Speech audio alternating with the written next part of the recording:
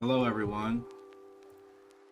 We are back with episode 57 of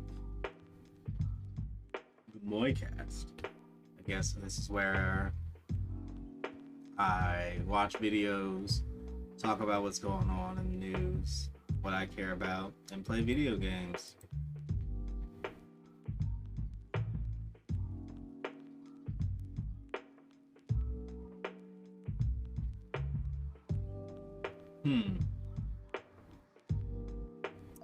But how is everyone doing today? Is everyone doing great? I'm glad that we could all be together for another new day. Excuse me. I know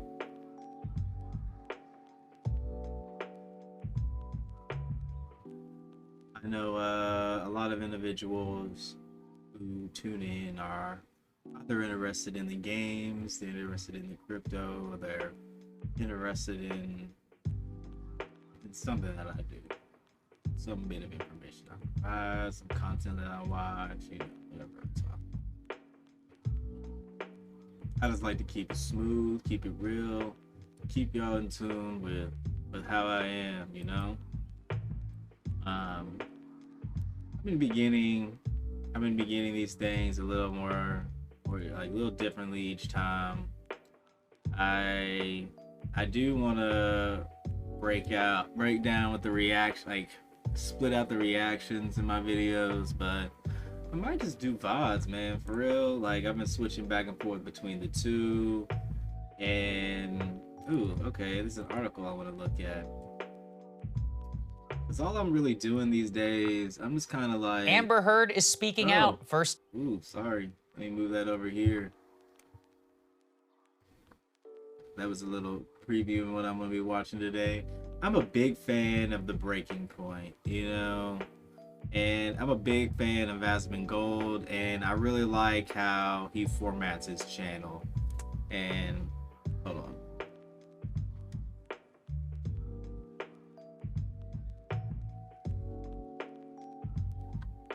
I would really like to do the same thing that he does.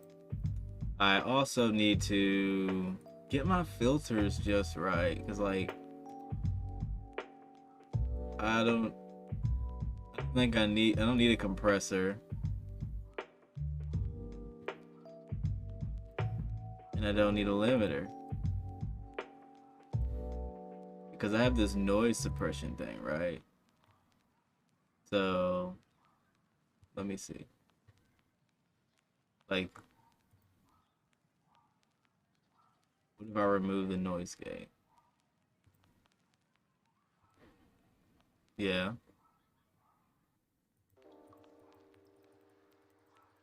Okay. So I don't really need the noise gate. I think if I keep my stream just like it is. Hold on. I'm gonna speak for a little bit, and then I'm gonna like play my sound. because like I'm trying to, it would be nice for me to get a little feedback on my audio. And since I am in the beginning here, I'm gonna test it out. So, and since I am in the beginning here, I'm gonna test it out. So, all right, I do like this sound a little bit better. I just played it, like I just heard the tail end of what I was saying. I didn't want to play it for long, so I'm gonna use the noise suppression, and then I might use a compressor, and then see how that sounds really quick, because it might make it better if I don't have the noise gate on there really quick, because it might make it better if I don't have the noise gate on there really quick, because it might make it better. Yeah, I think I'm gonna keep the noise gate with the compressor, just to see how it works out.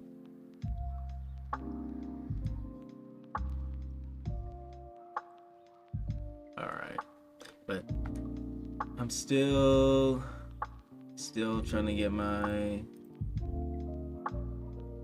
Maybe I should add. I'm gonna add PCG to. Oh, I need to add the PCG plugin to this thing. What is it? Scripts.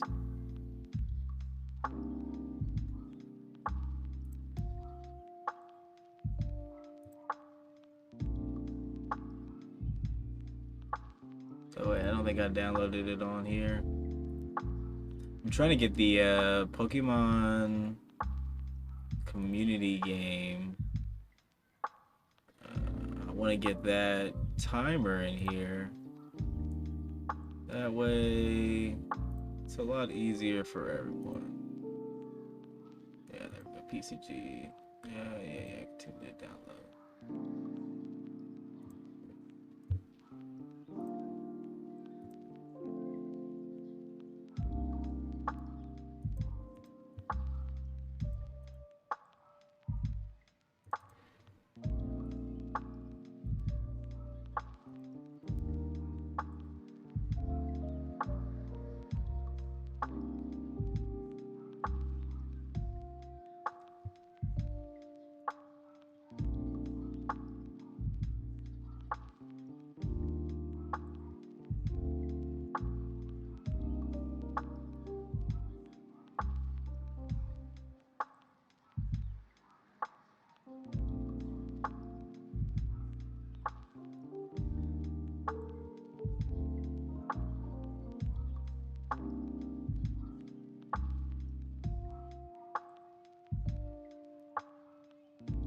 Alright, what is this PCG timer? Come on now.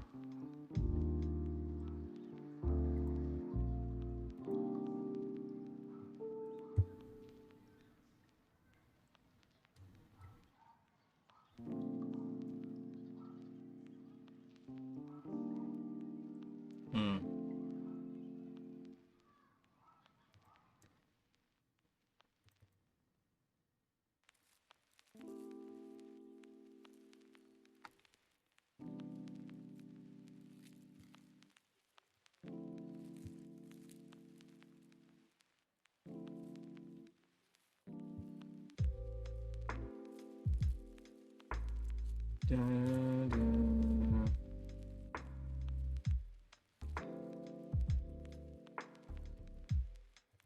Oh yeah, I need to get rid of this ding dang script window because I don't need it on my screen.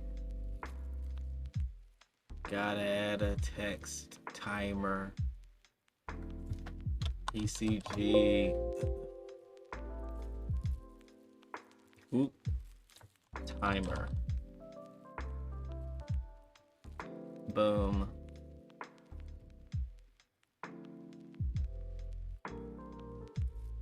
Read from a file. Bada bing, bada boom.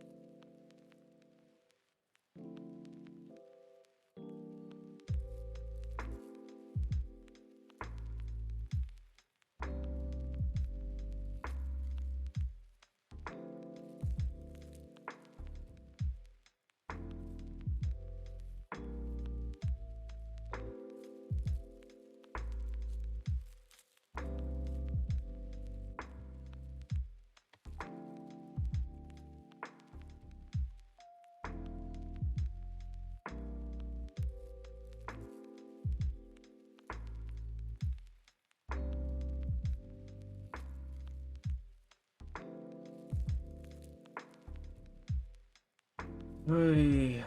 I feel like this is light. Unzip the folder, run PZG timer, add text, tick, read from file and OBS screen. I feel like I did all those things. It lied to me.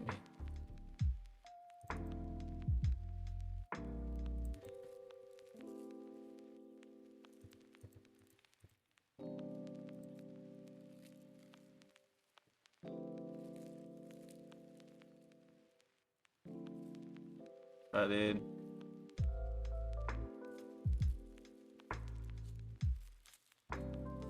Please add timer.txt. I gotta add that timer. Oh, okay, okay, makes sense. Ooh, not that one.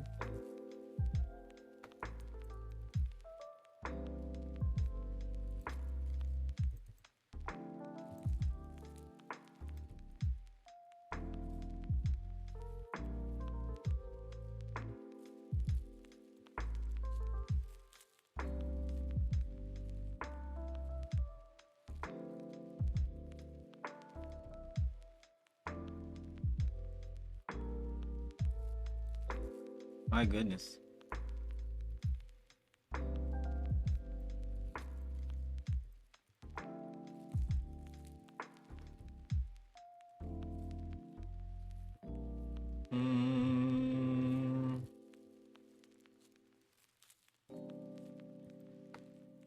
Should I make this small?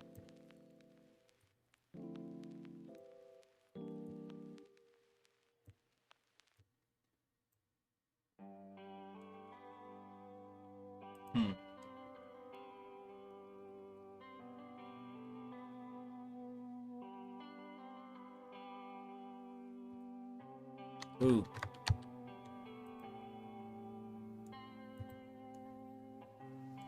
I have no idea what I just did.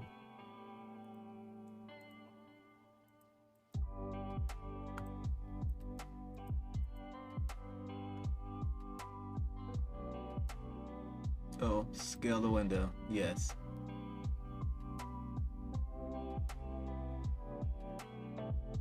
Trying to make this timer like fit into the screen, but it's like so big.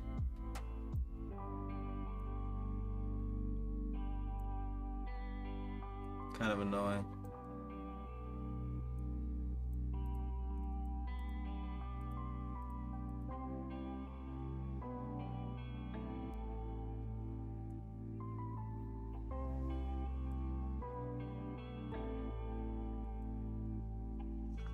My goodness.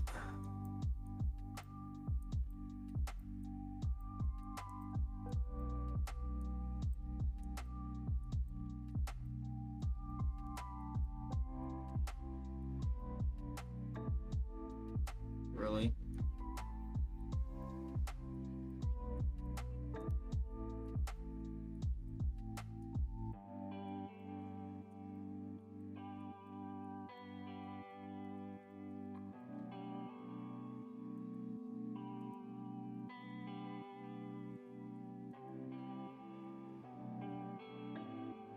No, I don't want to remove it. I want to look into settings because this is kind of annoying. Of like,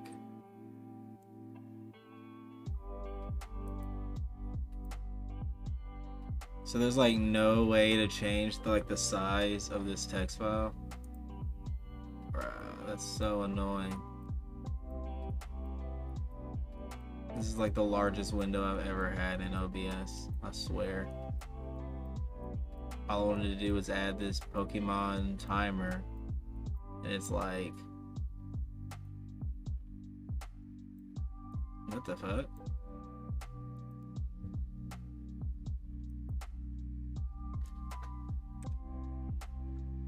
Yes. Okay, that was weird. I guess I can copy paste screen text over into my screen. That was wild. What if I make this center?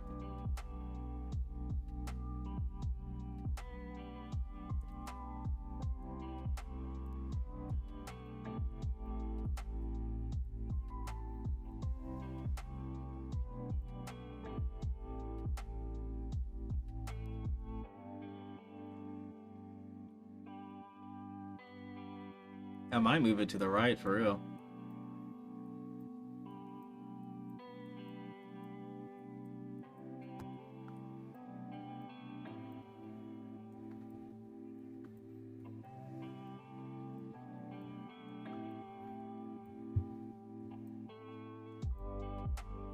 My goodness. I feel like I'm getting trolled. Yeah, we're gonna do it right because this PCG timer is crazy. Watch it not even show.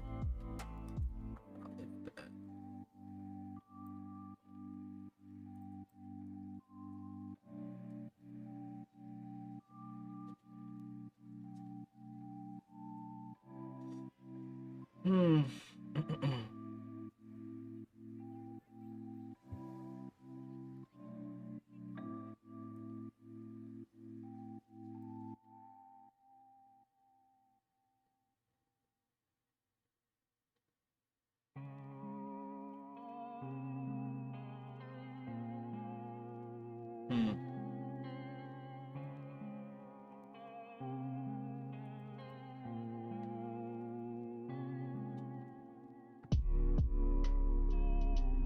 I feel like I just got scammed.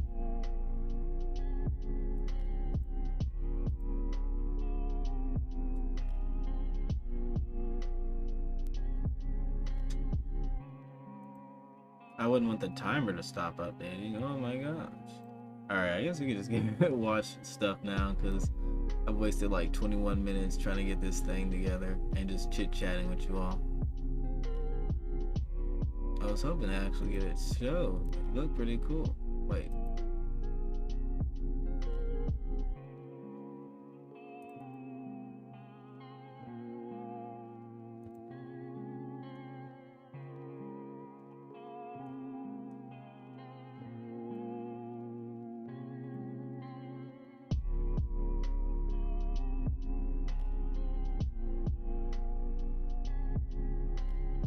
What do you mean? Hey. I was trying to get this Pokemon timer on my stream, but it didn't seem to want to work properly. Like, the timer shows on my end, it's just like it doesn't want to play ball. It's supposed to be at the top right, but it's not in the top right.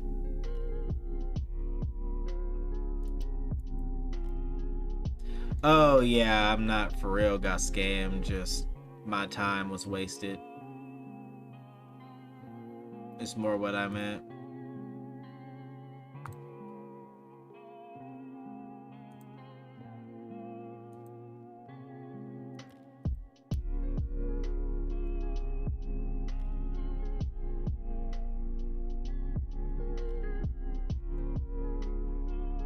What up, G?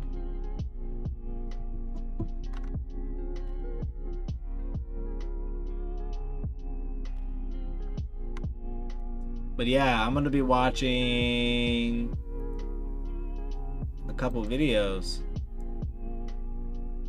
and maybe looking over an article, and then I might play some games.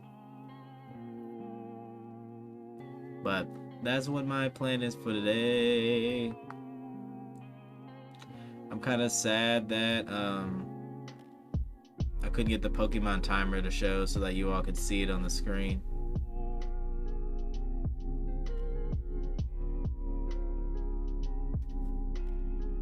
Yeah.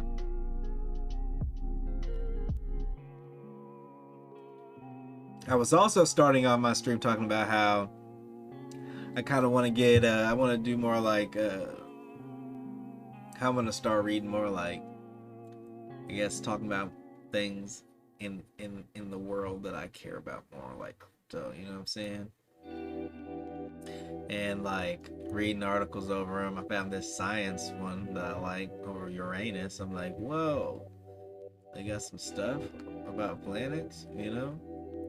And then the more I stream, if people like this more, you know, I can spend more time, you know, providing better content. That is always the goal, you know?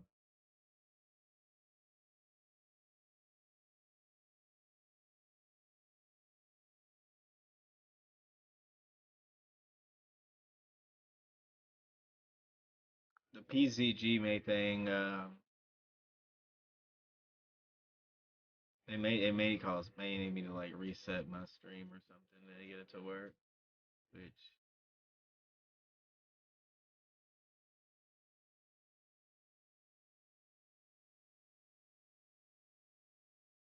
am I in the dark?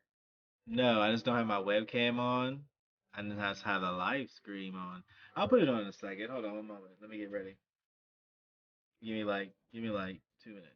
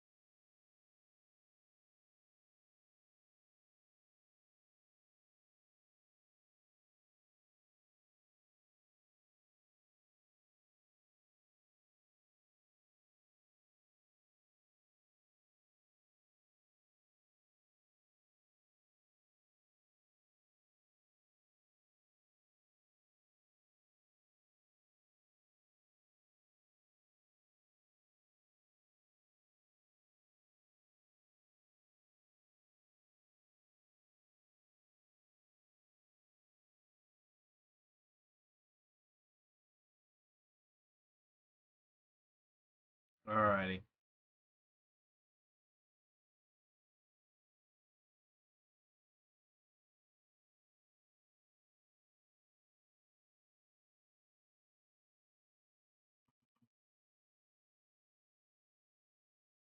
Woohoo! I gotta fix my webcam real quick.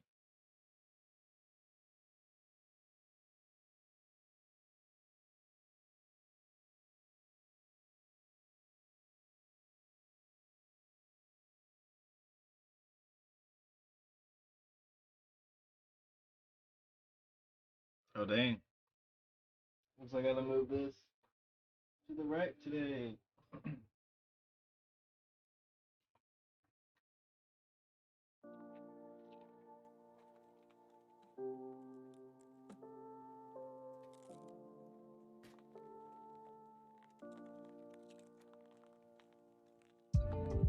Do your poke catch, guys. If you're interested in catching the Pokemans. Boom. We fixed. Alright, starting off today. You know what? I'm gonna get straight to the punch. I wanna watch the video where Bruce Rivers, the criminal defense law, you know, the one that guy said, stop self-snitching. Hey, I got an arch-in. Let's go. Pogs in chat. Alright, but we're gonna be watching I'm gonna watch his response. I like this guy, he's pretty cool. But we're gonna skip through his intro here. We're gonna skip through it because reacts. Today we're just doing a quick video to respond to Johnny Depp's team talking about the Herd team and their public comments. We've seen him This will be a very browser. quick video. Okay. About how this experience has been like for you, and Is you this better? saw the increase in attention from the case as it progressed. What did you make of that? It was a surprise. We knew when the court made the decision to have cameras in the courtroom that it would engender a lot of interest, but it just, as you said, it seemed to build more and more. Here's the thing. I don't know how you handle a case like that. I mean, there hasn't been a case with that much publicity since the OJ trial. The OJ trial was months, and everybody was, and when it came time, I bet everybody who saw the verdict in that. Actually, I want to go. I don't want to watch this. I want to watch the Amber Heard thing. That's what I want to watch. But I might just do this. I might skip it all together. I'm just watching some comics explain. This is what I'm feeling mostly right now. I want to, because a few of us have just finished Loki, and by finishing Loki, I think it would be a good opportunity to check out more about King the Conqueror, since if this is his new origin, this is probably what we are going to see. So over the next few days, I'm probably going to look into picking up some Marvel comics, and I may, do some reviews over them myself. I always wanted to do like a One Piece review. I thought that would be cool, even though I'd be kind of late in the game, but it's whatever. I've been watching it for a minute, but here we go. I'm gonna watch this. Is Rob, and we are covering the single greatest Kang story of all time, the one that recently completed, which is basically retold the origin of Kang, which is called Only Myself Left to Conquer. The reason why I say it's a retelling or a reworking of his origin is because Kang's origin does exist in Marvel Comics. The problem is it's scattered all over the damn place. So you've got Marvel 2-in-1 comics, you've got some Marvel Premiere comics, you've got some Journey into Mystery, you've got Fantastic Four, some Avengers stuff, right? You have all kinds of comics that all just sort of feed into this great big huge origin of Kang. What this does is it consolidates all the stuff that Marvel wants to keep, it changes the things they don't, and tells us how Kang the Conqueror became Kang the Conqueror. Here's the problem. Okay, I like that. Because to me, when you have a character who figures out how to travel through time and through the multiverse and goes on some Doctor Who adventures and shenanigans and starts changing things willy-nilly, then trying to figure out the true origin of this individual gets weird, considering I feel like they create branches on branches, and then there's like potential paradoxes where one thing they does technically should keep them from existing, but I guess you could explain that by you now created a new universe. You know what I'm saying? Like, if you go back in time and kill your grandfather, then how are you born? Well, you weren't, you just created a new universe. You know what I'm saying? In this universe, you were never born. You know what I'm saying? So you're not in your universe anymore. You're not in your past. If you stay there, you'll live in that future. But that wouldn't be your past in a sense. That's how I could see it. So I kind of like when a story goes back and like solidifies like this is exactly what happened to the guy, the character that you're following. All the other shenanigans is just hearsay. It's just, it is a part of another version's life. I kind of wish they would do that for Rick and Morty, because a lot of the times they allude to how some of the Ricks and or Mortys that we see in the adventures may not be the same Rick and Mortys that we've been following since the beginning. And I do like that as a concept. It's just that when you have the story, the overall story, I would like to know, I guess a part of me would always likes to know that the main, like, I want to know what the main person is doing. You know what I'm saying? Like from the beginning, like if this is the main, if we follow, like we started off with the main characters, I want to see how they progress.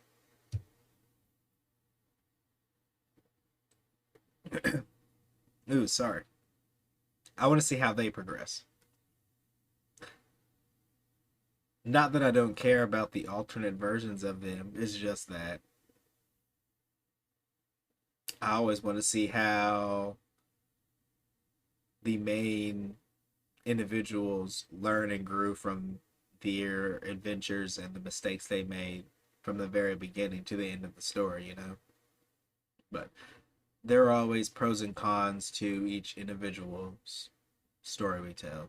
So I can't complain too much, can I? Problem. This story relies on you understanding Ramatut and Immortus and Iron Lad and all that stuff. So, we have to explain that before we get into this. Now, we do have a full-on explanation about Kang, but even then, people said it was still a bit confusing. So, we're going to replace Kang with you, and you are going to imagine you are Kang, and we're going to explain it that way. And if this can't solve it, I don't know what. No. All right, let's see how it is. So here's the thing. Imagine you right now living your life watching this video, and imagine that you suddenly discover the ability to travel back in time, right? And you can do anything you want to. Well, I mean, you're like, hey, I'm gonna go back in time and conquer everything. That's what I'm gonna do. I'm gonna go back to the days of ancient Egypt. I'm gonna change my name and I'm gonna conquer all of existence. So you go all the way back to the days of ancient Egypt and you start calling yourself Ramatut. And because of your technological advancement, you're literally taking technology as it exists right now back then. Let me tell you something. You show up there with an ink pen, you're gonna blow the minds of the people in ancient Egypt, right? They're just True. I mean, if you went back in the past, far enough in the past, and you're like, if you went back far enough in the past and you were able to replicate or create a large amount of today's technology,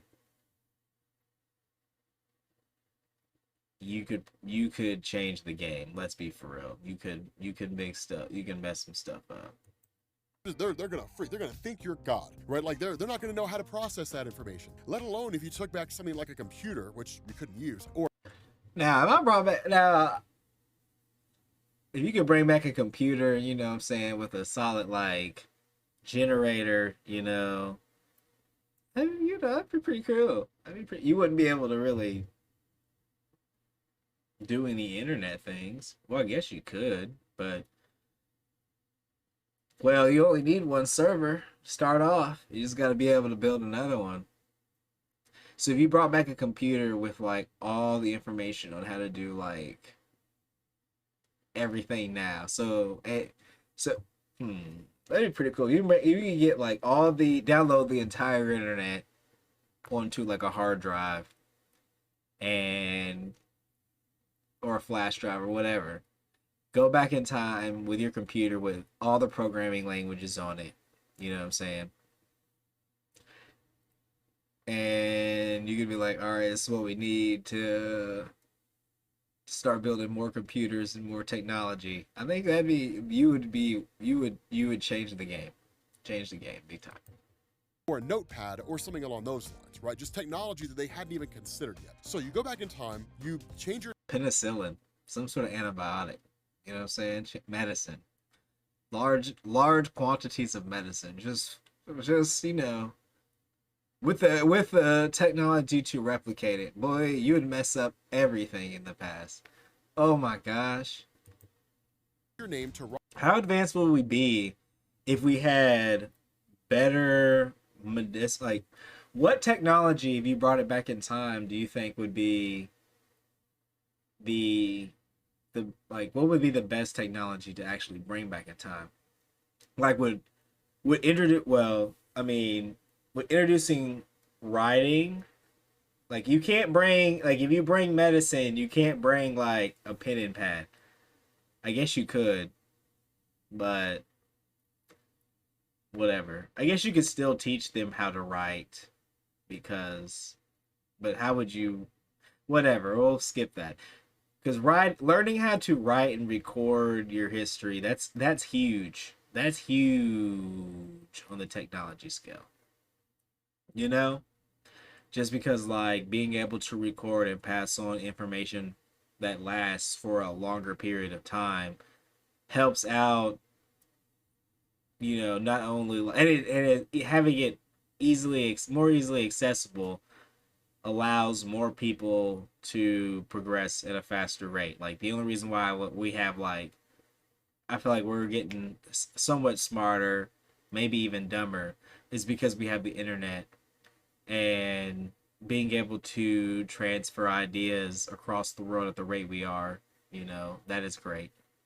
But like, say we had the same medical know-how now that we back then, do you combine with what they know? Because they probably knew some other things that we don't know due to, like, you know, the Library of Alexandria being burned down and various other civilizations having their knowledge stripped away from us. But medicine, I feel like could go a long way just because it could save a lot more people's lives. a lot more people would, like, a lot less people would die due to like viruses and various other diseases if they knew how to like give each other vaccines and whatnot. Ramatut, you rule that for a particular period of time. Now, somebody here in the present day, doesn't matter who it is, realizes what you're doing, they go back in time, and they basically chase you out of ancient Egypt, right? Like, you don't need to be here, you're a bad guy. In the confines of the comics, it's the Fantastic Four. Let's say whoever this person is, they basically fight you, they overpower you. First of all,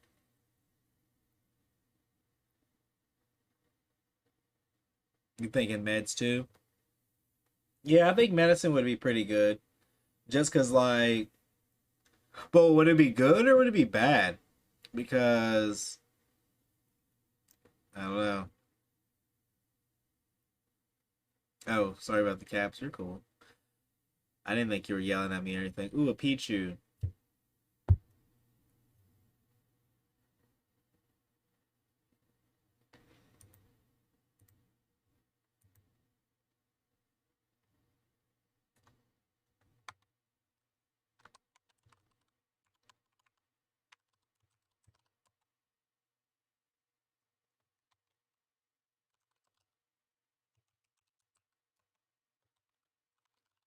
We were buying some Pokeballs real quick.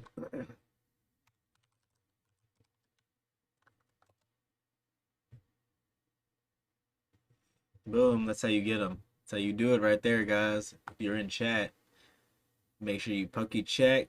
Make sure you got it or not. If you don't, make you Poke catch. And you're forced to flee, otherwise you're going to die. So your intention is to say, okay, fine, look, I have the ability to time travel, I can go anywhere I want to. I mean, I'm not. Would going back into the past to be a pharaoh really be worth it, though? I mean, I guess. Not just gonna quit after being beat once, right? It's like the dating game, right? Try again. And so you're like, okay, I'm gonna go back to 2022 and I'm gonna concoct a new plan on how to conquer. So I guess you couldn't if you got caught. You know what I'm saying? Like, if you got caught because someone found out you were back in time, couldn't you just like disappear and come back like 3 days later?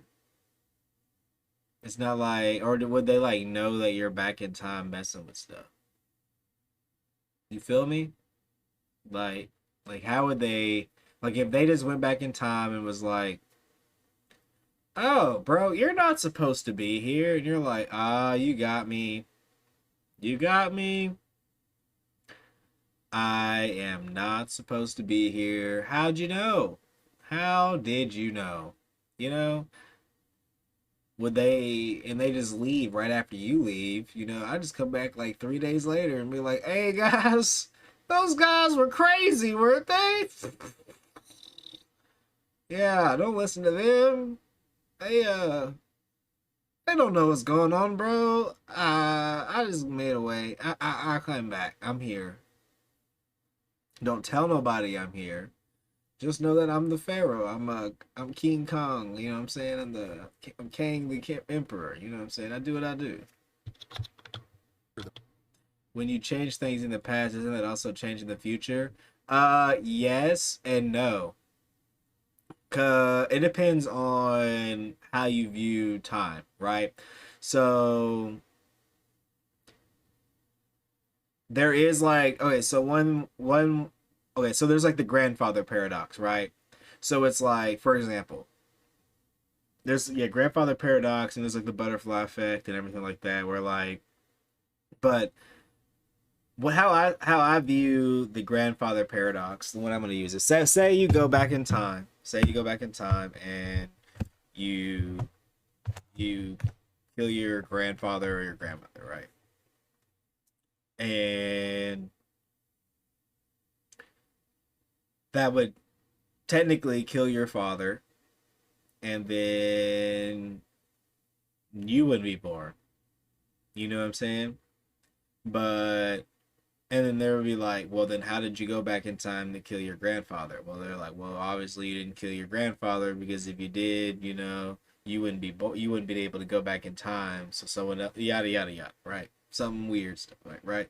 But how I look at it is, it's like you create a branch. You know what I'm saying? Like if you go back in time and change something, it's like how I like how the Avengers handled it, where it's like, because I like the Marvel explanation, where it's like you create a new universe, and if you go back into the future, you return to your future, I guess, but like the world that you created has a new future. You know what I'm saying? So like you don't change your future because your past is already set. Like you already lived that, like it's already there. But if you go back in time and change it, you create a new world, in a sense, Like we're already creating new worlds, no matter what, based on the decisions that we make. But if you could theoretically go back in time and change something, that would just be you creating a new world. And if you stayed there, you would live in that future and see, you could stay there and live in that future and see how it turned out. But if you return to your future, nothing would happen.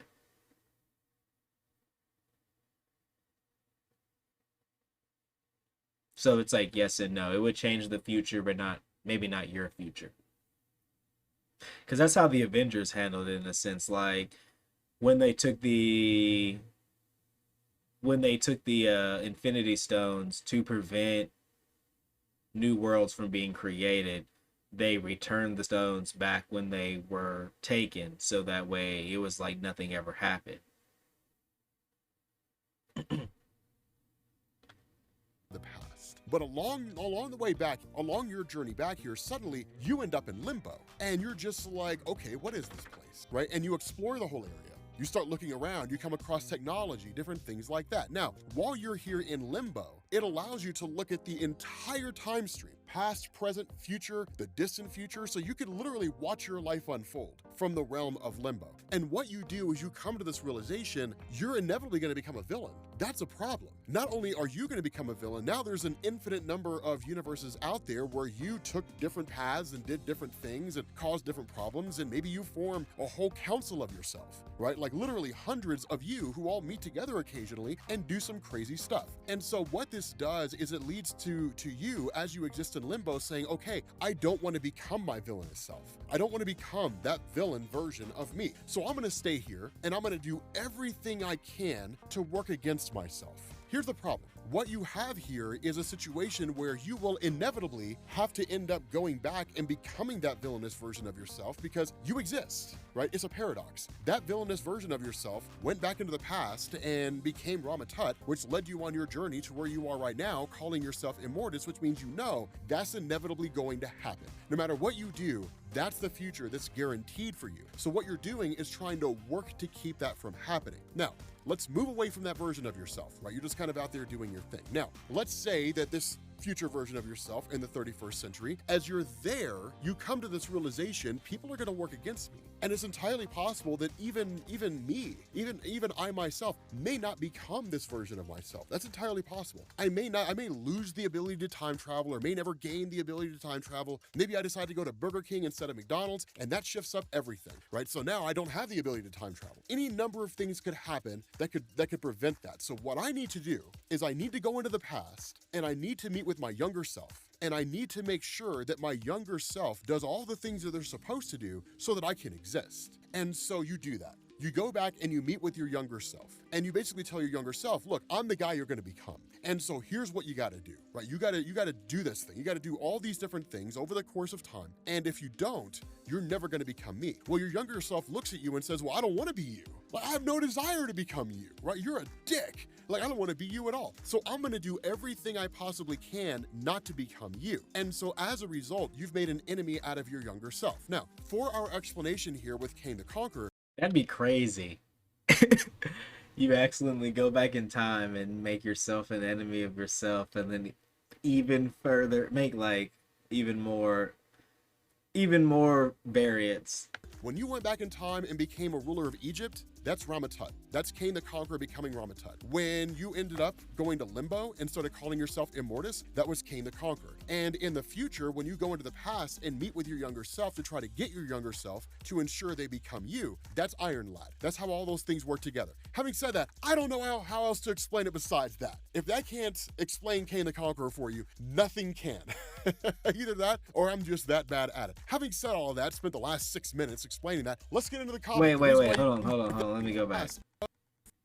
Become you, right? You're a dick. Like, I don't want to be That would be really bad. you at all. So I'm going to do everything I possibly can not to become you. And so as a result, you've made an enemy out of your younger self. Now, for our explanation here with Cain the Conqueror, when you went back in time and became a ruler of Egypt, that's Ramatut. That's So he's saying you. And so as a result, you've made an enemy out of your younger self. Now, for our explanation here with Cain the Conqueror, when you went back in time and became a ruler of Egypt, that's Ramatut. Oh, okay. So when he's saying when he went back in time to become the ruler of Egypt, that's when he became Ramatut. That's Cain the Conqueror becoming Ramatut. Okay. When you ended up going to Limbo and started calling yourself Immortus, that was Cain the Conqueror. And in the future, So when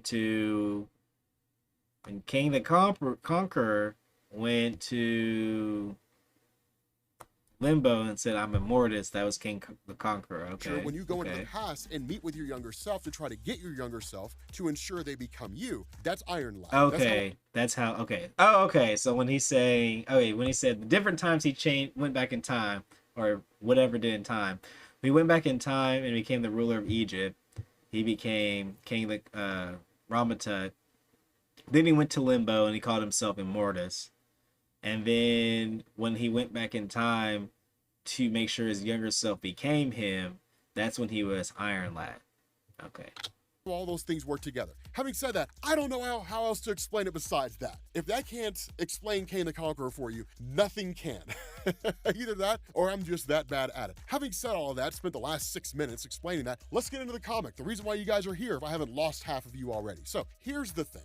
What this does is it initially picks up with Nathaniel Richards in the 31st century. And what he says here is he says life at this point in time really just kind of sucks. It's very, very drab and very, very boring. He says by the time he'd reached the age of 18, he had conquered nothing. That his world was a utopia of pleasure and entertainment. That his so-called betters called it post-scarcity. He called it boring. A utopia to be sure, where 10-year-olds could master advanced robotics, where a boy could have his throat cut by bullies and recover in a matter of months, which is actually what happened to him. But it was also a place where time seemed to stop, that it was the end of history, a meaningless procession of tepid moments, a countdown to nothing. I think that would be boring, because that's what's going to happen. Like, if we keep progressing the way we are, we're going to get to the part where there's post-scarcity, and we're going to be like, oh, we're bored. Let's just derp around all day. But let's see what happens if we make it past global warming. that while this utopia is beneficial for society as a whole in the sense that nobody wants for anything, there is truth to the statement. Conflict is in one way what gives people purpose, but is also what drives them to become better. That if people reach a point where there is no conflict, where there's no struggling or no suffering or no pain, nobody will have a reason to improve themselves because everybody will have everything that they want. And in the face of that, what you would likely run into is a situation of stagnation. Now, whether that would happen in the real world or not, I have no idea. But it's what happened to Silver Surfer's planet. It's what happened to the people of Zenla. They stopped focusing on religion, started focusing on science. They explored everything there was to explore in the universe. They cured every illness that could possibly plague their people. They understood everything perfectly, and suddenly there was no more reason to live because they had it all figured out. They had the answer to everything. The purpose behind life simply ceased to exist. And so what you end up getting is basically, I guess why they say that a lot of knowledge can be evil, you know? Because it make you strive for less, potentially. Nathaniel, who goes on this kind of personal quest where he literally just starts traveling to these old places that had long since been forgotten and in a lot of ways were kind of off limits to the average person. But what he longed for was adventure. What he longed for was this kind of bygone age, you know, an era that he was nostalgic for, despite the fact that he never lived in it. He was kind of looking to this time when there were straight up heroes and there were straight up villains, all that kind of stuff. Fantastic Four, Doctor Doom, the Avengers, whoever in the hell else they happen to be fighting, all kinds of things. And so what he ends up doing in going to this museum, he actually ends up stumbling across a Doom bot. And that's kind of the crazy thing, is because remember, Doctor Doom by this point is long since dead. And it's kind of a crazy thing because one of the big questions people have when it comes to Nathaniel Richards is, who is he related to? Because Marvel's played it both ways. They've said that Nathaniel Richards is descended from Victor Von Doom, but they've also said Nathaniel Richards is descended from Reed Richards. Well, maybe not necessarily said that, but it's kind of been sort of alluded to over the years. And so that's kind of a funny thing because contextually, we kind of get an answer here that when this Doombot activates, because it's just one of the creations of Victor Von Doom designed to stand the test of time, when it activates and starts attacking him, then of course this leads to Kang the Conqueror showing up, Kang as we know him, showing up here, destroying the Doombot, and then of course the kid saying like, who in the world are you? Right? I would almost think that Doom would have found a way to live forever at this point, you know? Like, Doom's whole thing is like, I want to live forever. And I don't know, man. Like, the fact that he'd be dead by this time, I felt like he would have like turned himself into some sort of sentient robot or something. Right, like, you need to answer me, I am descended from, and then of course the whole thing gets cut off. Now, that's where contextually we could argue that he is descended from Victor Von Doom. The problem here is that if he was, it's very likely the Doombot would have obeyed him when he told the Doombot to stop. So again, it's one of those things where we kind of get an answer and we kind of don't. Marvel's never really solidified it. And to be honest with you guys, I don't think they ever will. I don't think Marvel will ever give us a definitive answer as to whether or not Kang is the progeny or the descendant of Reed or Victor. I don't think we'll ever get an answer. But it's kind of a cool thing there, is because ultimately where the two of them have this kind of conversation. I do like the Richards family. One of my favorite Marvel characters is dang it, Franklin Richards. That's his name. But the fact that Nathan Richards is Kang the Conqueror and potentially related to my man's Doom, who is also one of my favorites. I might have to add Kang the Conqueror in there. You know what I'm saying? Big boy multiverse conqueror. You know what I'm saying? You know, I might like that. I might like that. Kang the Conqueror approaches this from saying, like, your voice is embarrassing, Oh, right? Like, man. there is no easier place to lie than in the pages of a book. You'll learn to trust only first-hand sources. Though I suppose, compared to the gruel that you've been raised on in this place, this would appear to be a feast. So, let me ask you, would you rather read history or would you rather make history? And so the allure of this adventure, the allure of being able to actually go and live these adventures that he'd spent so much time reading about, that's what draws the interest of Nathaniel Richards. Okay, I want to know why Kang the Conqueror's face is blue and his eyes are white. And so at the end, of course, in this conversation, Nathaniel's like, are you kidding me, right? Like, that's the only thing I want. This world is so thin. It's like there's absolutely nothing here, and I want everything. And so the response of Kang is, good, that means you're ready. So now ask your question again, but ask it with conviction. And the kid says, who are you? And this guy, Kang responds and says, I've been called 1,000 things, right? 10,000 different names by all these different worlds that I've conquered and so on and so forth. Like, I've been called a conqueror, I've been called the eternal, the God Pharaoh Ramatut, the timekeeper Immortus. But despite all of them, there's only one name that truly rings true, and that's Kang the Conqueror. And so he says, in the beginning, before all of it, I was you. And so it's an amazing conversation that happens here because he says, okay. through this That's his spaceship. His space hat. Little time hat, I guess. doorway is an infinite number of times and worlds, eras that sing my name and praise, planets that worship me. But to earn those, I have known loss, defeat, and frustration. He says, I would save you that trauma and all of that time. Join me and own the mysteries of the cosmos. Join me and become Kang the Conqueror. And so in the end, it doesn't take a whole lot to convince Nathaniel. The world he's in is so boring and it's so basic and it's so simple that in the end, he's like, absolutely, right? So he immediately joins him on this quest. And what happens, the first stop is Kang takes him to 65 million years before Common Era, the age of the dinosaurs, specifically 1 year before the asteroid hits that wipes out all the dinosaurs on Earth. And what Kang says is like, this is your first lesson. Right? Time means nothing to Kang. Like, yes, I'm dropping you off here, and yes, you have a year to become you, but you think that way because you're thinking two-dimensionally in a three-dimensional world, right? Like, it's an interesting concept, right? Like, people trying to make it in the real world. How do I succeed, become successful and wealthy in the real world? I know, by working for someone else, and that's not true. It's thinking two-dimensionally in a three-dimensional world. You have to think outside the box. What I like Rob on that one, man. Rob is the man on that one. How do I make money in this world? Oh, by working for somebody else. Wrong. You gotta get out there and grind, baby. Everybody who rich out there created something. Let's be for real. Everybody, most of the people out there that we hate that are rich, they made something. Like, we'd be like, we mad at people like the Fords. Why are we mad at the Fords, bro? Why are we mad at Bezos? Why are we mad at Bezos? Because he made the world's greatest delivery system in the world.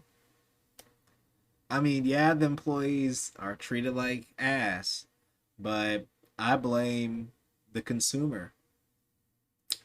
All he did was say, I have a service, and you don't have to buy everything off Amazon, You don't have to prime it, You can go do it. You go to Walmart yourself, baby. You can go to Walmart. That's all I'm saying.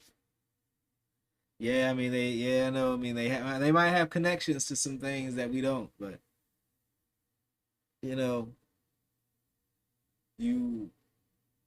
priming it, baby. That's all I'm saying.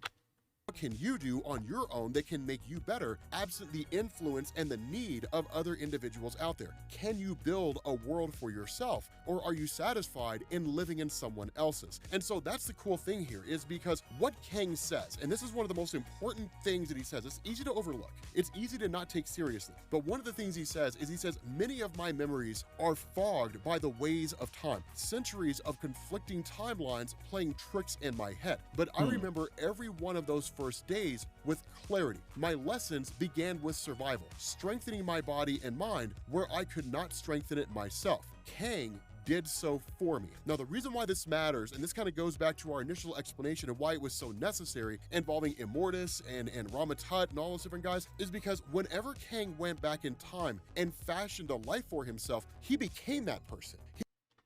I have one thing to say. I think it was a good idea that they went back in time and trained that year before the dinosaurs ended up dying, because nothing they did at that time period really would matter, because the world was going to end anyways. So like anything that they like killed in that year wouldn't have been enough to displace time, because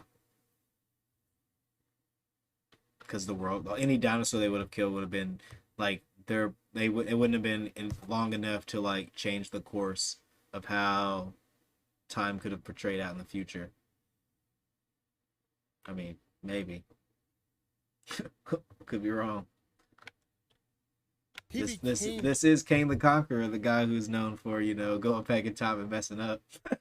That person that he was pretending to be. And so here's what I want you to do, right? In order to truly understand how this impacts Kang, here's what I want you to do. I want you to put in the comments, or at least tell me, what did you have for dinner on January 26th, 2019? Don't know, baby. And if you did tell me, I would probably just think you were lying, just making something up in order to be like, yep, I remember everything. No, nobody remembers that. That's a singular moment there. Right now, that's a couple years ago. And if I changed that question and said, what'd you have for dinner on Monday last week, you'd be able to give me a much better guess. But instead no of this being idea. 2 years Can't ago, tell you. let's pretend it's 10,000 years ago and a life that you lived for 90 I ate years. some food. That's what Kang contends with. That's the issue that he has, and that's why oftentimes in comics you'll see Kang come across Immortus or Iron Lad or something like that, and it'll almost be like they're completely different people, because by all standards of measurement, they basically are, right? Yeah. Imagine you went back in time 50 years and lived out an entire life, and then at the end of that life came back to the modern age and then just lived for another 1,000 years here. After a while, you wouldn't really even remember what that... How old is Immortus? Like... How was he able to live that long? I need to look him up.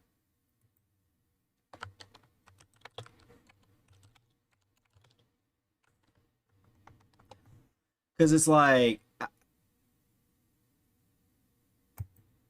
how is he able to live? First, how is he able to live that long? You know what I'm saying? Like, I don't, is he like revert himself? Excuse me.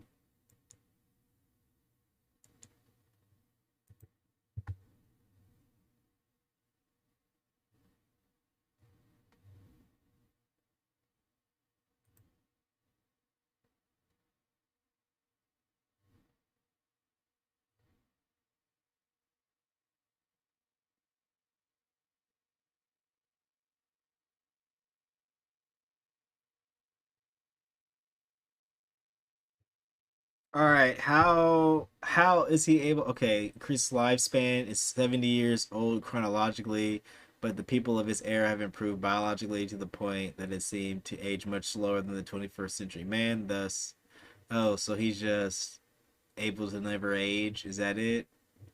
I need to figure out why this man is able to live forever, because he's been doing shenanigans for a minute.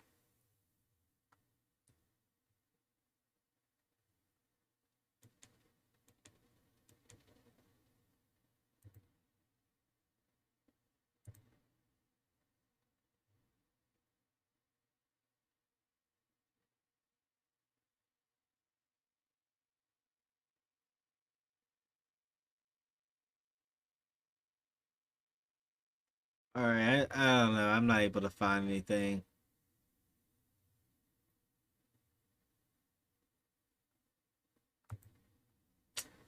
It'd be cool to figure out why Mans is able to live forever.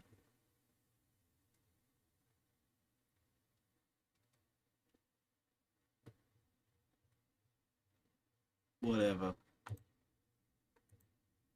What that lifetime was like when you went back 50 years ago. But it does exist, and that version of yourself is there. So it's just one of those weird and interesting things about Kang. It's why you do have different variations of himself, but they're also starkly different. In the end, though, the cycle always continues, right? It's like Battlestar Galactica. All of this has happened before, and all of this will happen again. That Kang always becomes Kang, and Kang always goes and finds his younger self, and always leads his younger self to become Kang. The exception is Iron Lad. But at the end of the day, the argument still stands that Iron Lad will inevitably become Kang the Conqueror. So it's one of these things where he talks about, whenever he says, Kang showed me this, just imagine this cycle as it happens right now, except this young Nathaniel Richards grows up to be this adult Kang. And this adult Kang is basically reliving or retelling his experiences as you see them here. Okay. He's basically recalling to life that we're going to see this young Nathaniel Richards live over the course of this comic. It's very metatextual, but that's why it's so loopy. That's why it goes in circles and cycles. And so that's why as young Nathaniel is talking about all this, he says, Kang showed me our life as a pharaoh of Egypt and taught me its lesson. And he laid bare the rules of time, which lit my mind ablaze. he says his lessons were brutal, and he says, I was proud when I overcame them, as I was proud of what we would build together. He taught me to shoot, he taught me to kill, he taught me that a plan, no matter how meticulous, only serves to make you weak. He forged me just as he promised, but as I was forged, so did I glimpse the flaws in the iron that made my teacher. Now, this is an important thing, because one of the things that you usually see when it comes to Kang the Conqueror is him showing up on the scene, doing some stuff, all kinds of hell unleashing, conflict unfolding, and that's basically it. You never really get to see the interpersonal side of Kang, the part of Kang that struggles, because one of the things he says is he says that once Kang got so drunk that he could barely stand, and he took me to a far-off world where he cried in the shadows as a woman died. He said one word, then was silent for days. That word being Ravana, right? Of course, Ravana Renslayer. Now, the thing about this, the reason why it matters is because Ravana Renslayer was the love interest of Kang the Conqueror, and she died, right? Kang's life literally fell apart when that happened. And in fact, the way that Marvel wrote that, it was almost kind of a question of, will Kang ever recover from this? It was focusing on that interpersonal side, but you don't really see it all that often. And of course, even Kang made Nathaniel swear he would never bring it up, right? Like he would never mention it or anything along those lines. And so what happens as he goes through this period, right? Again, back in the 65 million years that he's here, as he goes through all of that, of course, he ends up facing off against, some Tyrannosaurus Rex, which is awesome, blasts it with a massive gun.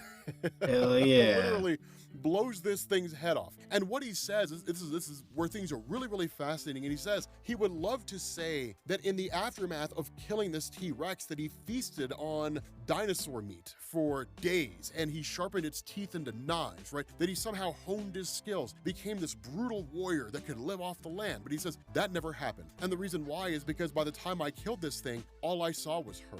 All I saw was this one person, right? This one singular individual. And like that, she had the complete and total attention of Kang. He never had a chance, right? Nathaniel was just smitten for this woman. And what was more interesting than this is that in the society that he came from, physical touch didn't happen. You never physically touched people. It was always done as a kind of synthesis, right? A kind of, barrier between you and somebody else as a way to like prevent disease, illness, different things like that. And so for the first real time in his life, he's experiencing tactile contact with another human being. More so than that, he's experiencing love.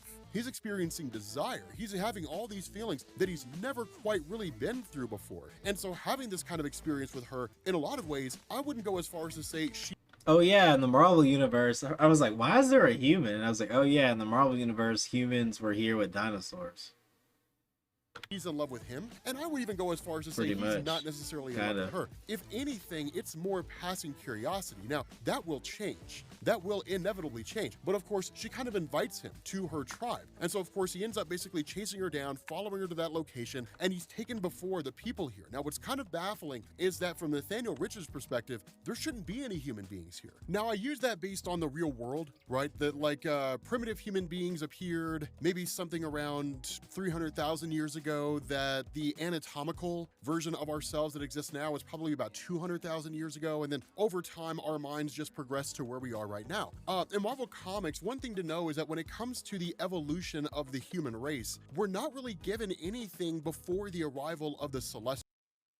Told ya, we was here for a minute, you know what I'm saying? Could be that we were here for a long time, and we just kept blowing stuff up on the planet, and we revert ourselves back to... Like even in Marvel Comics, they don't do that. The closest that we ever really got in terms of those early days is maybe a little bit of discussion about proto-mutants with Gabriel Shepard, the old stories with, not really old stories, I guess they are now. Jesus, I'm old. 20-something-year-old stories, 21-year-old stories by Grant Morrison with new X-Men. Jesus, I'm old. Christ. In any event, we're not really given an actual origin point for when modern man first appeared in Marvel Comics. So I can almost guarantee, though, it wasn't 65 million years ago. And this race, as is being told, right, this girl Addie and her race, we're not really given any information. So we don't really know if like they're time displaced or anything like that. They certainly don't act like it. But Nathaniel is brought before the Lasting Peace, which is basically their elder, right, the leader of the tribe, who kind of gives off this perception that he knows who Nathaniel Richards is going to become, but he doesn't know he's going to become Kang. If anything, it's more of his actions that demonstrate who he is as a person. The fact that he saved Addie's life from a dinosaur, the fact that he killed the dinosaur, basically shows that he is a person of conviction and strength. Wait, they know English?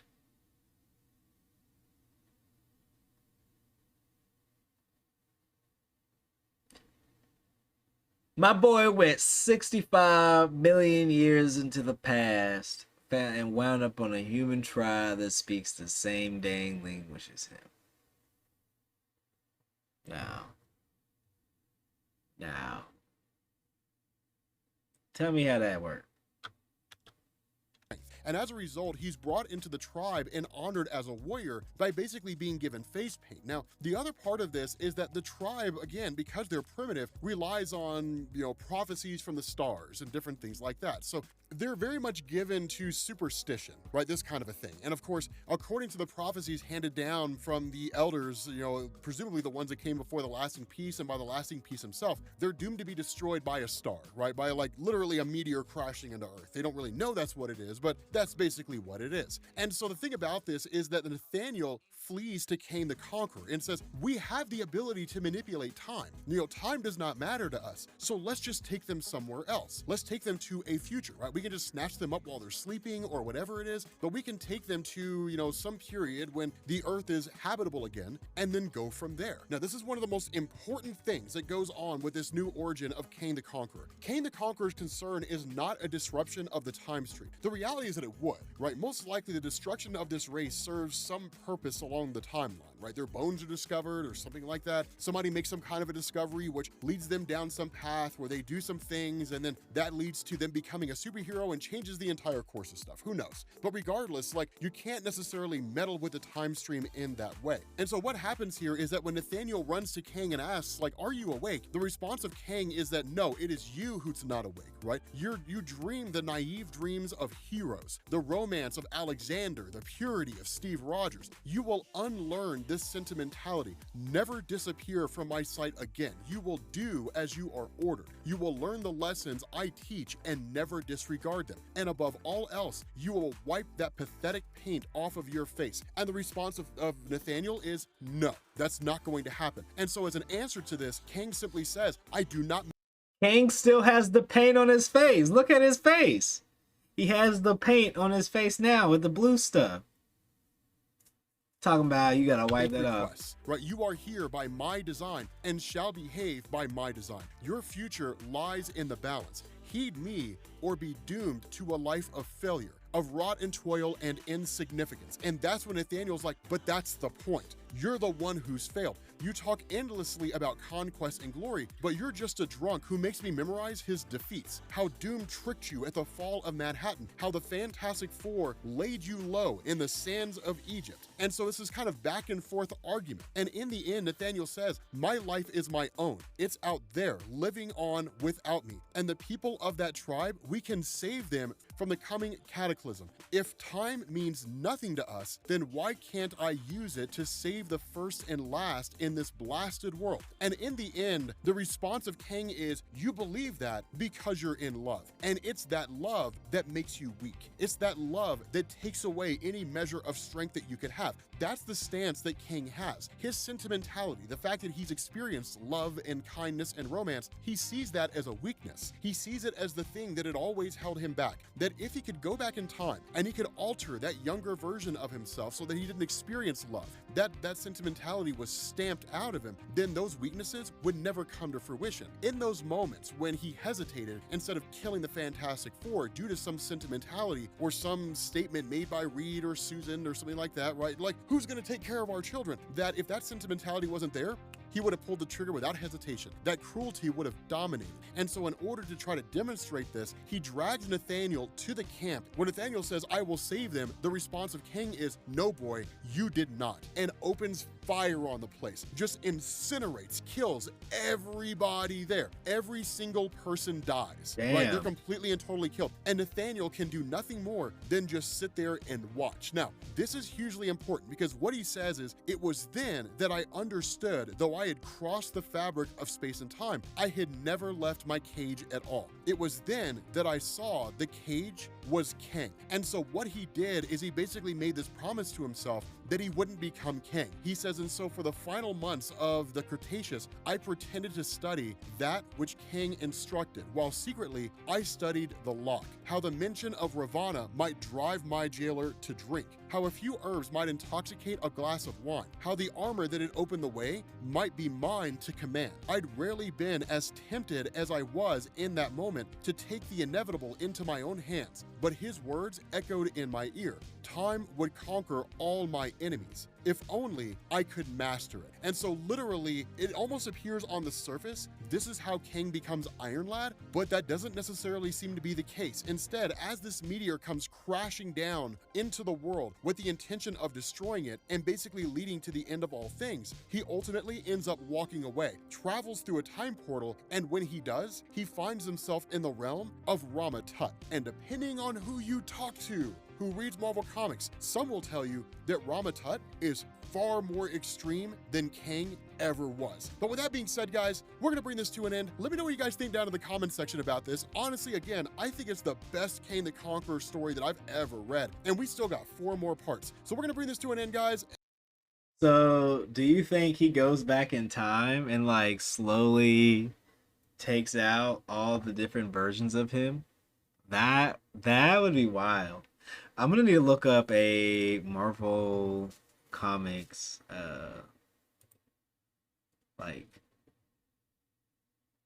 yeah, app kind of like this so I can read over these, because that was crazy. I really enjoyed that. I don't know about you guys, but I really enjoyed that one.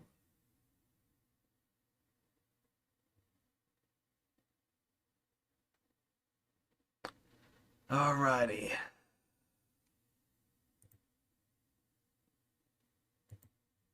But yeah, I don't know, man. That had me crazy. That was crazy. I like how that story progressed. I didn't think he was gonna take out his older self like that, just because like he doesn't get older to become Immortus. But I want to know how he figures out how to like how old. I want to know how old he can be.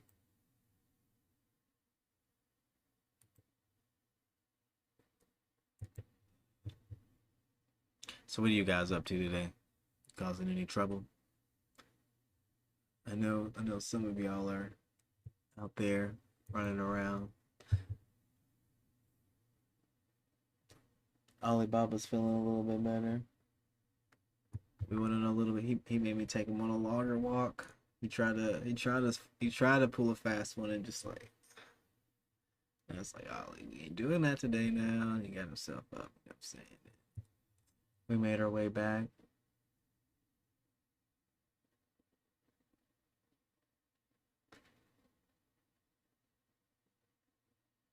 All right.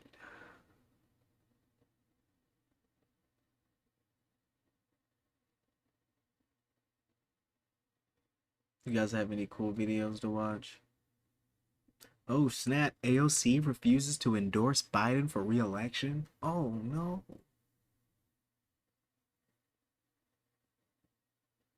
Ain't nobody care.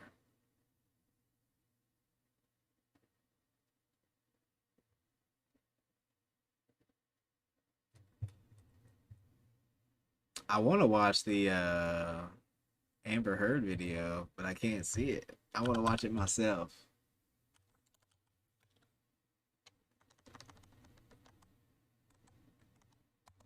Like, I want to see it myself.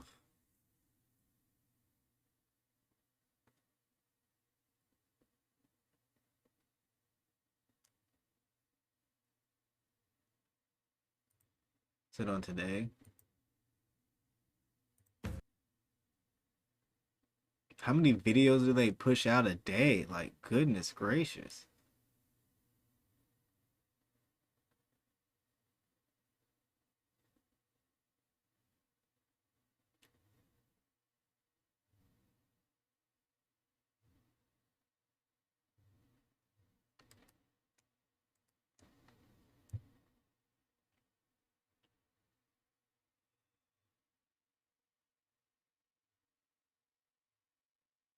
Maybe I'm not cool enough and don't have the So was it 1 day ago? Have they not?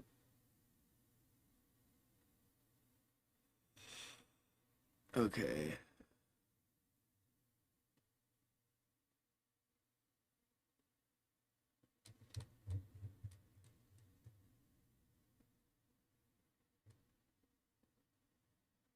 I guess it was 1 day ago, right?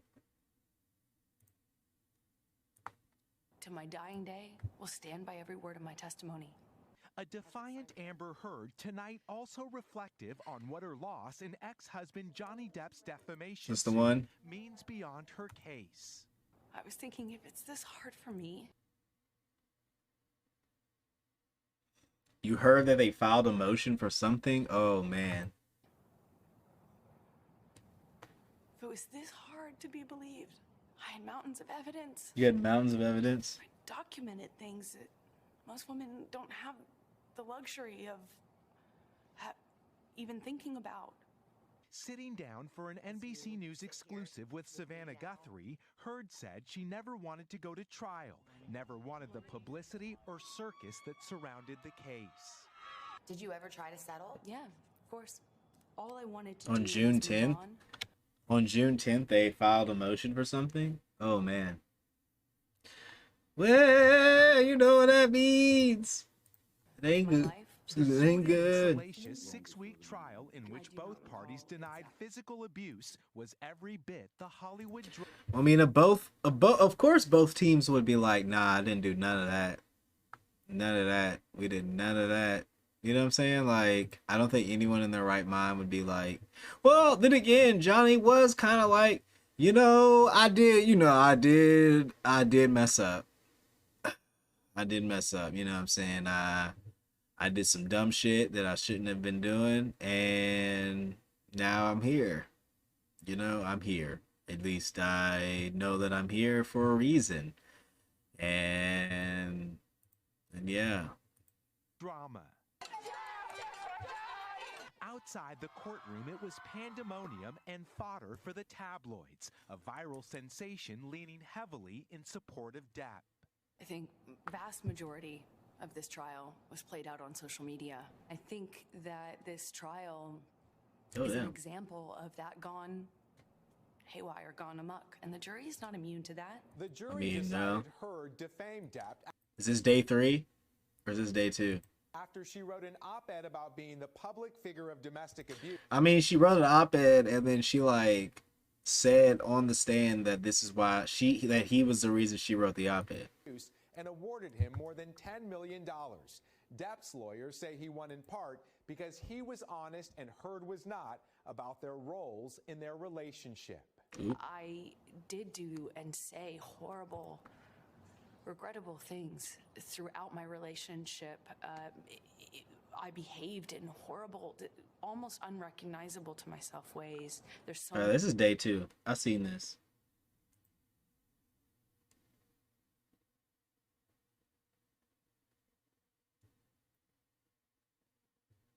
Where's it at?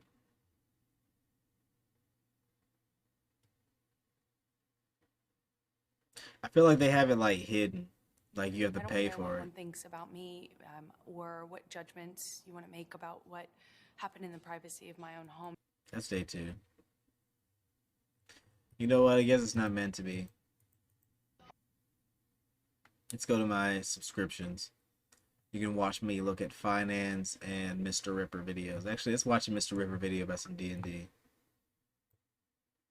Hey everybody, and then we'll check out that Uranus article.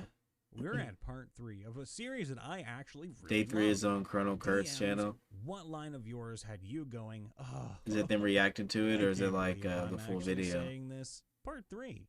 Now, before we begin, of course, make sure to leave a comment down below with a story that I might check it out. A little bit. Maybe related to the video, maybe not. You could also do so on our subreddit r/Mr. Ripper, but we do check the comments for really interesting stories. Let's get right in now, shall we? Okay, I see it. Thank you. I'm gonna watch it after this. No, you may not treat the Geneva Convention as your character's bucket list. Wait, what? What are these guys doing, bro? Full video? Okay. This was a campaign where the players were playing superheroes.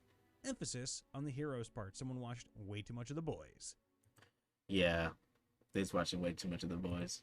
No, your band of adventurers cannot build a nuclear reactor. Why not? Sheldon did, and he was like 8 years old. No, you cannot bang the bandit mid-fight.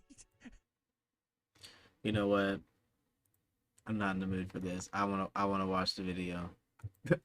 I wanna watch the video. Savannah, with more of your exclusive conversation with Amber Heard. Yeah, for 6 weeks, the defamation trial between her and Johnny Depp was hard to ignore. Every accusation aired for the world to see, and reaction on social media getting billions of views. Oh, they got bad after the quality. verdict, largely in favor of Depp, Heard called it a setback for other women who wanted to speak up. And now she says she fears other potential defamation lawsuits from her ex-husband as she looks to move forward. There's a text message where Johnny promises total global humiliation for you. All right. Do you feel like that came true? All right. I don't know. I would just go ahead. I'm gonna go ahead and say yes. Whether he wanted to initiate it or not, like I feel like he was kind of humiliated first because everybody he lost many jobs, but boy did his text messages come true because she's big embarrassed right now.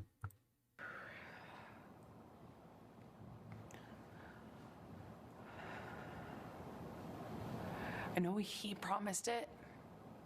I testified to this. All right, I have a question.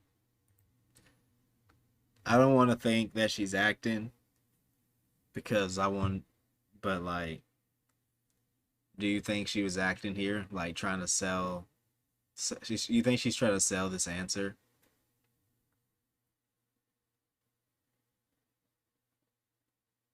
Oh, yeah.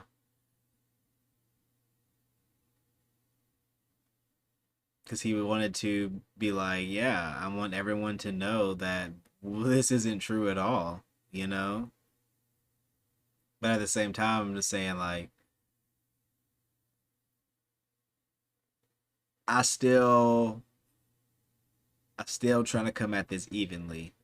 And I personally, when I feel someone takes a really long time to answer a question that is easily like a yes or no, I personally believe that this individual is trying to like sell the whole thing to me, but it may not be like that. It just means she may be very emotional about the whole situation, which I do understand because this was a very stressful 6 weeks for the both of them, I do say. And the fact that everyone is going to be big trolling Amber. I'm not a good victim, I get it. I'm not a likable victim. I'm not a perfect victim. But when I testified, I asked the jury to just see me as human and hear his own words, which is a promise to do this. It feels as though he has. Amber Heard. I'm gonna stop right there. You said an attorney you listened to earlier said that they are trying to pull Savannah into the story. I can kind of see that because, it would be, I guess, wise when you're in a one-on-one interview to somewhat have the interviewer, sympathize for you and maybe not ask you as tough of questions when you're up there. But that's the first question I've heard so far, unfiltered, and I wanna see. You see, I know this comes out interview full Wednesday. Oh, it comes out Wednesday today. Oh man, that's gonna be wild. Wait, is that on now? Hold up. Could we be watching this live now?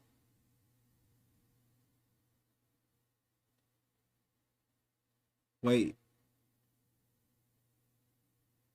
Could this be live now? Hold up. What is this? NBC News today?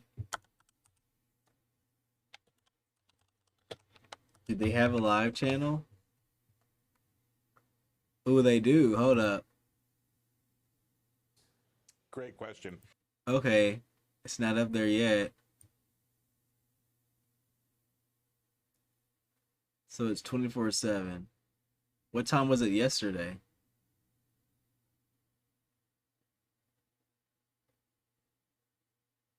Because I have their stream up right now. I'm just making sure I didn't miss it, because that'd be crazy. Because the full interview is today, it said.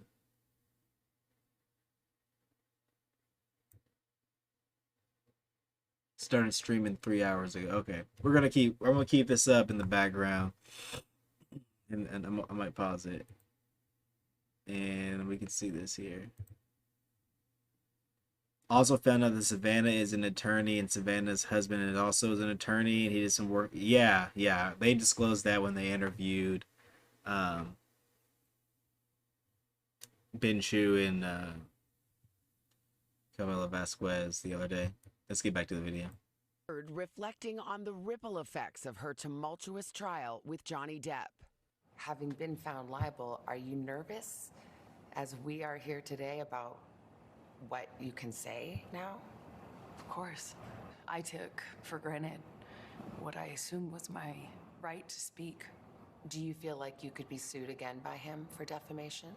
I'm scared that no matter what I do, no matter what I say or how I say it, every step that I take will present another opportunity. I'm not even showing it. My goodness. This sort of I was listening. Let's go. Which is what I guess a defamation lawsuit is meant to do. It's meant to take your voice.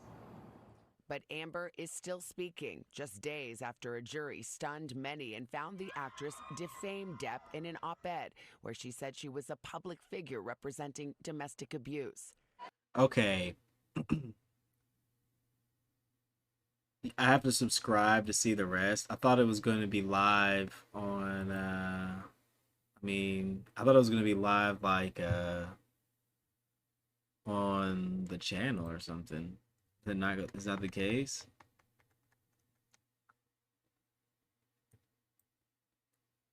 Like, when is the full video? When is the full full video? Like, I don't want to see the segments. I want to see the full thing.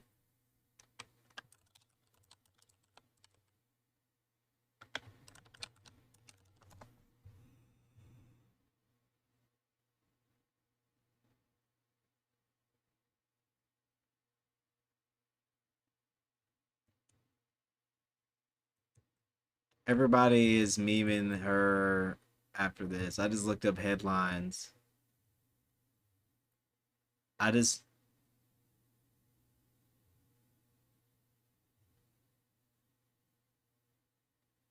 Yeah, this interview is really,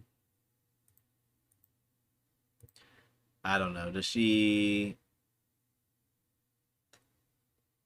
Her told Guthrie in part 2. Okay. Is there gonna be like a full video? Part 3, Heard's interview is set to air Friday in a 1-hour special on Dateline. Okay.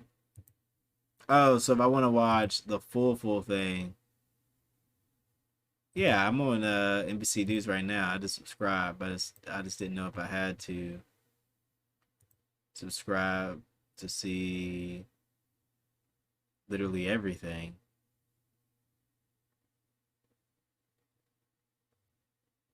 Like, that's crazy. Oh, NBC exclusive.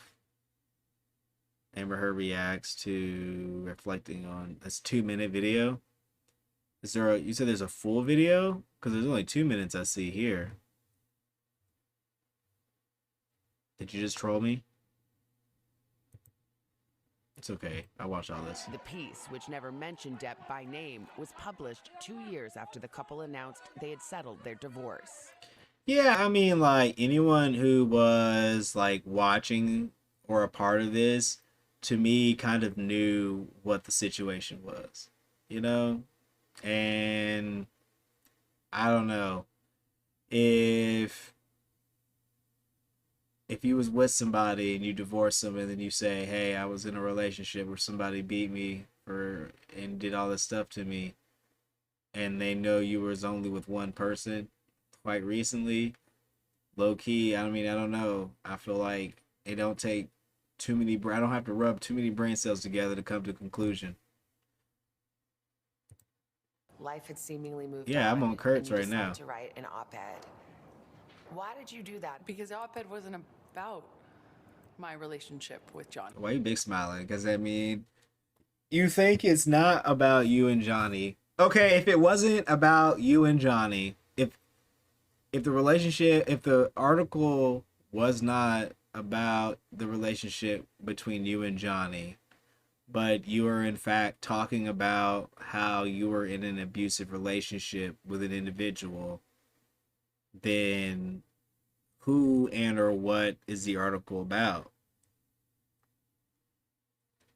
I'm just kind of curious.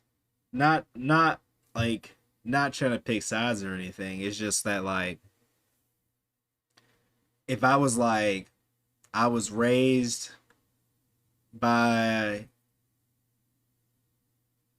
a mother who treated me well, or I don't know, I was raised by, I don't know, I have a good example. I don't know. But it's just like, if I talk about how the people who raised me were very well, treated me very well, then, like, regardless if they were my real or adopted family, you would think that I was talking about my family in some degree, in some capacity. So, I mean, I just feel like to make that argument almost is it almost is insulting to me as a observer, because it almost seems that I can't come. It's that, like, it's like you're almost saying that I'm living in an illusion and I can't come to conclusions to my own, and or if I do, that they're just clouded in obscurity and are wrong, just because, like, it's easily to deduce information from, you know, and if everyone if everyone knows you were with someone for multiple years, and during that relationship there were abuse allegations, and then you write I don't know, let's go run it. But it alluded to him. It was unmistakable. I agree, because, like, personally, I didn't know really what was going on, but, like, I could put two and two together. You know what I'm saying? When I was watching it and I was like, oh, so you said this stuff happened, and then you was with this homie, and then you said this stuff happened while you were with him, and then when you wrote this op-ed, people were like, oh my goodness, you know, she did say this like 2 years ago, and then now, You know, what the op-ed was about was, you know, me loaning my voice to a bigger cultural conversation that we were having at the time. Did you work?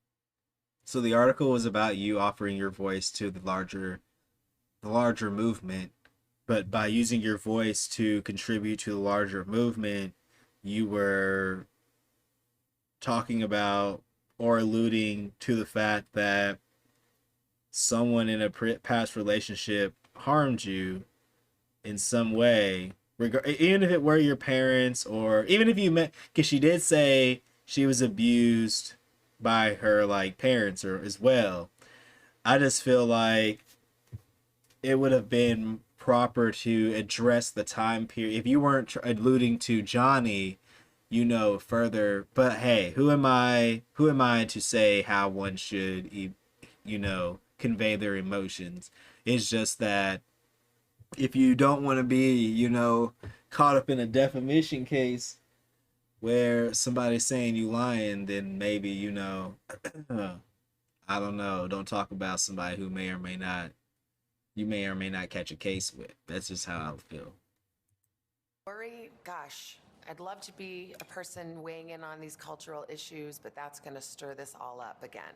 I obviously knew it was important for me not to make it about him or to do anything like defame him. I had lawyers, teams of lawyers.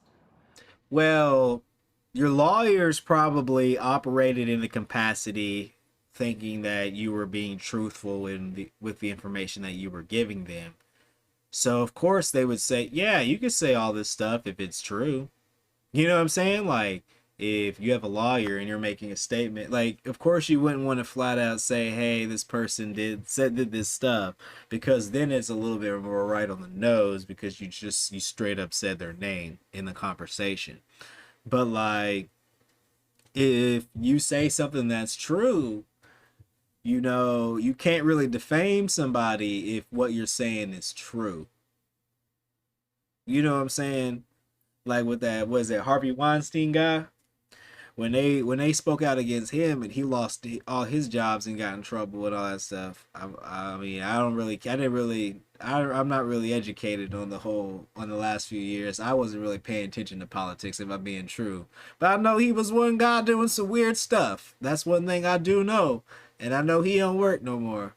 And, you know, I just feel like, you know, when people spoke about him, it wasn't a lie, and therefore he can't really sue for defamation, because, you know, what he gonna say? I ain't do it, when everybody know he did it, you know? Whereas in this case, you said he did something where everybody say he didn't do it, and you may or may not have had evidence that was a little suspect. I'm still stuck up on the photo wizard, where he had the presentation of why the photos were edited, and then he slid the two photos over top of each other like bank, and I was like, yeah. If this were a Scooby-Doo, I was like, zoink, Shaggy, because that didn't look too good. Review all the drafts of this. When you wrote this op-ed, it was the height of Me Too. Yep. Legions of powerful men being canceled. Instant cancel. No one thought different. No one heard anything. They were like, you did this, yeah, goodbye. We don't care. Cancel culture. Let's do it. Losing their jobs. I heard that last night she started out with the same attorneys as Harrod Smollett. Who's that? Did you want that to happen to Johnny Depp? Of course not. Of course not. It wasn't about him. But who was it about then? Like, if it wasn't about him, but you were specifically talking about this relationship or the things that happened, then who are you speaking about? Op-ed. Oh, you heard that Heard was looking to have the same lawyers as Harvey Weinstein and or Jesse Smollett? Oh, man. And the abuse alleged was at the heart of the 6-week trial. Just pulls his arm back with the phone and throws it at my face. Hit me right in it felt like my eye. Heard testified that the final straw came after a violent fight in May 2016. 6 days later, she filed for a restraining order. Okay. Cameras capturing her as she left the courthouse. But Depp's lawyers convinced the jury Heard was lying about the abuse. Police who responded to the 2016... I mean, I don't think it was too hard to convince people that she was lying when, you know, everybody was like, yeah, no, I didn't see anything. I mean, even if it did happen, I mean, it'll look good when, like, literally everybody is like, nah, that didn't happen. And then the photo wizard comes out and shows that 2 photos are the same photo. And then they play recordings of you saying you donated $7 million, but you never donated the $7 million. You know, it don't really look too good. I mean, I ain't trying to say you a liar. It's just that you may have some bad habits that you need to get rid of. incident testified during the trial that they didn't see any injuries and that Heard declined to file charges. This was a hoax, is according to his team. Why didn't I cooperate with the police? As I've testified before, and I will stand by until my dying day, I didn't want You have to. to cooperate with them. I didn't want this to be out. I didn't want this to be known.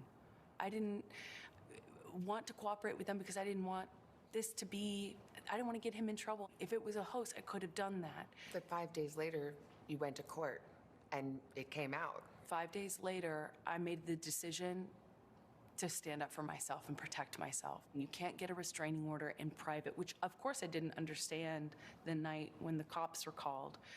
An employee of TMZ testified at court and said that TMZ was tipped off about when you were going to be going to the courthouse and on what side of your face bruises would be apparent. Did you tip off TMZ? I was going to say, he certainly didn't get tipped off by me or Did anyone in my... you know tip off TMZ? She was gonna say. Did she know the answer was gonna be? I wonder if she got to read the questions before they were asked, or if this is like the first time. You know what I'm saying? Like, I always wonder that for like an interview, if like if the interviewee has the privilege of like looking over the questions before they're asked, so they could be like, oh, okay, so you know what I'm saying, they can get like an idea on like what they're gonna be asked or what they're gonna say. Why would they? No. You ask no one to do that. But at the same time, how did TMZ get the video? And didn't they say they had the copyright to the videos, or the video or videos? I don't know if there how many there were, but I know they got them, and then they had the copyright to them, and the copyright could only be attained by the individual who owned or created the video. So did like you give the video to a friend and the friend sent it out to them? But then like you could be like, TMZ, take that down, because I don't want that out there. If you didn't, you know what I'm saying, like if you didn't give it to them, because you would not want your business out there. I mean, I would feel bad if one of your friends set you up like that, because that'd be shitty. Or they thought it was a good idea, but then like, why would they do that? As I testified to before, it had nothing to do with me. There are different incidents that you testified to, and the Depp legal team would put up pictures of you publicly right after that or in the days following and saying that why are there no bruises? Again, it's that thing. If you have bruising, if you have injuries, it's fake. If you don't have any... Nah, I would have, if you would have like he said he dragged you over glass at one point, right? If they had a picture of that, I'd have been like, yep.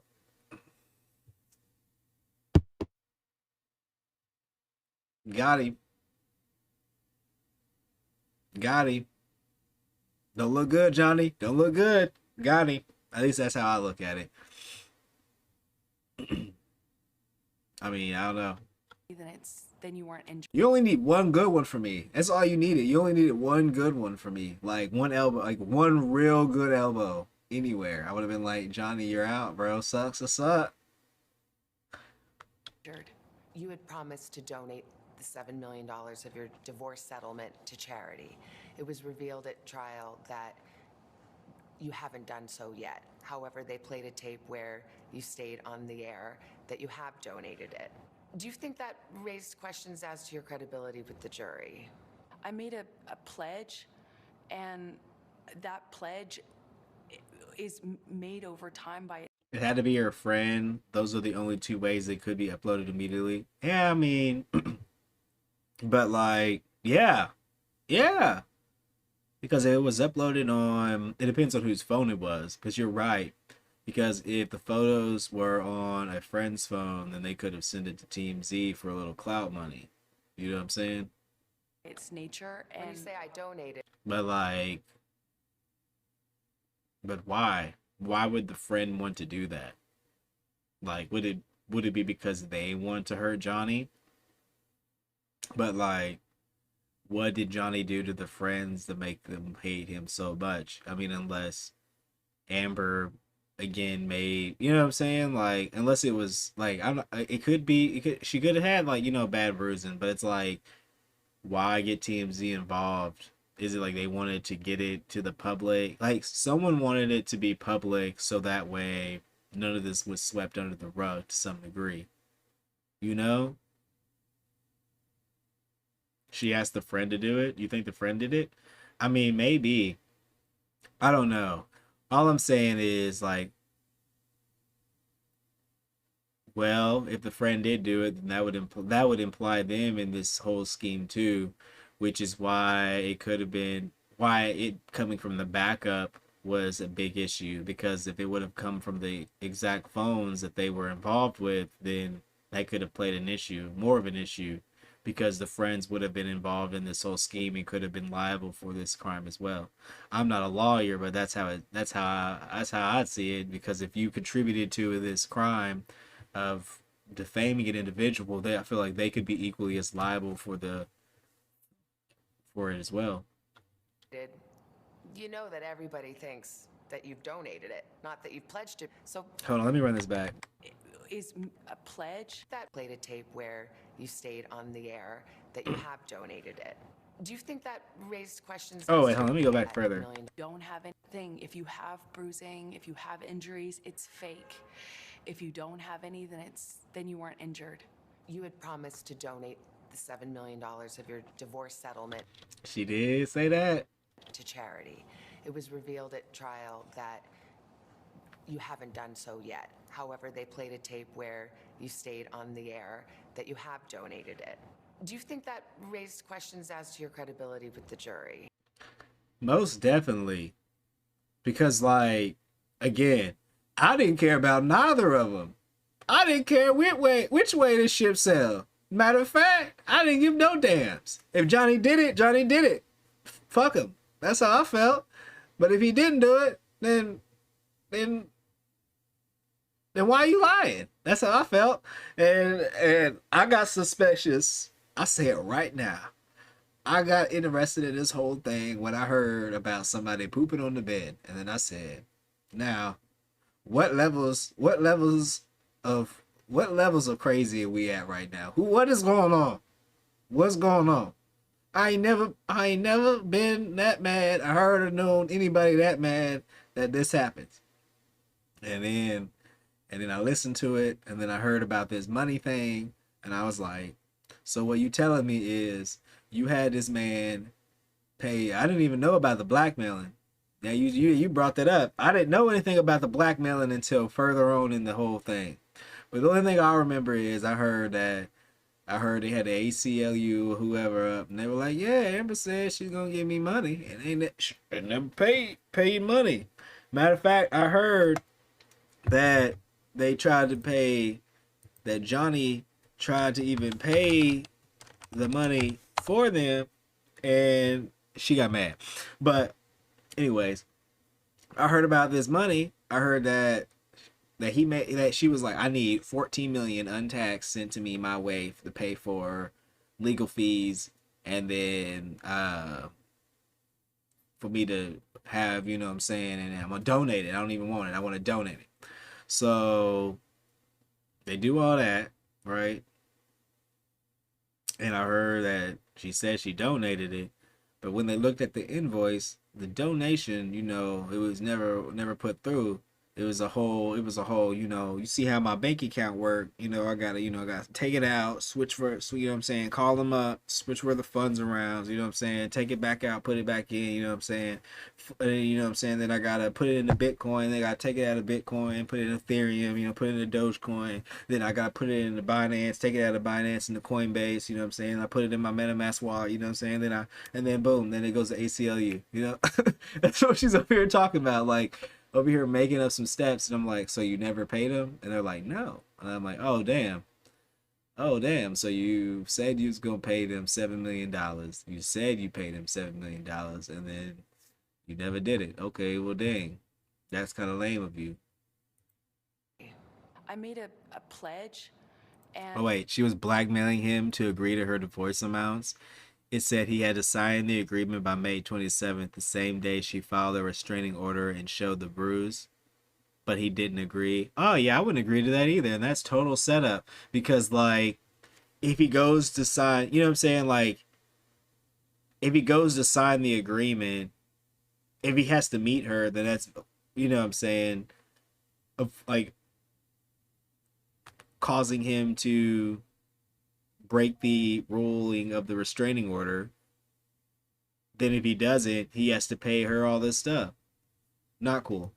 and Great, that's that a mess though. pledge is made over time by its nature. When And you say I donated, you know that everybody thinks that you've donated. Facts. Not that you've pledged it. When you said you did it, it said you did it. And when you say you did something, you should not be lying about it. You know what I'm saying? Like, if you say you donated $7 million, it's a big deal, especially to a organization that you say you completely align with. Because if you say you're going to pay them and then you don't pay them, then it kind of shows that you don't, really align with them. And especially when you make the statements that you ain't in it for the money and that you don't, that's why you're making the move to donate it to a charity, because you're like, I don't want it. I don't want your money so bad. I'm going to give it away. You know? That just don't sit right to me, because like, I would have loved to have that $7 million. You know what I'm saying? I could have ate good with that. I'm hungry right now. I'm going to go eat some leftovers in a little bit, and I could be eating steak and lobster. That's all I'm saying. I could be eating steak and lobster, but you ain't want to share the money. Nobody. So 7 million people could have got to make double.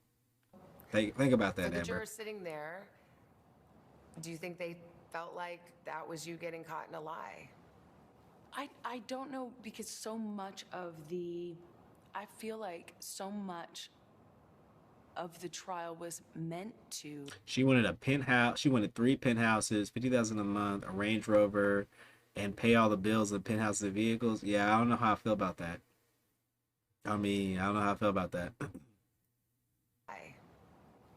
I don't know, because so much of the, I feel like so much. Oh, let me go back some more. I missed some. Not that you've pledged it. So for the jurors sitting there, do you think they felt like that was you getting caught in a lie? Personally, I felt like that was you getting caught in a lie, just because, you know, you said you did something that you obviously did not do, and they were a little bit upset about the fact that you did not give them that money, you know. I don't know, because so much of the, Yeah, I wouldn't sign that either. It's messed up. I feel like so much of the trial was meant to cast aspersions on who I am as a human, my credibility. Ain't that what a trial is? Like, to me, it's like a trial, you know, it is a whole credibility attack, you know what I'm saying? Like, you get up there and they say you did some things, and then you go up there and you say you didn't do some things, and then they tell you this is why you did some things, and then you tell them this is why you didn't do anything, and then whoever's the most believable, they believe. You know what I'm saying? That's what it is. Like, if it's about the best narrative. And how I always looked at like this trial, how I looked at the trial was like this. Johnny, it's a Pokemon battle or a Yu-Gi-Oh battle, right? Anyone who's familiar with Pokemon, Yu-Gi-Oh, maybe chess, any kind of card game, Yu-Gi-Oh, Uno, anything like that, right? And it's Johnny Depp versus Amber Heard. And each turn they get a card and they play the card, right? Well, I felt like in the beginning, Amber was doing pretty well, you know what I'm saying? Johnny was coming out. He didn't have a good hand at first, but then he just kept playing the game, and they kept putting their cards down, and then I realized Johnny had a really good deck put together. You know what I'm saying? And Amber's deck may or may not have had... She may or may not have wasted a few of the power-up cards in the beginning, and or maybe used a card to pull from the graveyard, you know, to you know what I'm saying, to play a few of the same cards over again, which may or may not have set her up and put her in a position to maybe lose, you know. All I'm stuck on is the two things that got me stuck on this thing that I remember vividly was the poop thing.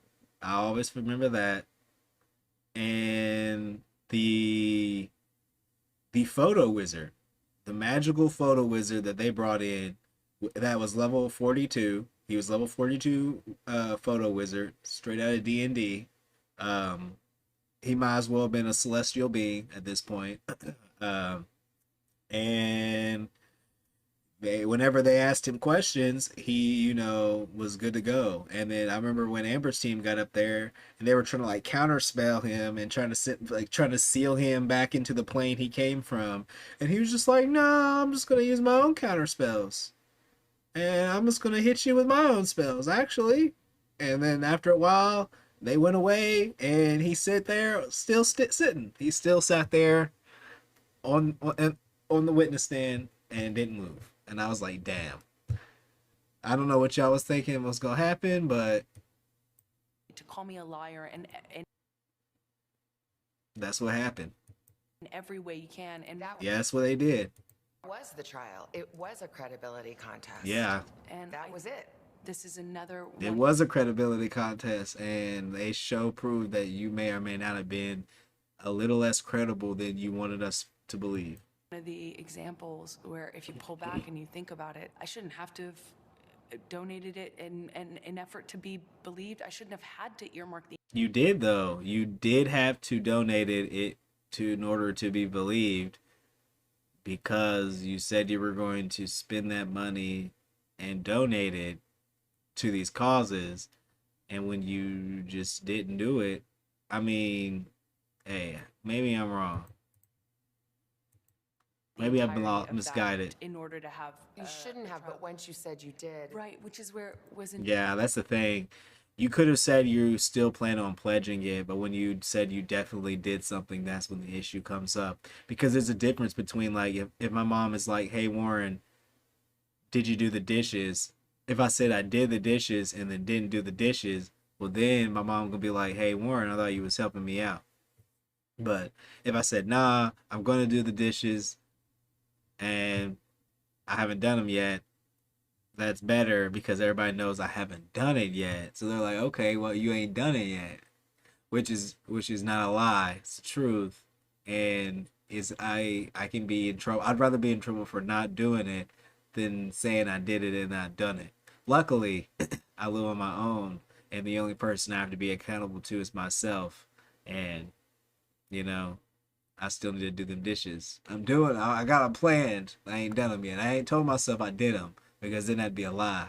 And then I have no dishes. But I'm gonna be doing them. I'm gonna do them, I promise. It's just more fun to stream after work, Intended to go. Heard says she still plans to honor that pledge. I'm glad because, I'm sure those $7 million really could be of use for a few people right now. I mean, you could really change some people's lives. I mean, if you weren't going to donate the $7 million to an organization, you probably could have used that $7 million to start your own organization to help the people that you were trying to represent. How do you see your future now? I get to be Oh, man, that smile. Hold on. I don't know why that smile. Still plans to honor Just- that pledge. How do you see your future now? A part of me feels like this is coming with some shade or something. I don't know, like, maybe y'all can pick up on this a little bit better than me, but I just feel like this question is a little, like, I wish I could just go back. Hold on, hold on, let me just, like, come on now. Come on now, I messed it all up. Savannah, with more of your Oh no, I messed it all up. Let's go back.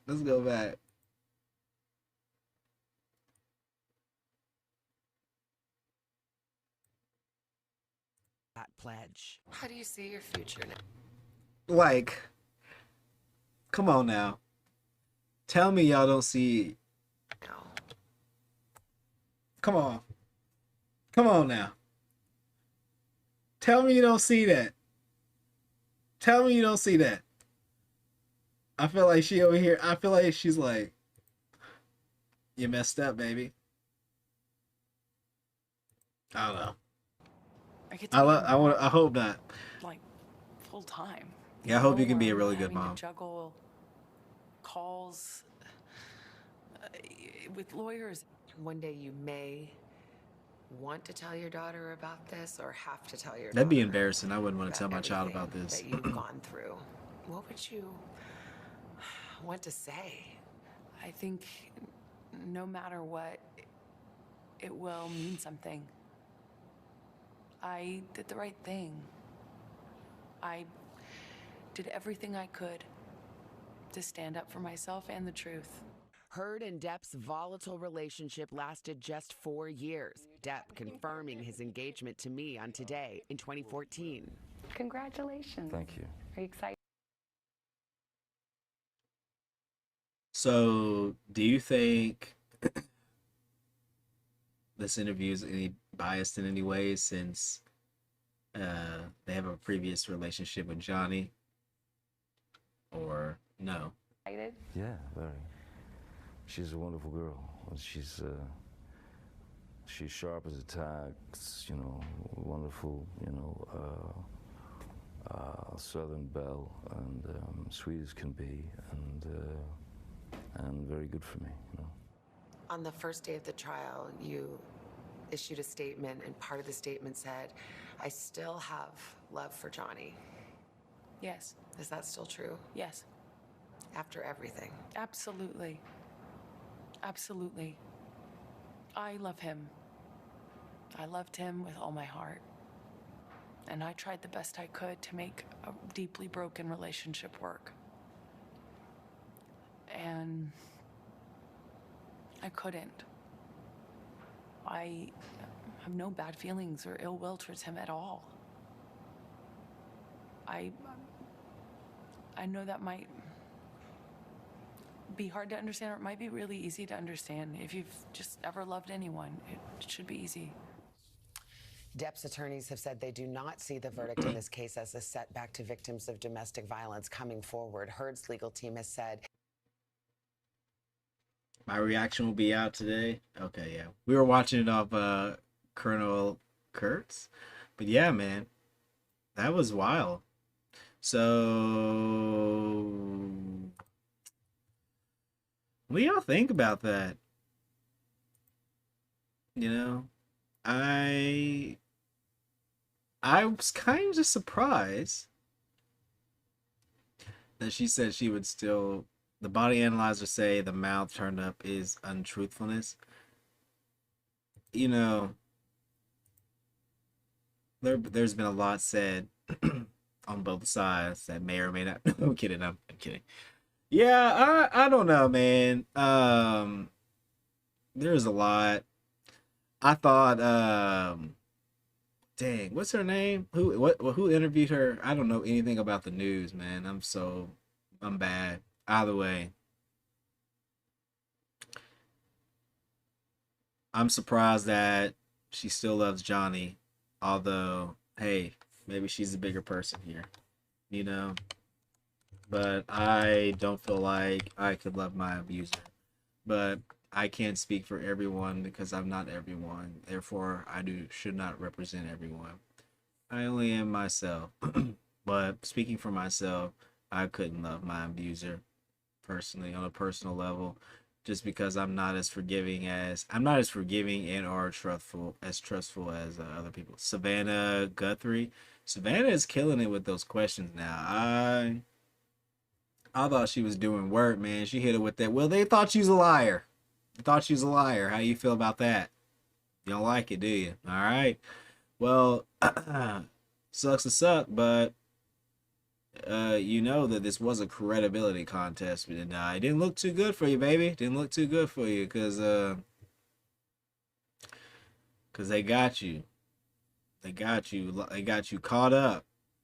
They got you caught up on so much now. And woo. I want to see if anything is on Vice News. Anything new? Did I watch it? Did I watch that? Yeah, I watched that chapter yesterday. Yesterday was No, yesterday was Tuesday. I didn't watch that chapter. Y'all trying to watch? What did I watch? Did I watch that chapter yesterday? I mean, it's Monday? Shit, I don't even know what day it is. Oh my gosh. Did you hear about the Google code that the Google AI that is allegedly sentient? They even put the guy, oh, I don't know if it's a guy. They put the person who said it was sentient. Made them go on leave. I guess for like mental health reasons. They didn't want their brain breaking, thinking that the code could talk to them.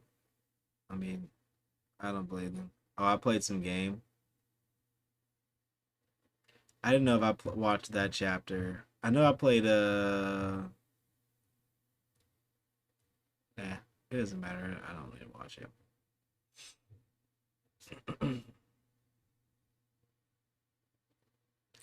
But there is some things that I want to say.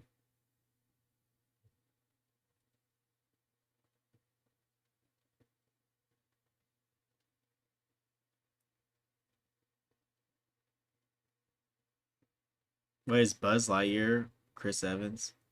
Get out of here.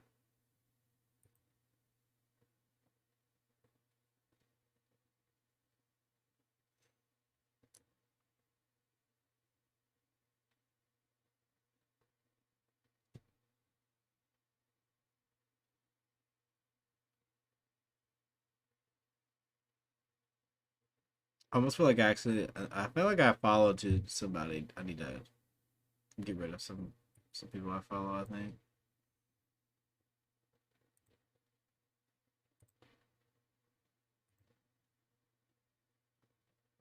It's just that I don't care about the content that much, you know.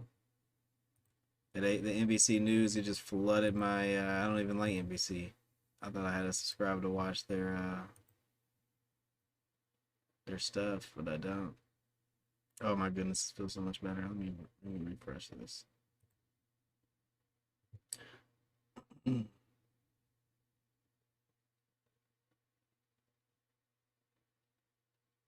Oh yeah, I did play the Sapien game. That was a lot of fun. So you should check out A Legal Analysis.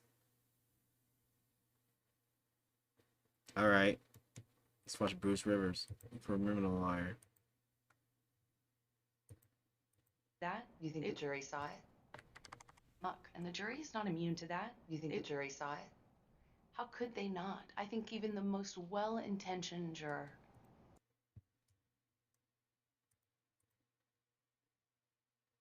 I think that was from yesterday.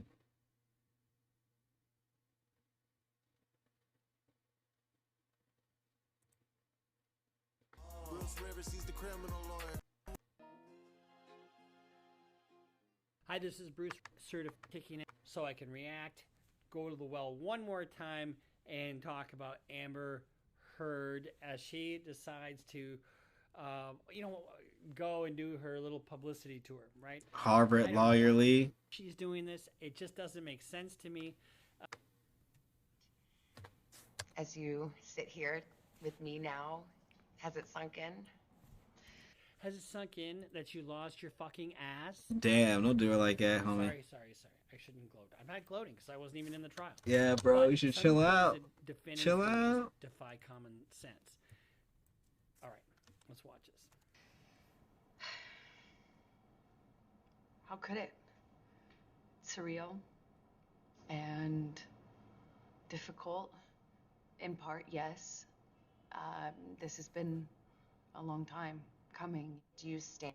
Notice her hair and makeup. Okay, now as guys, we're not supposed to comment on a woman's presence, but you know what? I'm going to anyway. She actually looks really good. I mean, but notice her makeup was very downplayed during the trial, and now it's a little more Hollywood-ish or movie-esque. Stand by your testimony and your accusations against Johnny Depp about abuse. Of course, to my dying day, will stand by every word of my testimony. Here's the danger that she runs by getting on Is this the TV same and one? standing by every word she said. This is more publication of the same shit that Is this the same one, or did I watch this already? I guess it's yesterday. we talked about before, only it's a little more direct. Amber Heard just got exposed. Johnny, you hit me. This is so cringe. With clips spreading across social media like wildfire. I think vast majority of this trial was played out on social media. I think that this trial is an example of that gone haywire, gone amok. Oh, look at that face. Yeah, I can't find it. Right at a, like the.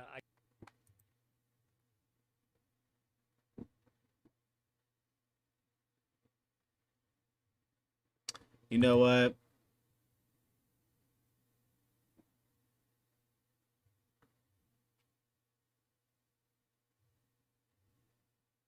I'm gonna find me a cool video to watch. I'm gonna watch. Oh, Prey. What is this?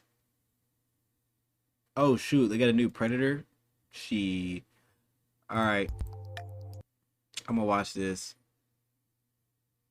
when I get back. I'm gonna watch this, and I want to watch the new Black Adam trailer. There's a few other trailers I want to watch. And then they got Bullet Train. What the heck?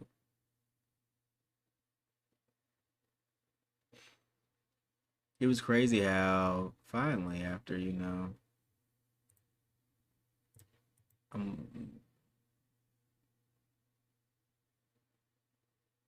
Alex the Great. Okay.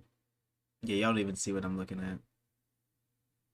Oh, what? Midnight Suns trailer? I'm gonna look at that too. Wait, is this a game? Oh, I don't want to look at the game. It's late. I thought it was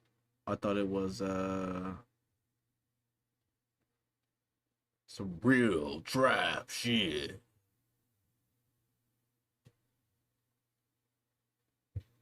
Yeah, I don't think I have any more videos to watch. I think I probably play a game or two. I might try to beat Dwarf. I was getting close to beating that. All right, I'm gonna go get some food. I'm hungry. I'll be right back. Badoop.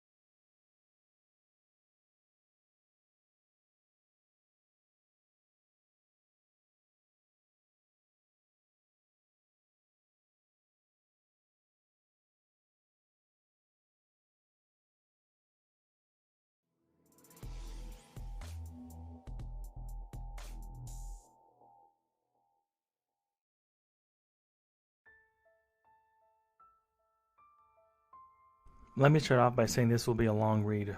I'm also going to tell you that what I'm about to type is something that I've carried with me for 24 years, and I haven't really spoken much about it since.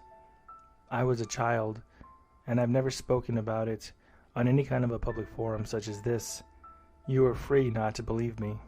I in fact encourage you to doubt anything that you're told by anybody, including me.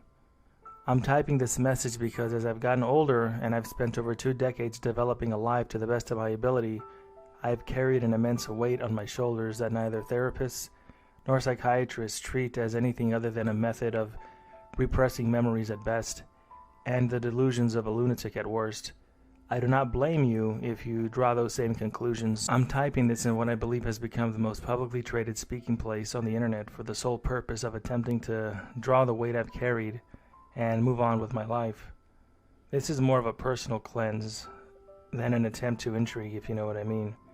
And if nobody reads this message and it becomes buried among the innumerable posts on Reddit, I will have at least gotten it off my chest. I am not from here. And by here, I mean where I currently live. I mean where any of us live. Anybody reading this right now.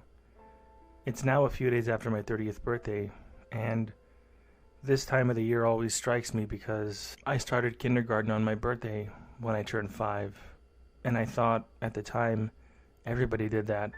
You turn 5, and when you're 5 you go to school. I didn't realize that my birthday just happened to coincide with the first day of school, and a little over a year later, in about 2 weeks' time, it would have been 24 years to the day that my entire world vanished. I was born in San Diego and lived in a poor suburb of San Diego as a child. I lived in an apartment complex called the Lemon Vine Apartments that were a bit slummier version of the Lemon Vine Apartments found in Lemon Grove, a suburb of San Diego. My parents were divorced, but friendly. My mother was young when she had me, and she was beautiful. She was in her early 20s and was aspiring to be a model and would regularly take trips to Los Angeles to do photo shoots. She did glamour modeling for magazines. She had a darker skin tone because she was 1/4 Indian. Indian, not Native American. And it gave her an exotic look. My favorite picture of her as a child was her modeling a luxurious wedding dress for a bridal company. I used to sleep with that picture when she would go to Los Angeles, and I would stay with my dad, who worked for the city of San Diego. They shared custody pretty evenly, and even did Christmas together as a family, even though they had split up when I was a baby. My dad, his girlfriend, my mom, who was single, and me. Maybe things weren't as good between them as I remember, but I was 6, so if there was drama behind the scenes, they did a pretty good job of hiding it from me. On September the 17th, 1996, I was staying with my dad's parents in Riverside, California. They had a small farm where they raised chickens, pigs, and goats. No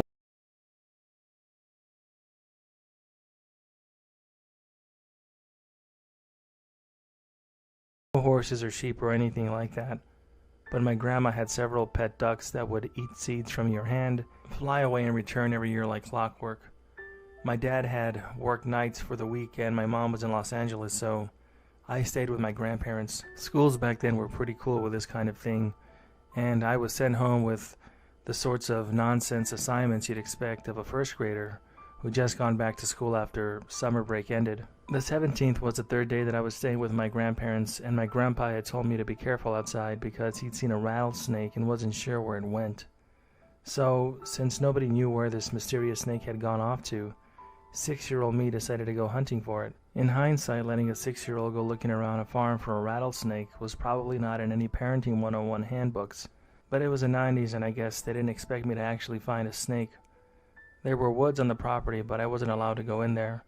So they probably figured that snake had gone off somewhere else. I spent all day outside playing jungle exploration on the farm, trying to track down this rattlesnake, and much to my excitement, when I decided to open up the well house, there it was, curled up, rattling away. I immediately slammed the door shut and ran to my grandparents' house to tell them that I'd found it. Now this might be my 6-year-old memory exaggerating, but I'm pretty sure that snake was about 900 feet long. Give or take. I found it though. I was excited to tell my grandpa that I found the snake so that he could do what he did and go out and shoot that thing. I ran in the back door of the house, which leads you into the laundry room and through the kitchen. I paid no mind to anything until I turned left and entered the room, expecting to see my grandparents, my uncle, and the neighbor couple all sitting in the living room where I'd left them, except they weren't there, and it wasn't the same living room anymore. The furniture was completely wrong. The hard and memorable, uncomfortable hardwood furniture my grandpa loved so much was gone. The coffee table he made out of a tree stump was gone, replaced by fluffy, grandma-looking furniture.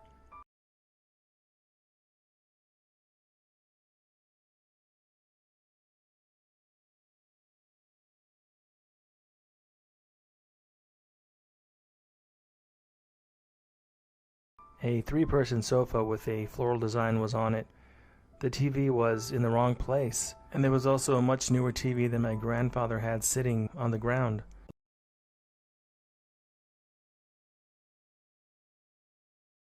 The hardwood paneling on the walls was gone, or at least covered by blue wallpaper.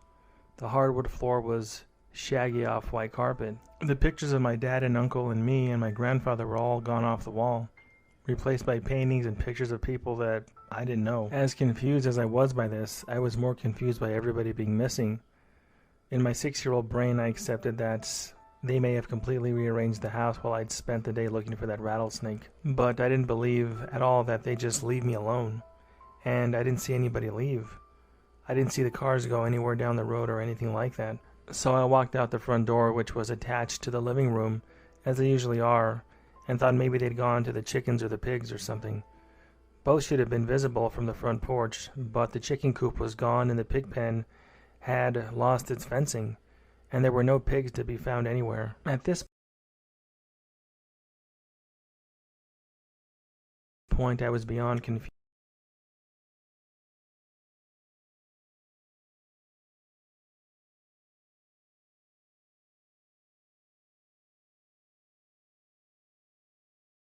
And I was getting very scared. I didn't want to be alone, and I didn't see anyone. Even though I lived on a very small farm, the neighbors that had been visiting lived just across the dirt road. So I ran down our dirt road driveway and across the road to their house, assuming that they must have went there or been there. I remember getting more and more scared as I ran to their house, and I remember starting to cry when their house was the wrong color. It wasn't that faded yellow house that it used to be. It wasn't even the right house anymore. Nevertheless, I banged on the door.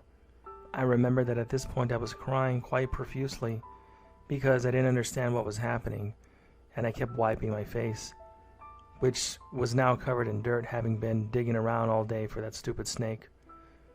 When the door opened and a woman in her late 40s and early 50s answered, I'd never seen her before. I just started wailing uncontrollably. Everything after this point is largely a blur because nothing was right. I knew where I lived. I knew where I went to school. I knew where my grandparents lived. But I met the people who lived where my grandparents lived, and they were not my grandparents. I did not know them. I begged for them to get my uncle to tell them who I was, but my uncle wasn't there either. Through a series of various police and people in suits, I was brought back to the town that I lived in after spending what seemed like 10 hours in a local police station trying to contact my parents. I had my home phone number memorized, but I told them that my dad would probably be asleep. But when they called that number, the person on the other end had no idea who I was or what the police were talking about. I was then asked to give the police my address and sat in the local police station while the police went to my hometown and went to my address. When they finally called the station back, they were informed that the name of the apartment building was incorrect. Lemon Vine Apartments didn't exist, and the address I gave them was to an apartment complex called Merritt Manor, and the apartment number I gave them was unoccupied. I believe at this moment they were under the assumption that I had given them the wrong name of the apartments and the wrong apartment number, but I did in fact live there. When I was finally brought to my hometown after changing hands a couple of times between the police, I was asked to give the police officers my address again and was driven to where I lived. That was it. That was my apartment complex. But just like everything else, it looked wrong, and it was painted a different color too, and the sign used to have a large image of a lemon reading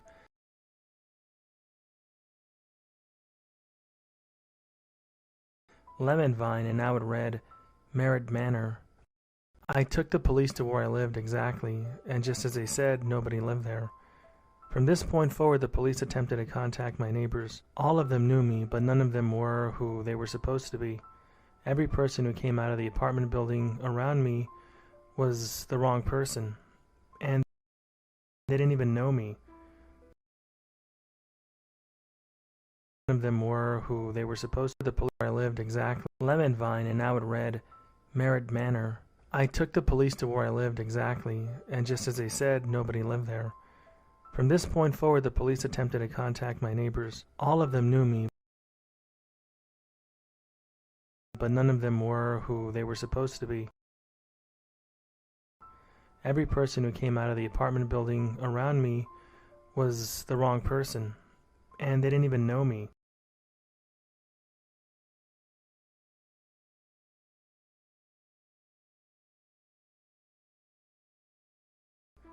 From this point, they attempted to contact my father, which should have been easy as he worked for the city, but no employee by his name apparently worked for the city in any capacity. As day turned to night, and I spent endless hours sitting in the police station as they attempted to find any person in the world who knew me, I couldn't do anything but cry and cry and cry endlessly. A woman in a suit who I think was either a detective or just somebody who happened to work at the station sat with me.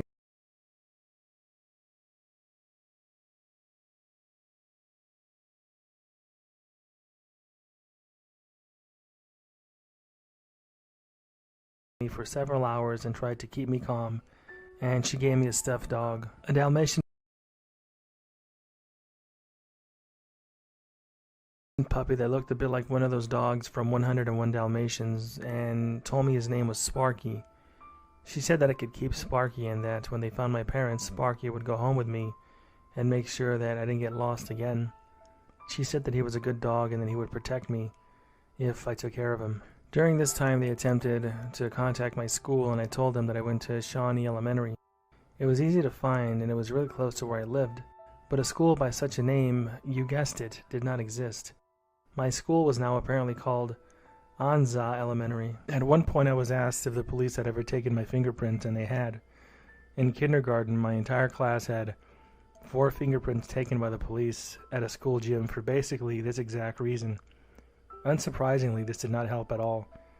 They couldn't find my parents, my grandparents, my neighbors, my apartment, or even me.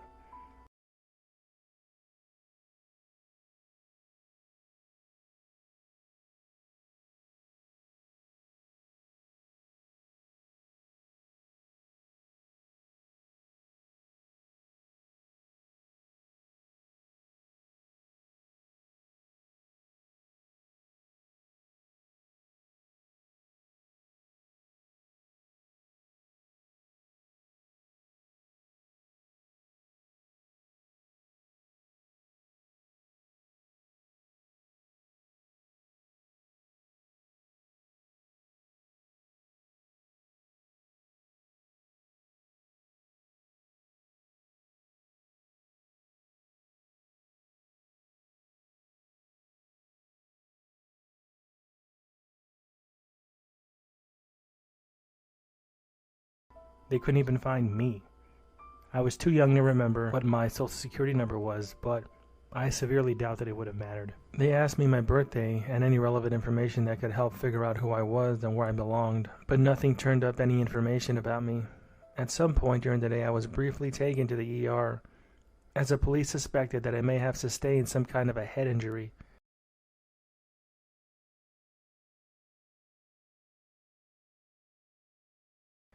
After being looked over by a doctor, they found I'm nothing muted. wrong with me. I was over here talking mad mess. I'm over here saying too long didn't read. I was talking about how is he okay, so I went back and I listened to some information. I'll probably rewatch this whole thing, but maybe not. But pretty much what I was saying was he said that okay. So let me just go back. I'm gonna go back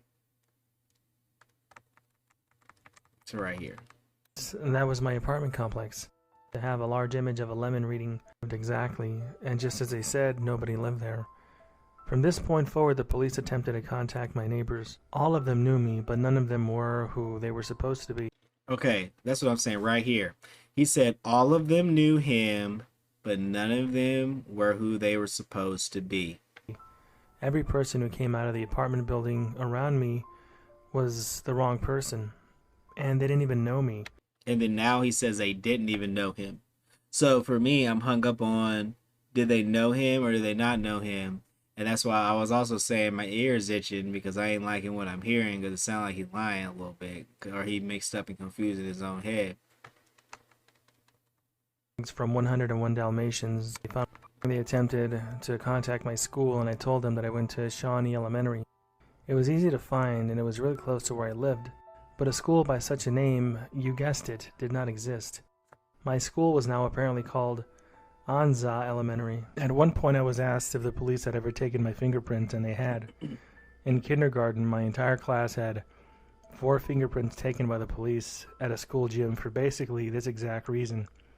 Unsurprisingly, this did not help at all. They couldn't find my parents, my grandparents, my neighbors, my apartment, or even me. You know what? I'm gonna run this from the beginning. I was muted. We're gonna watch this over because I have some analysis to provide. The type is, I was a child, and I've never spoken about it on any kind of a public forum such as this. You are free not to believe me. I in fact encourage you to doubt anything that you're told by anybody, including me. I probably will doubt what you have to say. I'm typing this message because as I've gotten older and I've spent over 2 decades developing a life to the best of my ability, I've carried an immense weight on my shoulders that neither therapists nor psychiatrists treat as anything other than a method of repressing memories at best, and the delusions of a lunatic at worst.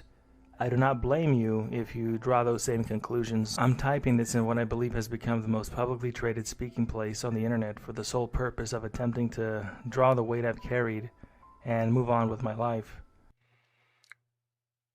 I mean, if you're telling people that you came from another reality, I'm pretty sure a lot of people would say that you're wildin'. I mean, sometimes I think I came from another reality, but hey, maybe I did, maybe I didn't. This is more of a personal cleanse than an attempt to intrigue, if you know what I mean. And if nobody reads this message and it becomes buried among the innumerable posts on Reddit, I will have at least gotten it off my chest. I am not from here. And by here, I mean where I currently live. I mean where any of us live. Anybody reading this right now. It's now a few days after my 30th birthday, and this time of the year always strikes me because I started kindergarten on my birthday when I turned 5. Okay, for me, I think he got lost and just low-key ran away from home. And I thought at the time, everybody did that. You turn 5 and bonked his head and forgot who he was. When you're 5, you go to school. I didn't realize that my birthday just happened to coincide with the first day of school.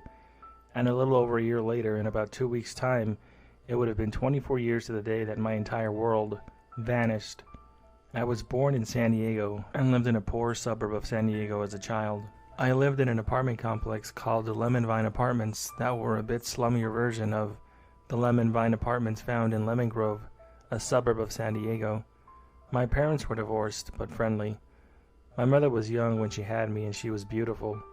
She was in her early 20s and was aspiring to be a model and would regularly take trips to Los Angeles to do photo shoots. She did glamour modeling for magazines. She had a darker skin tone because she was 1/4 Indian. Indian, not Native American. And it gave her an exotic look.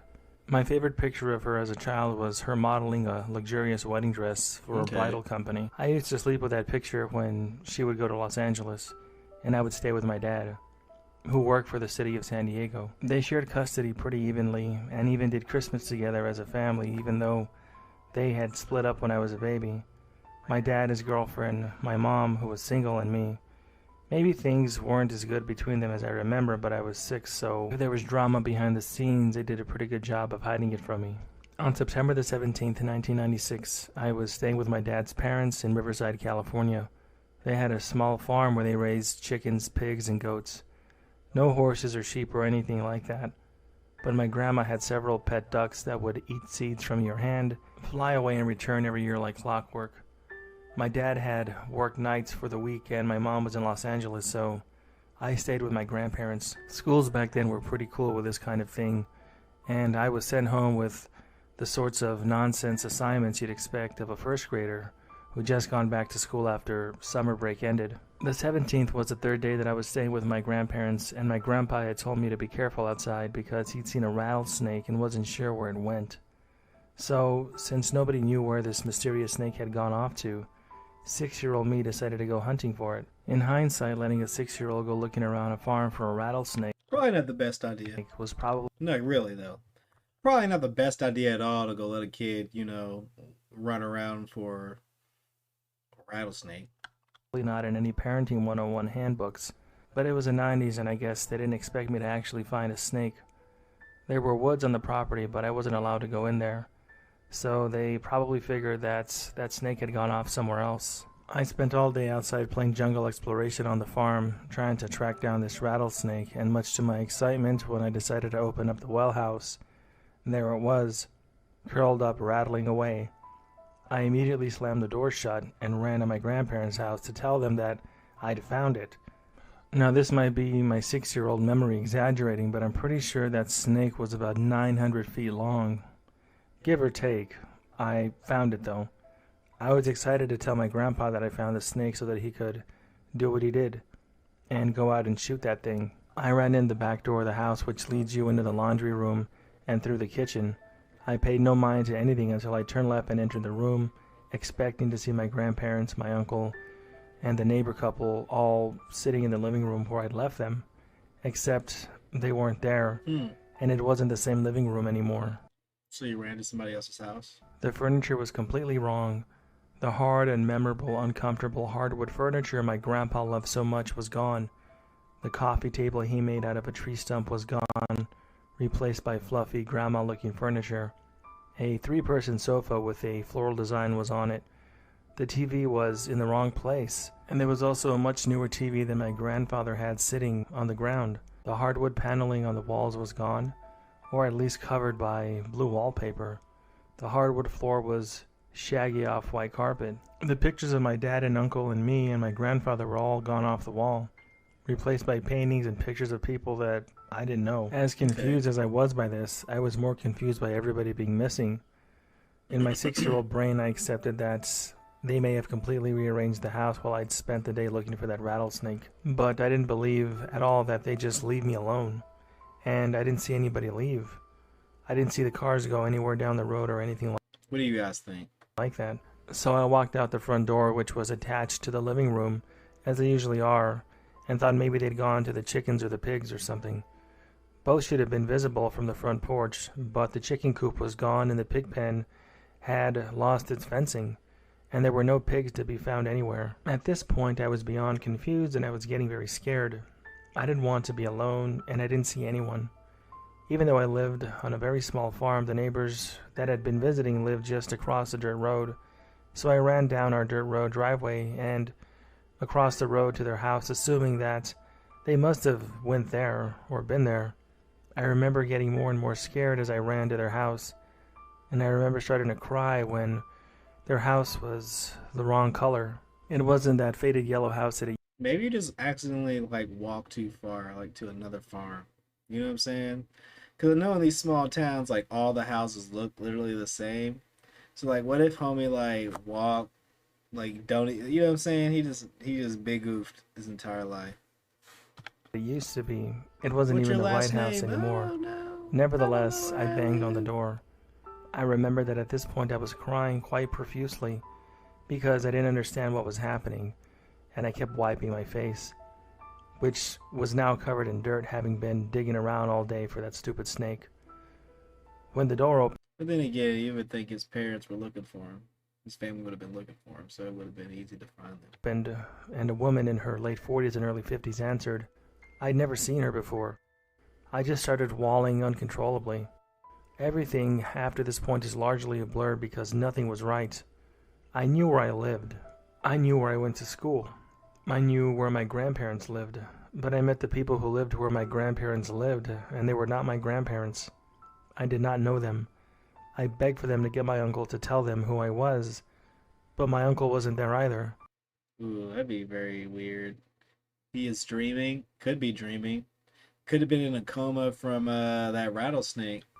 Through a series of various police Like, he could have bit him, and this is just like him dreaming. and people in suits, I was brought back to the town that I lived in after spending what seemed like 10 hours in a local police station trying to contact my parents. I had my home phone number memorized, but I told them that my dad would probably be asleep. This would be the worst nightmare. Or heat exhaustion? Yeah. But it's like prolonged. But when they called that number, the person on the other I think he could be dreaming. Like he's in like a coma from the rattlesnake, potentially. end had no idea who I was. But how did he tell this story? Or what the police were talking about. I was then asked to give the police my address and sat in the local police station while the police went to my hometown and went to my address. When they finally called the station back, they were informed that the name of the apartment building was incorrect. Okay. Lemon Vine Apartments didn't exist, and the address I gave them was to an apartment complex called Merritt Manor, and the apartment number I gave them was unoccupied.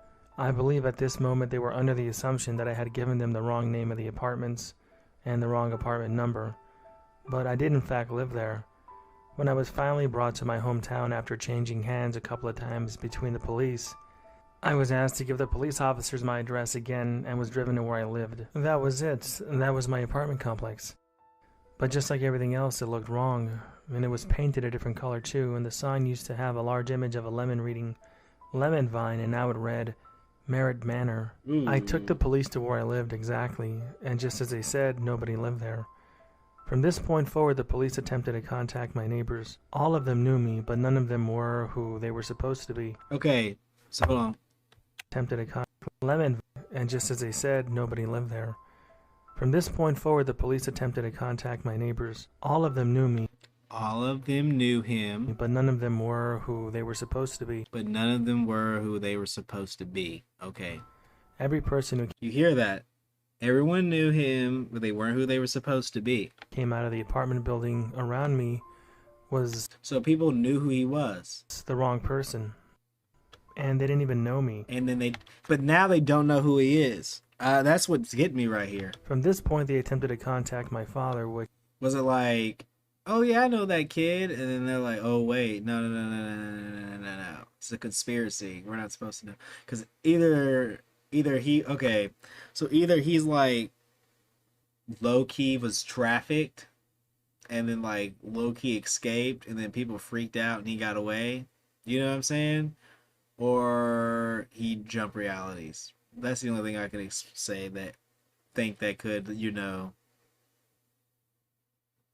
be why he's not on the grid.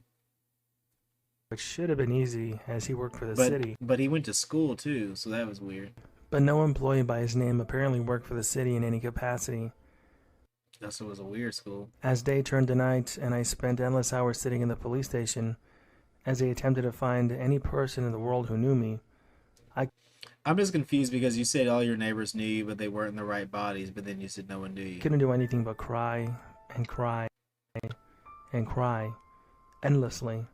A woman in a suit who I think was either a detective or just somebody who happened to work at the station sat with me for several hours and tried to keep me calm, and she gave me a stuffed dog, a Dalmatian puppy that looked a bit like one of those dogs from 101 Dalmatians, and told me his name was Sparky.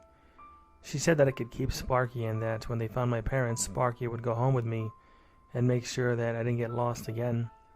She said that he was a good dog and that he would protect me if I took care of him. During this time, they attempted to contact my school, and I told them that I went to Shawnee Elementary. It was easy to find, and it was really close to where I lived. But a school by such a name, you guessed it, did not exist. My school was now apparently called Anza Elementary. At one point I was asked if the police had ever taken my fingerprint, and they had. In kindergarten, my entire class had 4 fingerprints taken by the police at a school gym for basically this exact reason. Unsurprisingly, this did not help at all. Oh, man. They couldn't find my parents, my grandparents, my neighbors, my apartment, or even me. What do you mean they couldn't find your neighbors? Well, I mean, I guess they couldn't find them in the right bodies, but you said they had the right name and they knew who you were. They couldn't even find me. I was too young to remember what my social security number was, but I severely doubt that it would have mattered. They asked me my birthday and any relevant information that could help figure out who I was and where I belonged, but nothing turned up any information about me. Huh. At some point during the day, I was briefly taken to the ER. Kind of weird that, I still think it's weird that you say you started the first day of school on your 5th birthday. As the police suspected that I may have sustained some kind of a head injury. After being looked over by a doctor, they found nothing wrong with me, and I was sent back to the police station. Okay. I ended up staying with somebody that night. I'm not entirely sure who it was. Someone from child services, I imagine. I couldn't stop crying long enough to really focus on what was happening after this point. I cried myself to sleep several times in the police station, and cried myself to sleep again at the house I stayed at that night. Aww. Despite the woman who was staying with me, not the same woman who gave me Sparky, doing everything in her power to calm me down. I clung to Sparky so hard I'm surprised I never popped his head off. I didn't have any pictures of my mom. I didn't know what was going on, and nobody could find out where I belonged. This didn't make any sense to me. I was only 6, and just barely. I lived where I lived, and my parents were my parents, and my school was my school, and they just disappeared all in one day. In between fits of crying and waking up, I begged to go home. I begged for the lady that I was staying with to try and call my dad again. I just kept begging to go home. Over the next few days, I was interrogated and questioned by different people at different times and different places, all hours of the day. The police, other investigators, people from all departments I still don't know, child psychologists, everybody under the sun was asking me questions. I was back and forth between the police station and the house that I was staying at, until eventually somebody told me that they'd located my parents and they were coming to get me. Finally, I was going home. Finally, this was going to be over.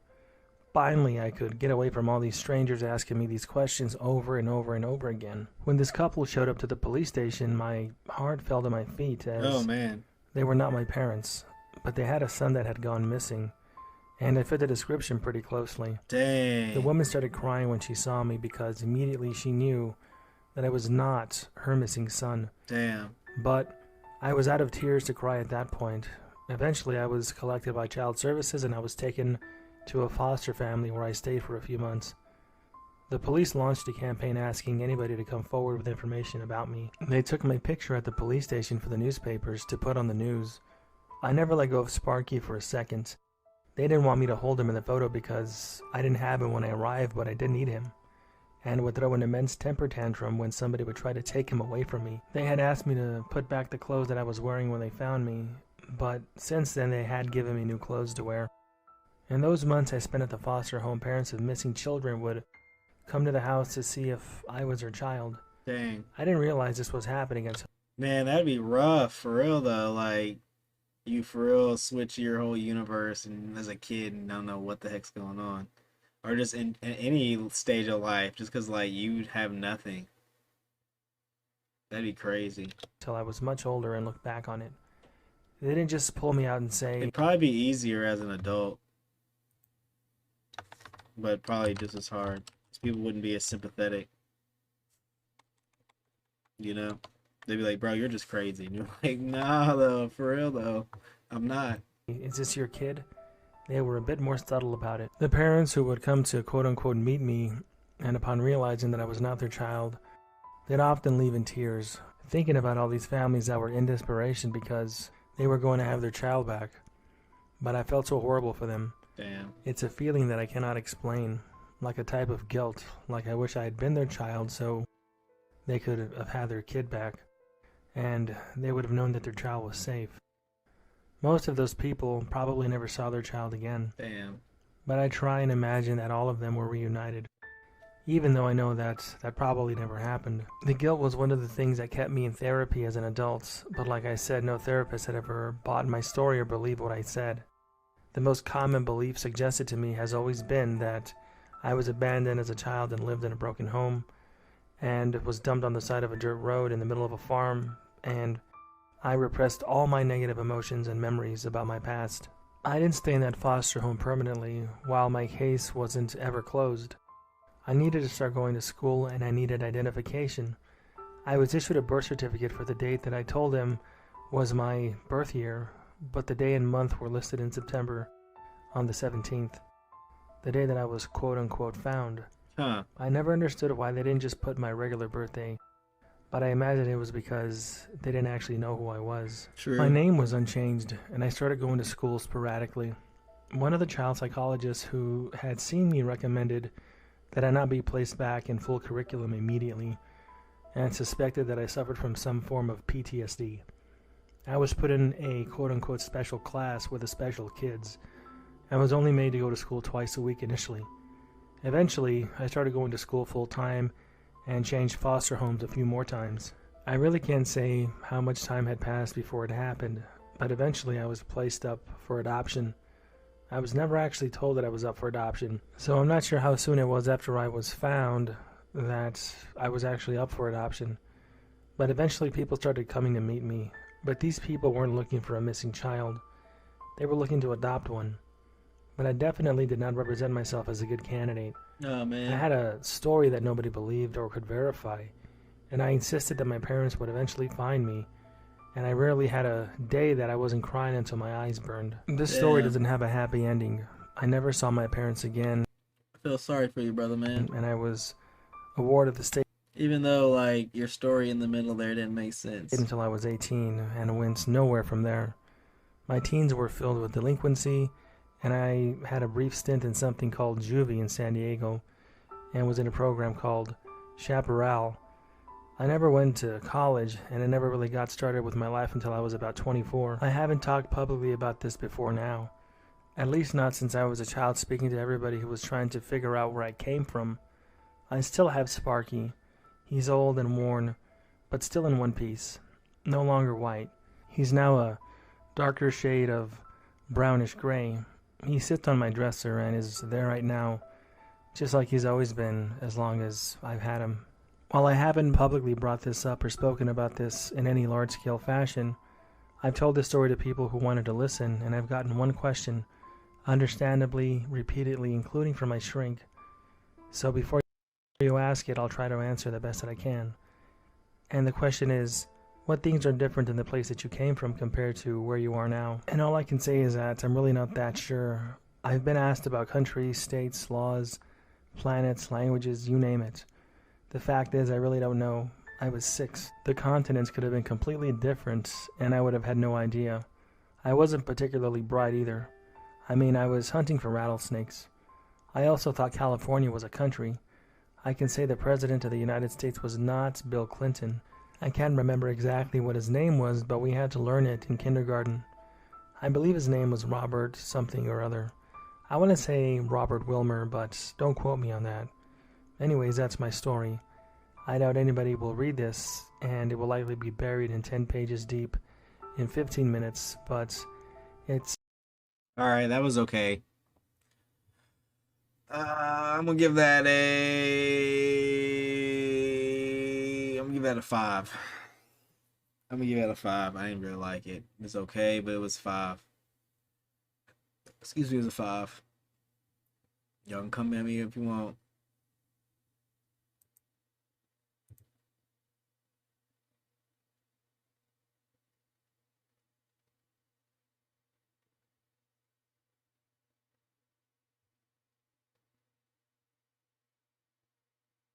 I'm gonna do another one.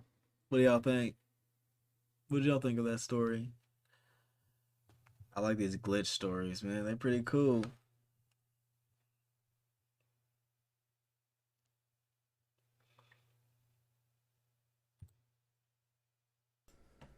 This presentation is not in any way, shape, or form connected with David Paulides or the Can-Am Missing website. To get more information on the missing... Alright, you're going to bed. Alright, well, you have a good night. I thought about watching another one of these, but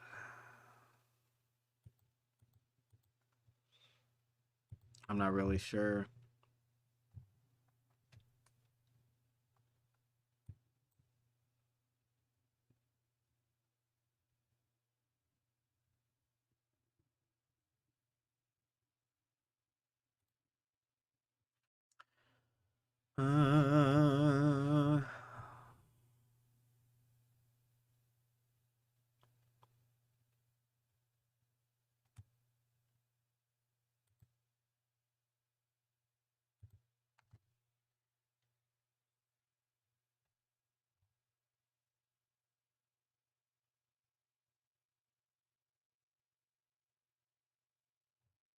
Oh damn, Duelist is no longer a sale.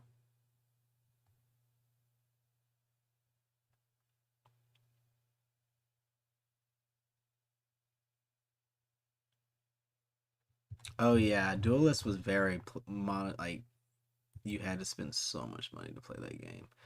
I disliked it. Wait, Symphony of War, what is this? Enter Tanra, Alan. Savaged by war, you're fresh academy graduate, humble beginning, grow your lead, grand army against corrupt overseas. Turn base. Okay. I actually might like something like this.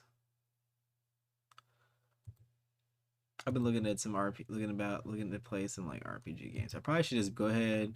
Thank you, tablet. All right, good night. You have a good night. Thank you for tuning in.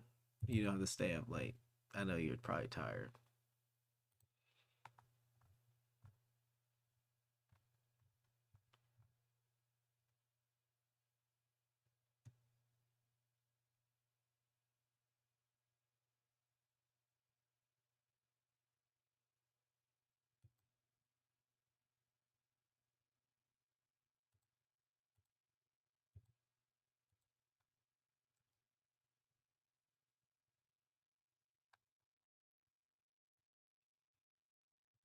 We got any free games?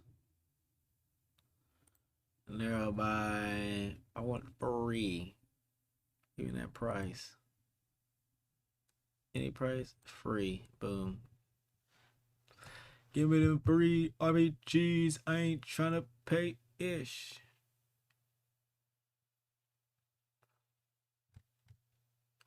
I just want to have fun when I'm with a homies. Hey.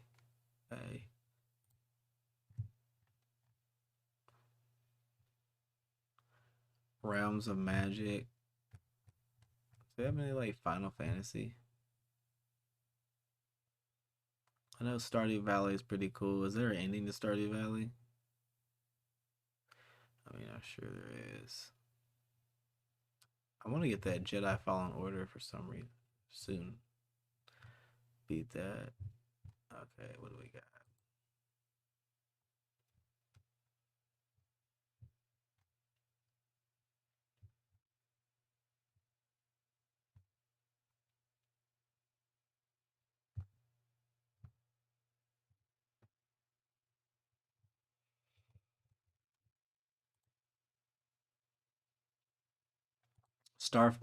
Bethesda Starfield also looks really good. That's another thing I really want to play. I added it to my list.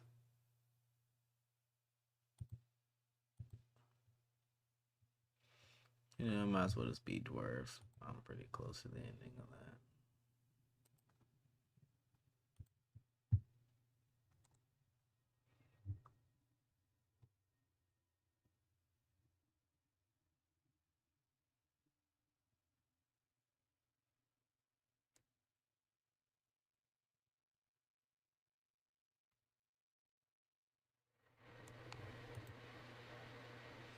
Reverie Knight's Tactics?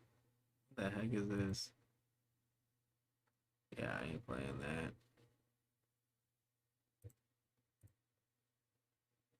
Look out for the discovery queue. Let's begin.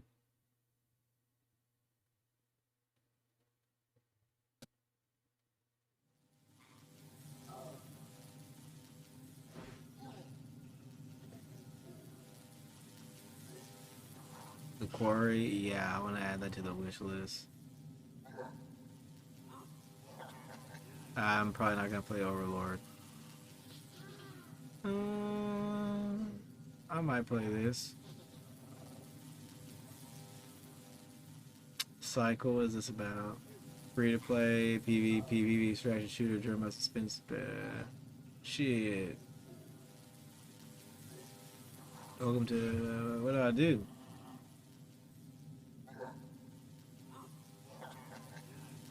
Oh shit, I got the game. Oh, I gotta download it. Okay. Yeah, I'll install it. Yeah, shoot. I'll play this, and then I'll play this cycle. I'll play cycle a little bit. Hey, it looks pretty cool. What is this about? I go, welcome to Fortuna Ill, the forsaken world where the stakes are high. Let's go ahead. I'm gonna put this over here. I don't care. Y'all can follow me if you want. Let's get on this. The forsaken world where the stakes are high. Drop down to the surface to fill your pockets with treasures and resources. Be wary, though. Only those who make it out alive are allowed to keep their spoils. Keep an eye out for bloodthirsty beasts and greedy players. Set out actively to hunt those. Secure a seat on the nearest evac ship to safeguard your loot. Upgrade your gear. Purchase new equipment and complete faction-based contracts to increase your gains on the line. So it's like, what do I do? Like, what do I do? Shoot stuff, scan stuff, kill monsters.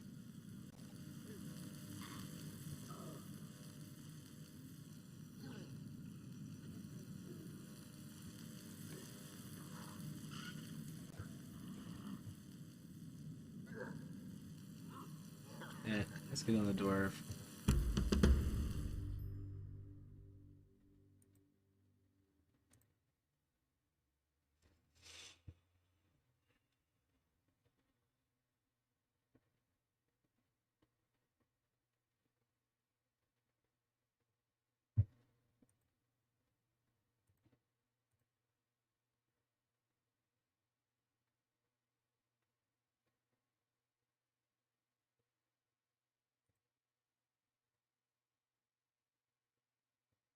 Oh, tablet. Oh, middle dwarf. Is cycle even worth it?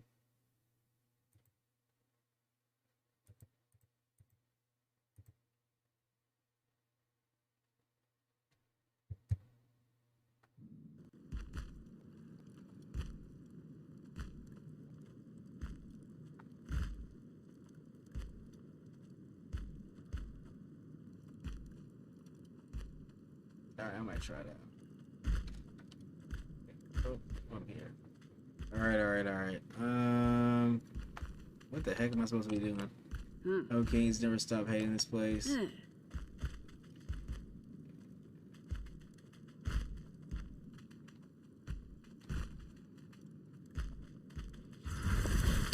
Oh shit.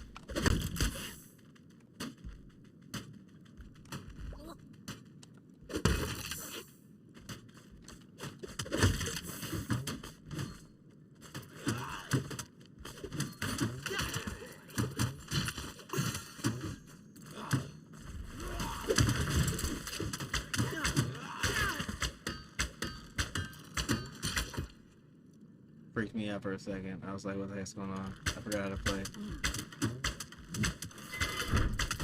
Oh shit.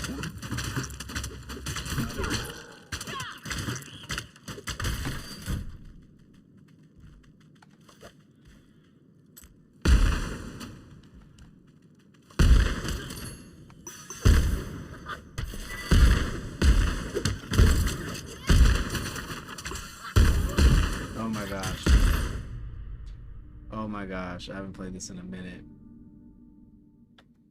Oh.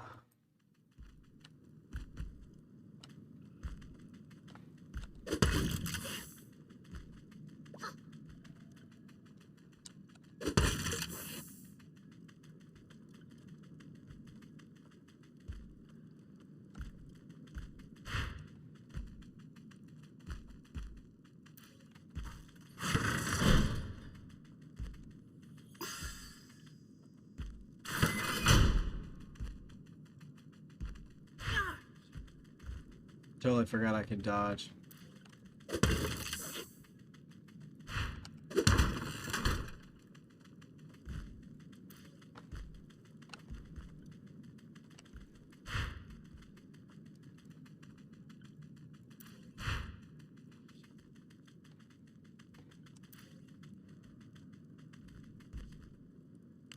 Huh?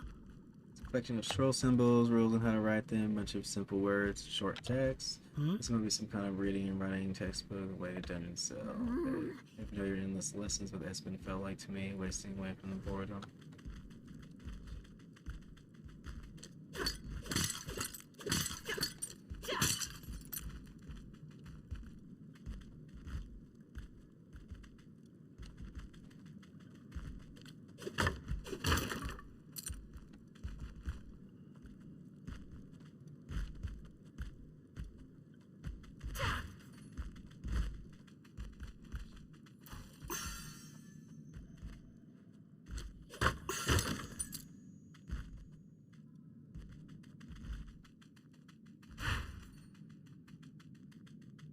am I sneaking around here like this?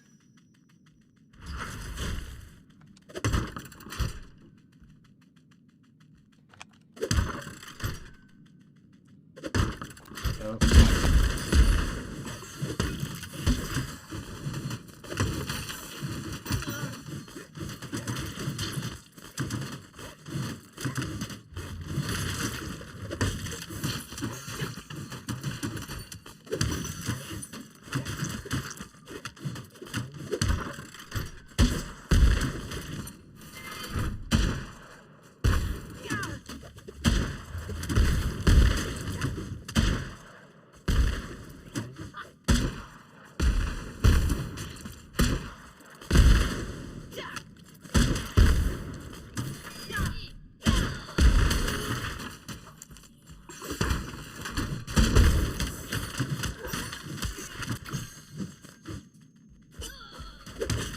Leave me alone.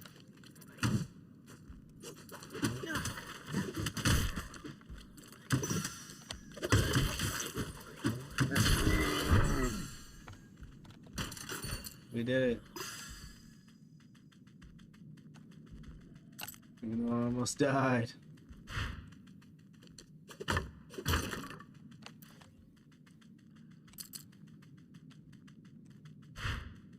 Dang it.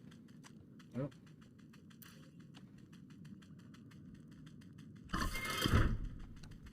I'll take that. And that. Sweet. Big heals, big heals, big heals, big heals. Hey.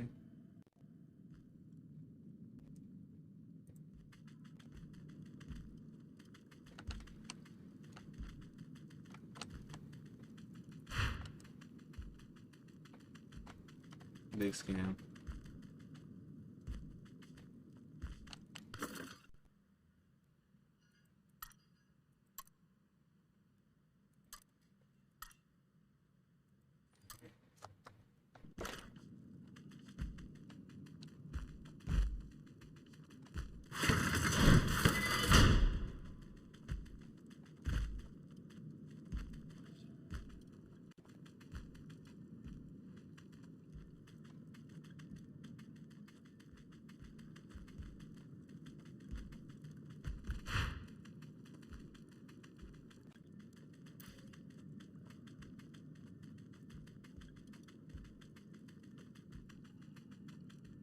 You're not gonna let me trigger this one? Okay.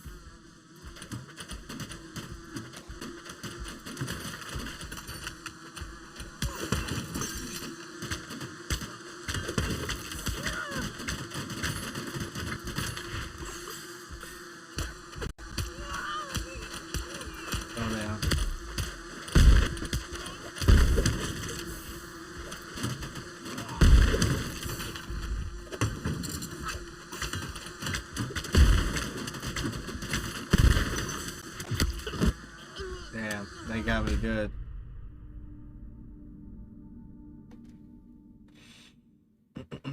I do want to try this cycle game.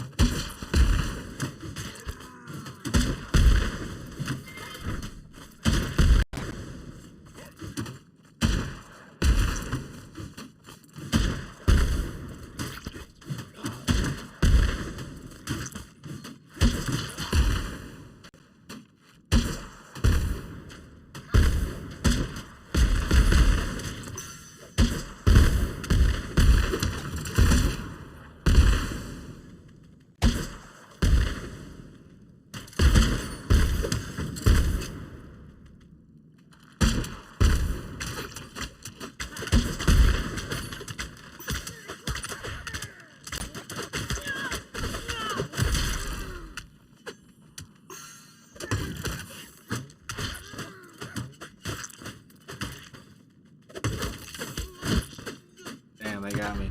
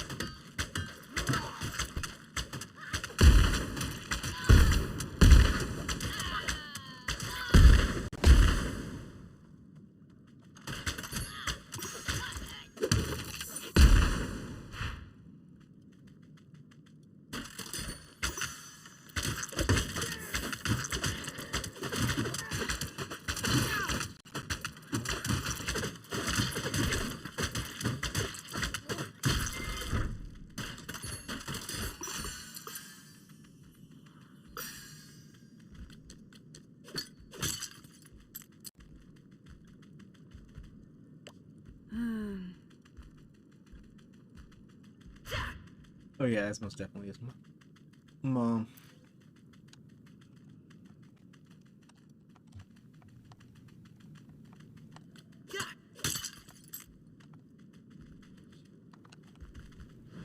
No. Bye, Mary. Are you alright?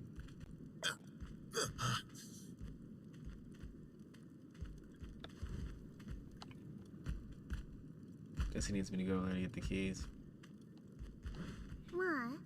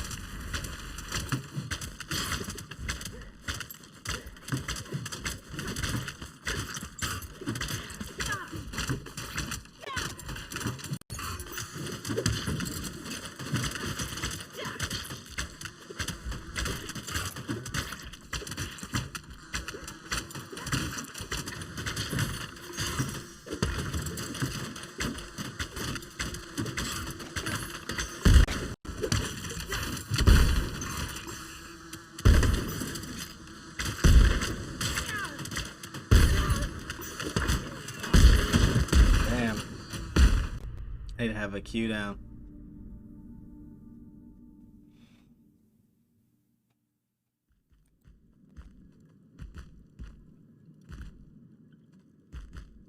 Actually, you know what? I'm gonna stop there.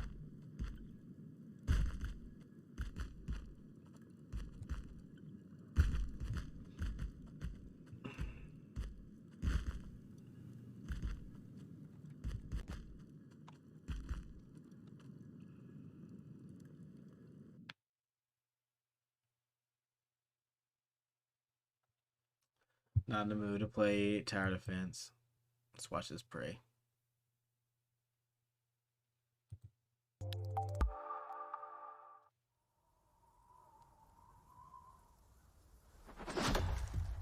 Okay. Why do you want to hunt? I speak English. Because you all think that I can't. I saw a sign in the sky. I'm ready. Maoy. Nita.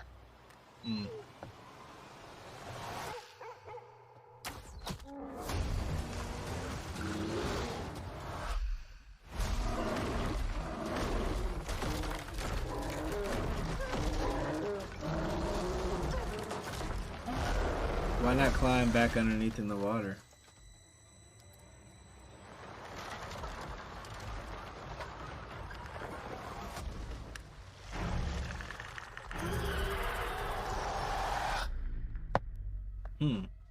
There's something out there. I'm coming with you. You can't. I'm trying to protect you. Protect me from what?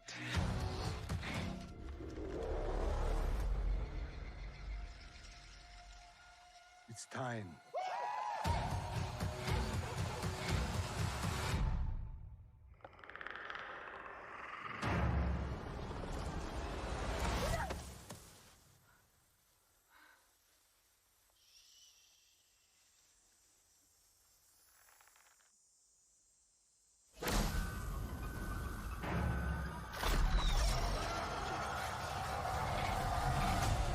Damn.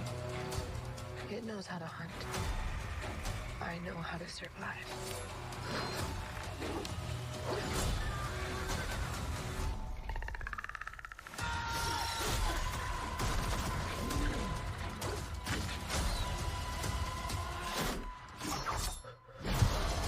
Whatever did this, I can kill it.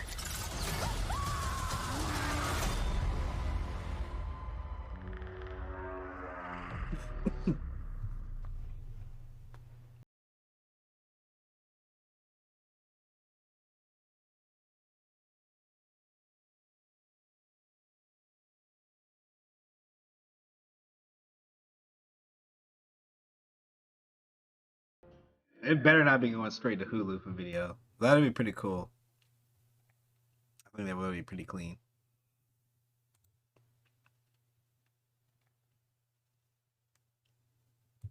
We're gonna play some Vampire Survivors.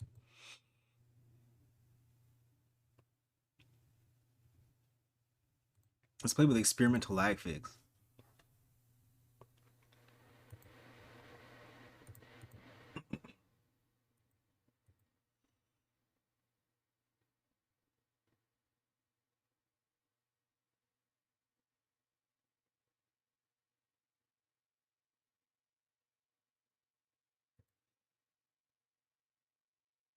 That's pretty cool.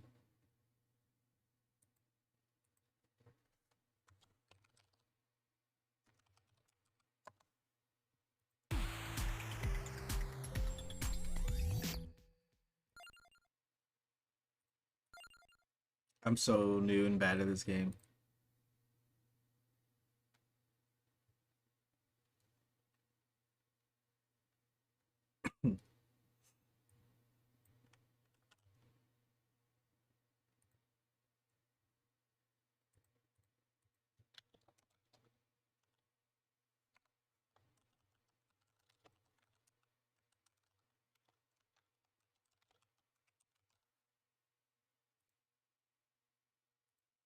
Let's try to play with Poe.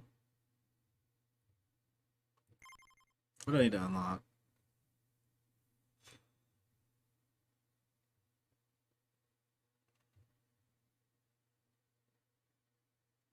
I wonder if I can survive 20 minutes with any character.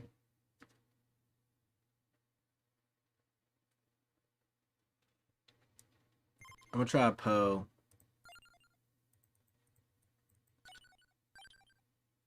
But I want to be... I'm gonna do this one.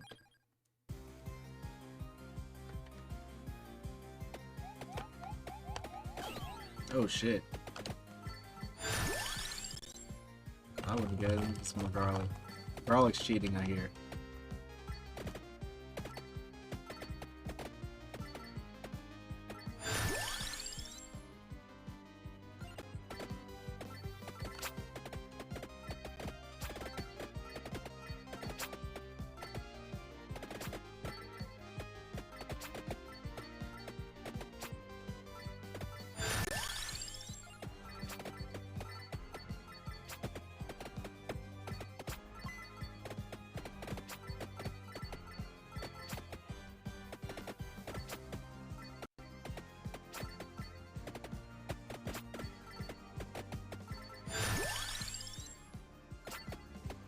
We need to get gold fast.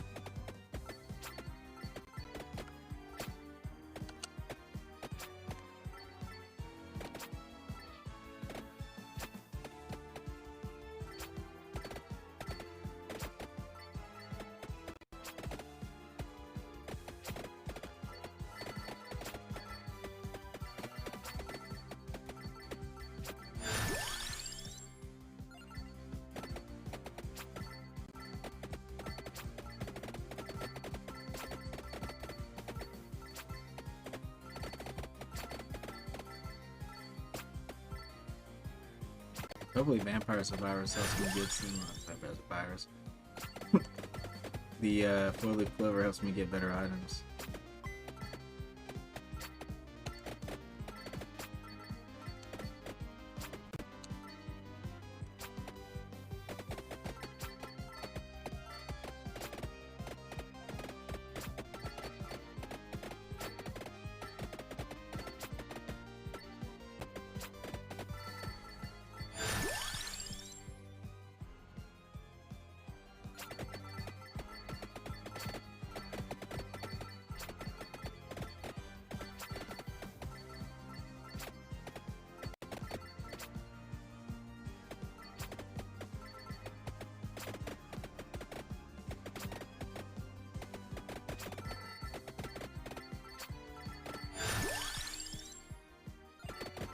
Some spinach, increase all damage. Okay, I'm gonna try to move closer to the boss. I'm pretty sure that's how I level up. Like, get new stuff. That's gonna get a knife, just a basic knife. I like knife.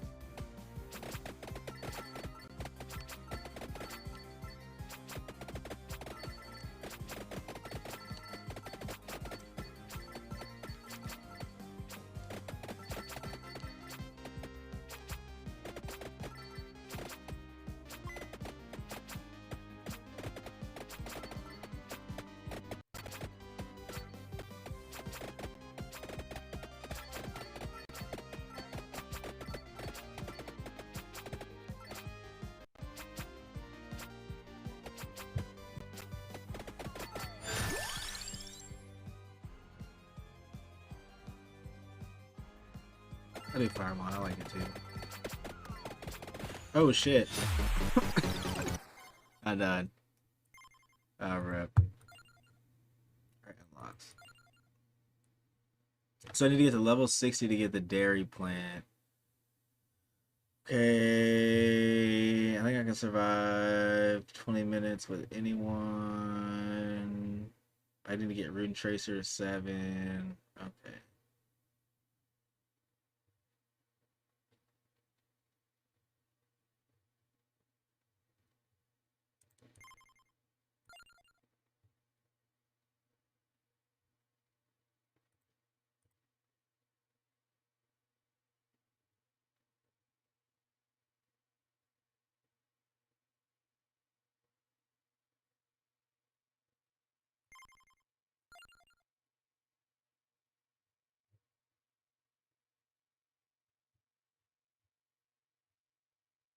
How long did the last first?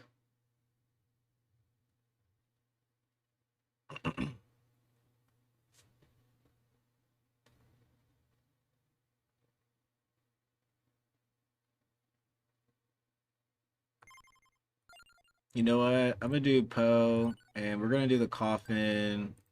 We're gonna do this coffin. We're gonna beat stage 1. We're gonna do the coffin in stage 1. That's what I really want to do. And Poe's my favorite. I like him. I like Garlic. And I like Cross. I wonder if I can look up like guides.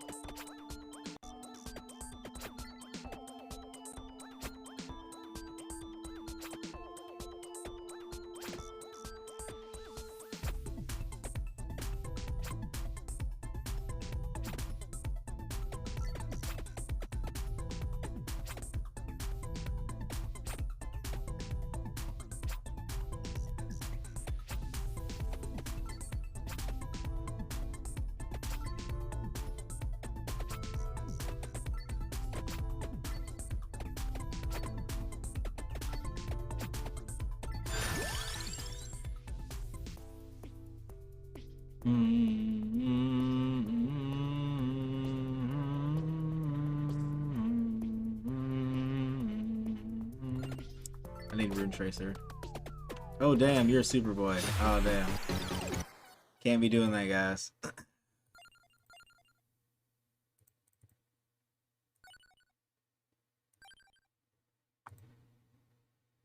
get back to Mad Forest.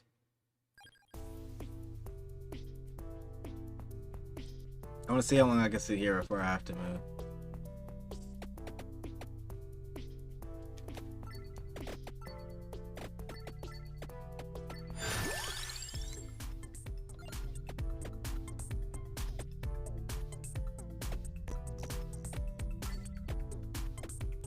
Big Poe. Big Poe in the building.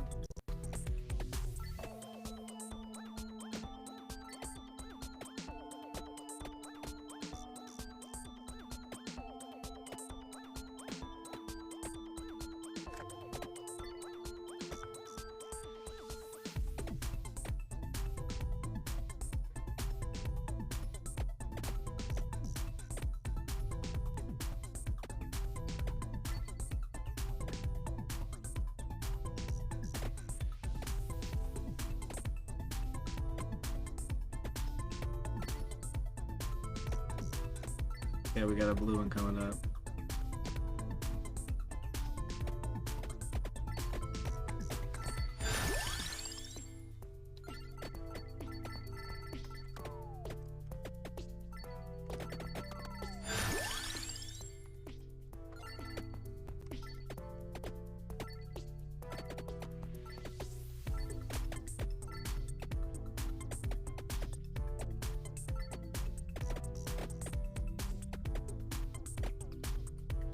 Yes, I need to unlock. I need to break some of this.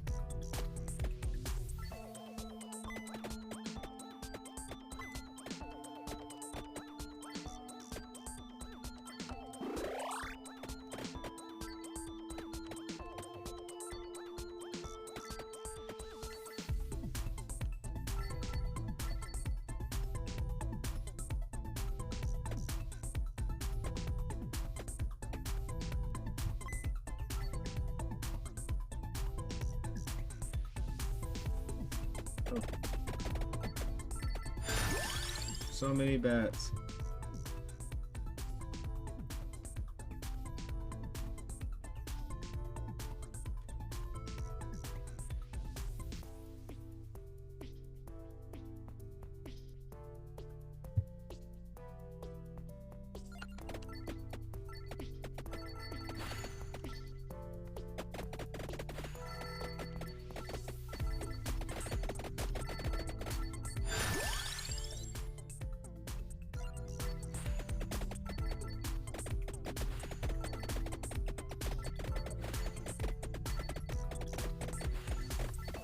Alright, let's get it going. We're getting a lot of EXP.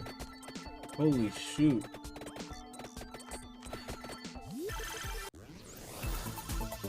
I don't know the best way to go about this. More garlic. Okay, I'll take that.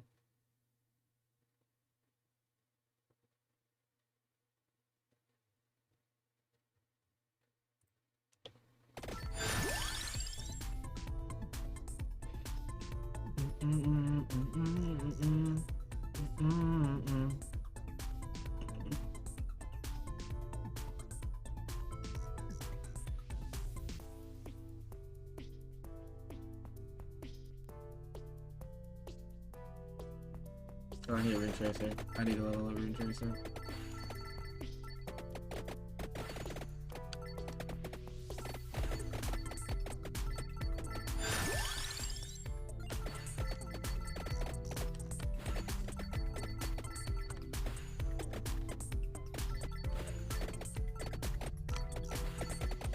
Garlic is so good. Big cheat.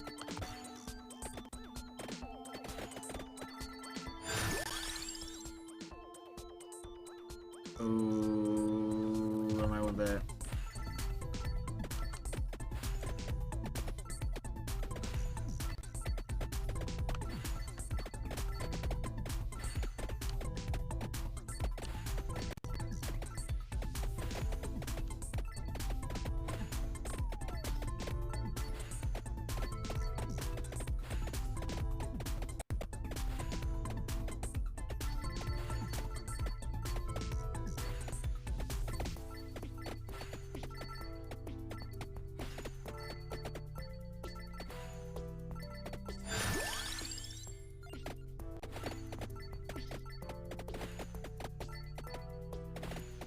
So much experience. Oh my gosh.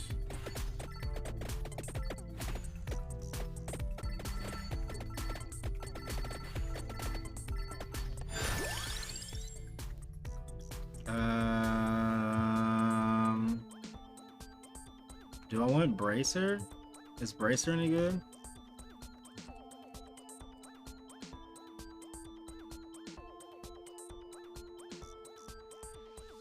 I'd take Clover. Just so I can get some more items. Oh. Ah!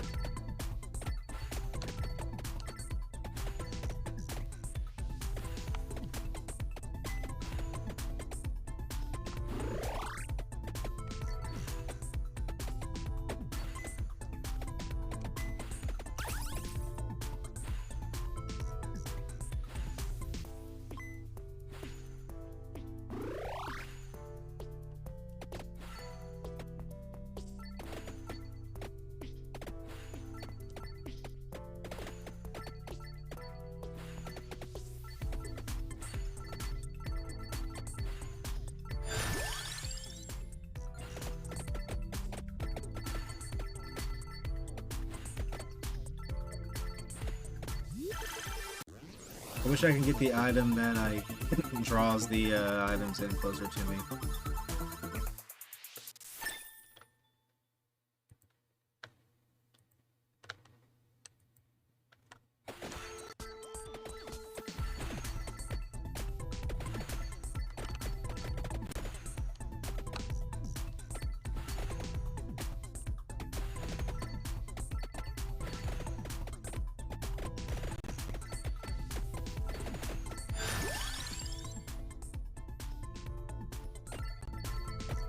Could get axes, but I really like garlic.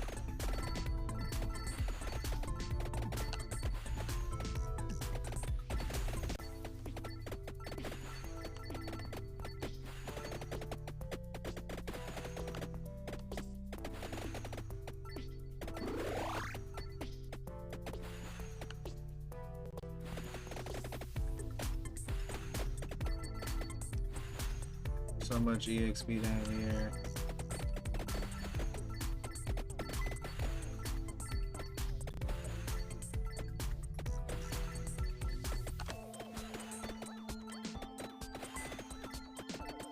I guess I can start walking up towards the...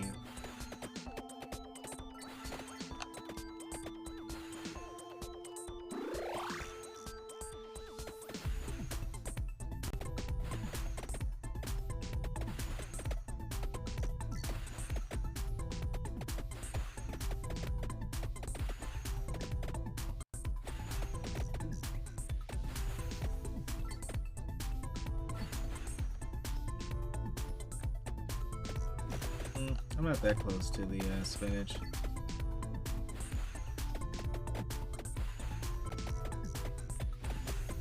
It would be interesting to see how this played out.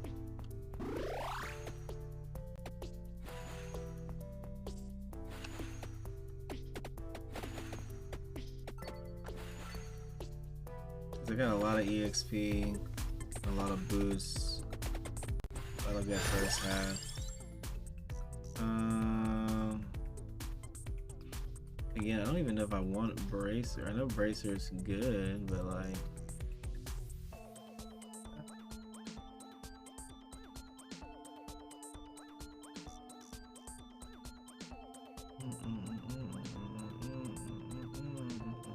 I might guess to help out a little bit.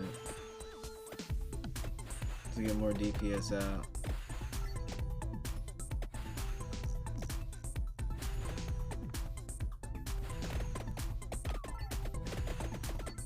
Oh damn, all these bats.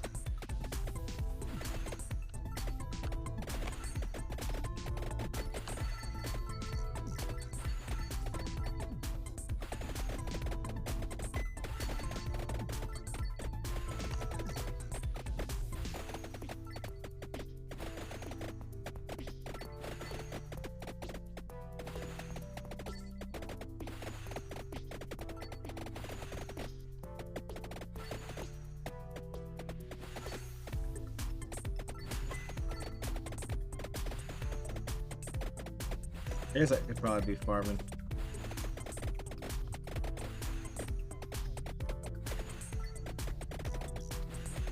I kind of do need EXP right now. I'm kind of getting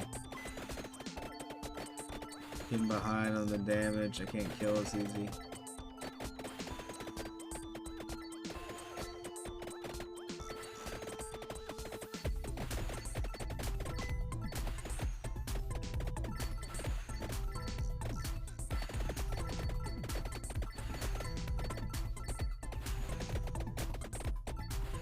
Let's get that garlic, boy.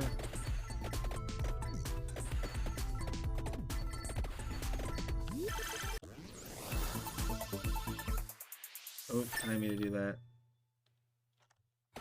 Oh. Did it just go to the end?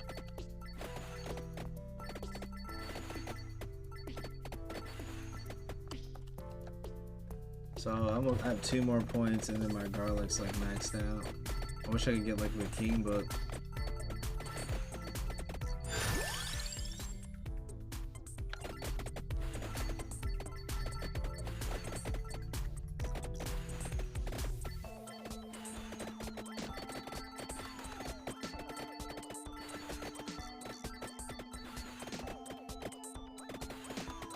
Oh shit.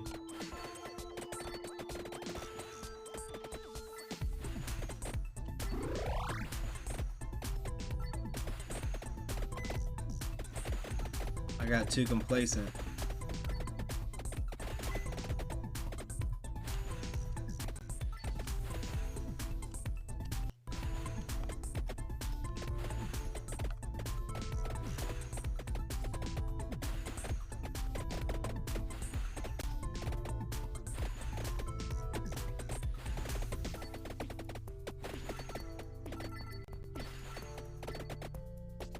My goodness.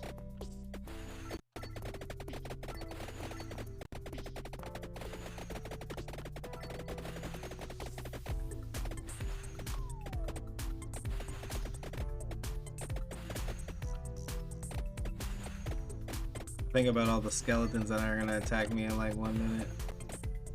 Or unless they change the whole thing. Oh, get away from me.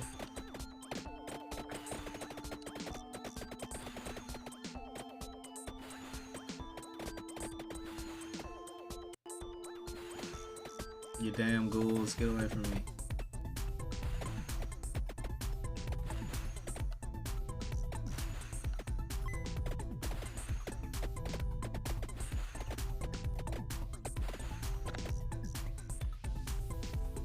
Oh, shoot him next to the spinach. I'm gonna go get that.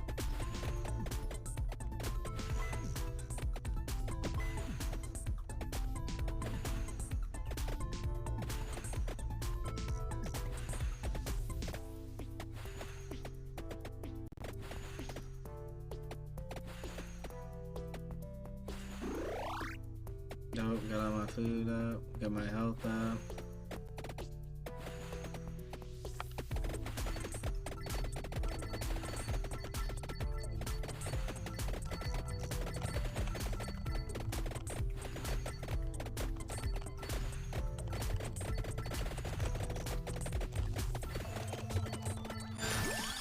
Okay.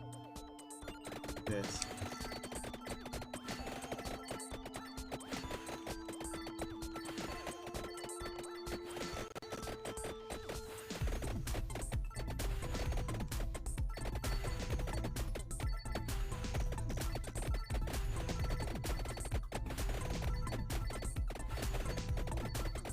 Big EXP.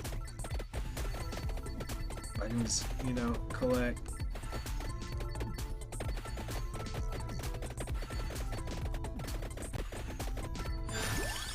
Oh my goodness, I can get cross now.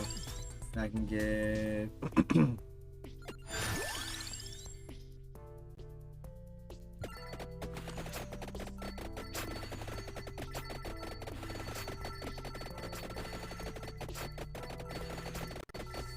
oh shoot, max garlic? Are you serious?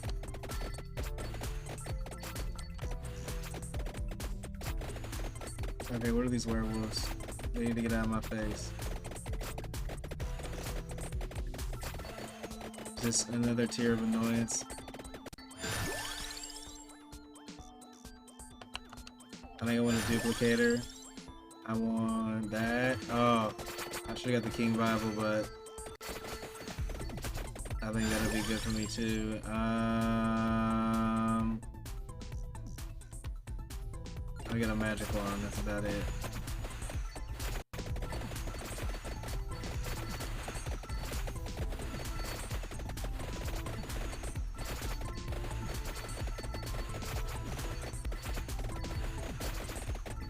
Dude, I'm doing pretty good, man. Garlic is most definitely the easy mode.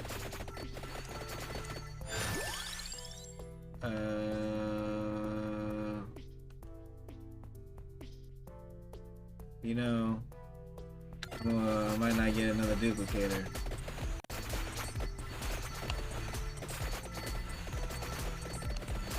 You know, I can make my...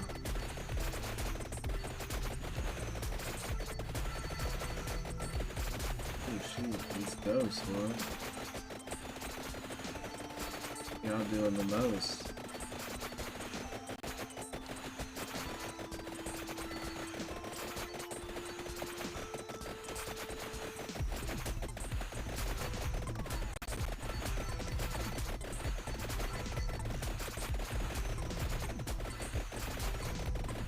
What the heck happened, bro?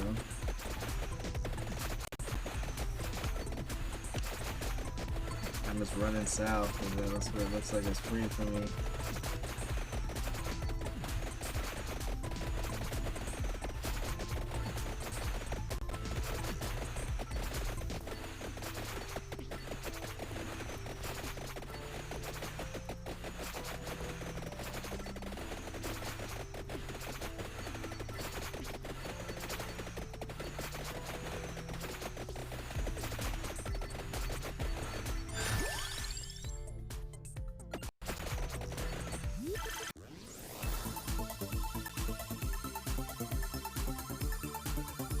Let's see what we get.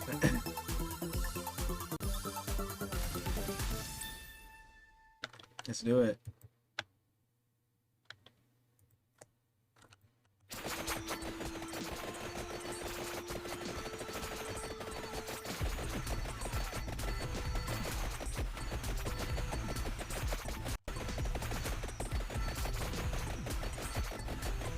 Couldn't do it anymore. They surrounded me. That was pretty fun. I got to... That was the longest I've ever gone. I'm gonna do that again, bro. That was clean. Oh.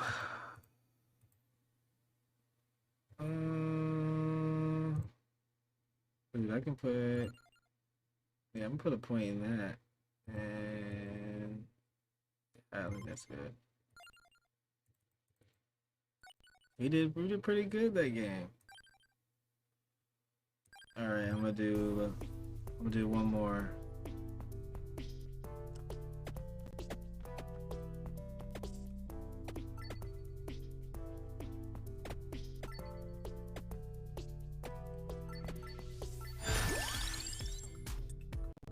Bible. I feel like that's what I was missing last game.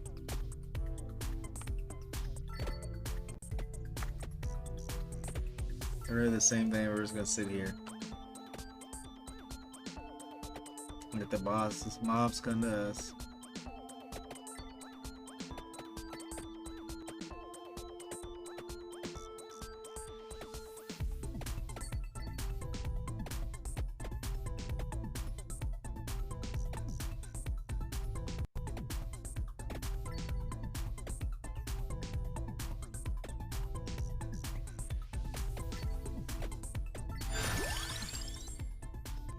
Oh man, I don't want any of these.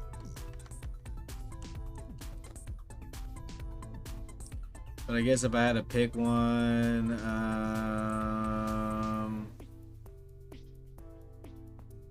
dang.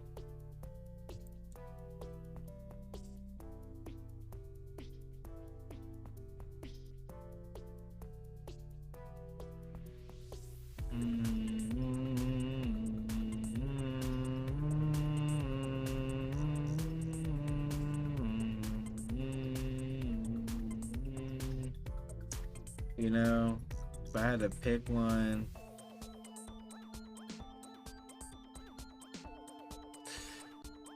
I'll do a lightning ring. I think that'll be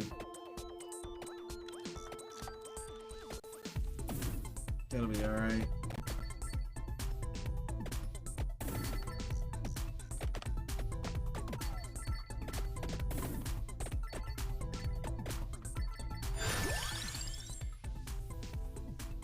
Let's get a duplicator. We're gonna get that early.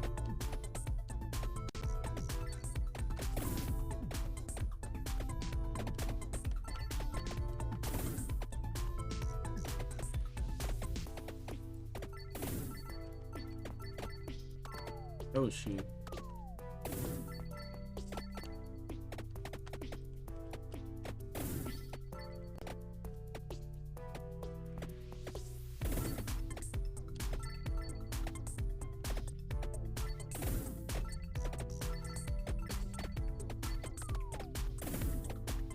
I don't like that run.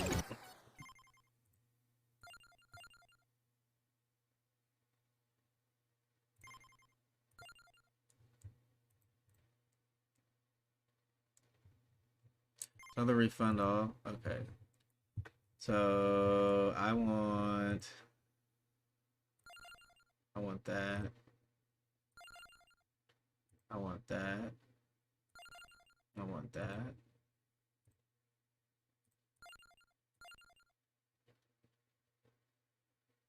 And I want 2 points in that.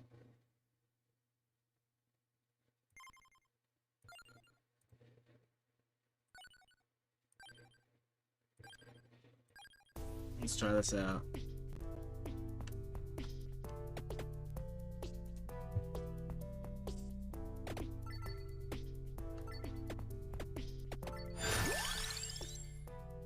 I'll take the axe. It'll be okay. Yeah, I like this a little bit better. That way the EXP comes to me.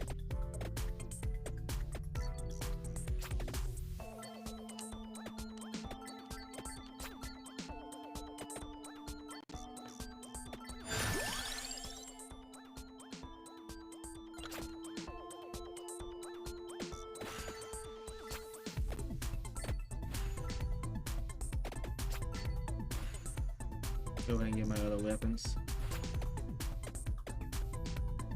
So the items switch out every game, okay.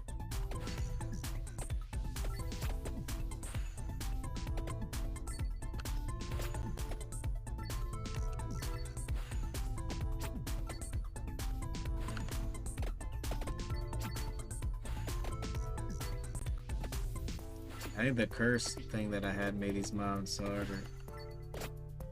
Most definitely. Don't want an axe or a spinach. Yeah, let's get the spinach. Like all my items are stronger.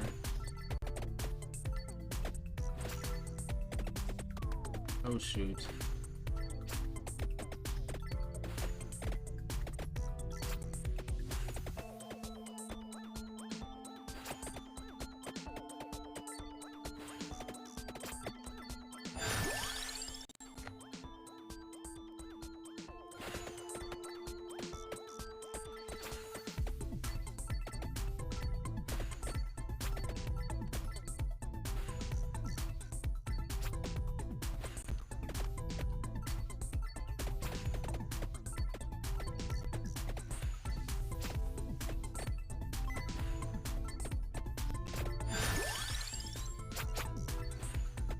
More axes, let's go.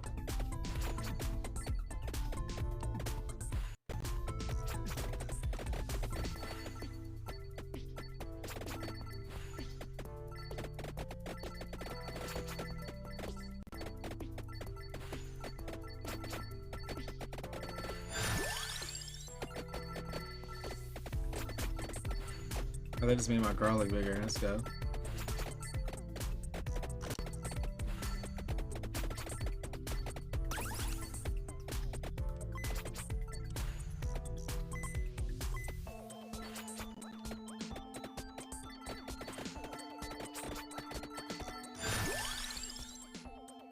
Get another garlic.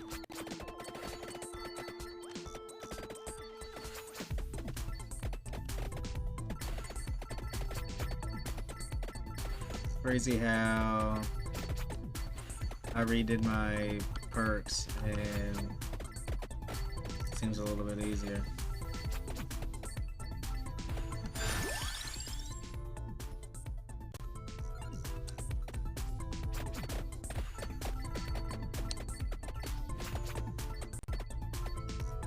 Stack onto my empty tome. That'll make this better.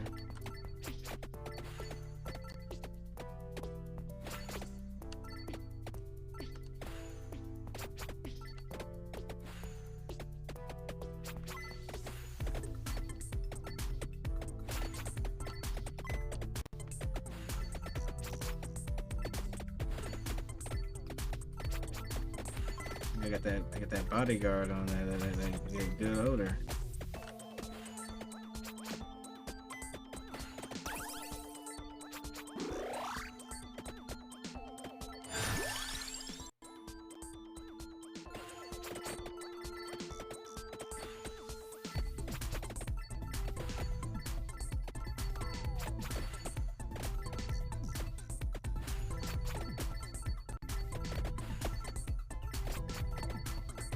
I feel like I should just like try to find as many of those little torches as I can.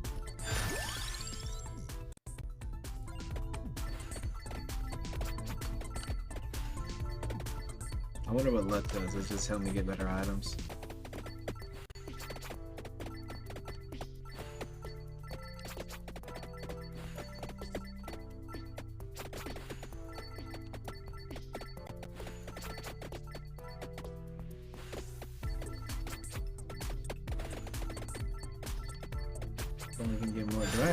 Oh, I didn't get the Bible this time. Darn it. That's gonna be axe.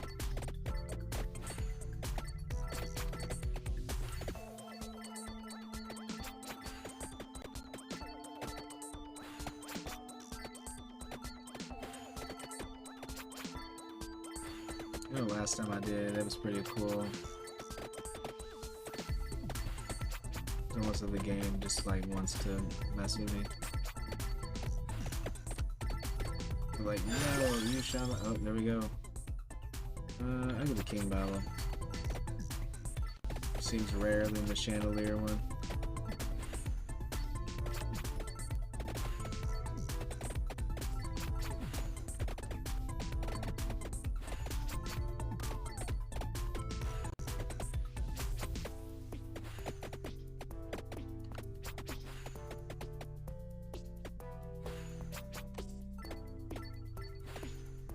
Get some gold coins real quick. Where we at? Okay. I might just head up towards this guy.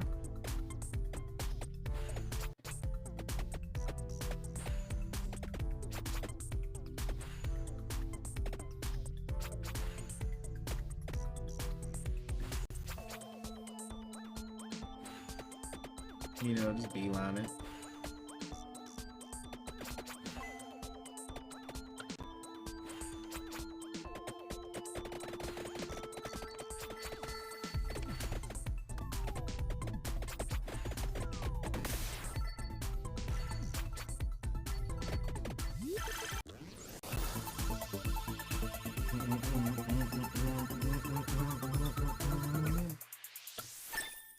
Let's go get another axe.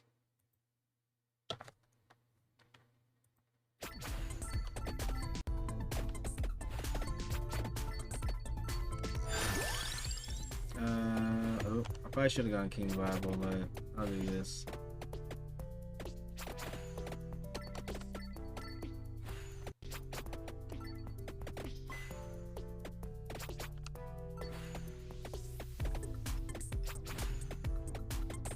Hey, give me some health. Good, there we go.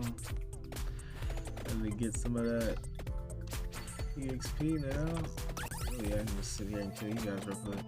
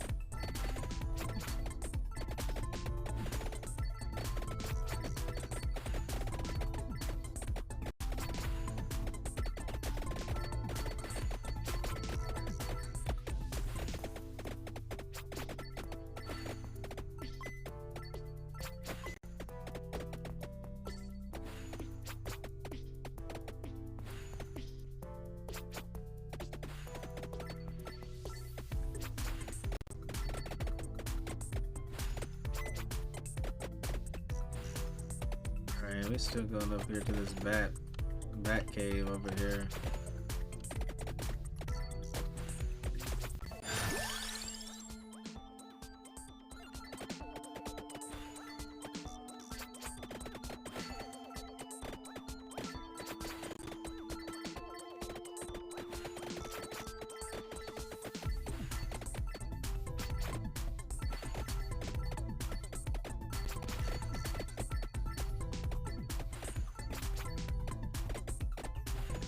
I'm just melting these cats away.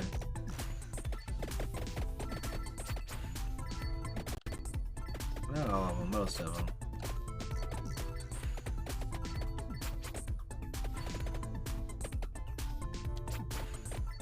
Oh, that's all of them. Yeah. I'm gonna sit here.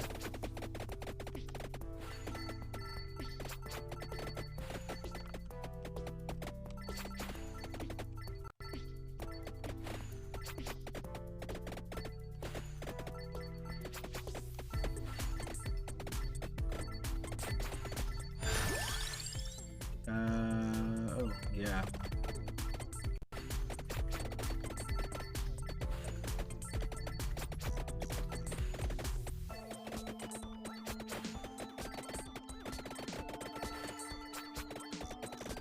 I got extra range on my pickup. Let's go.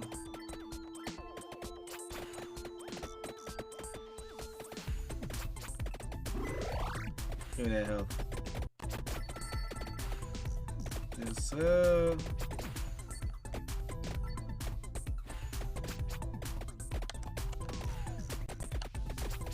I think I've gotten more EXP this round than I did that first time.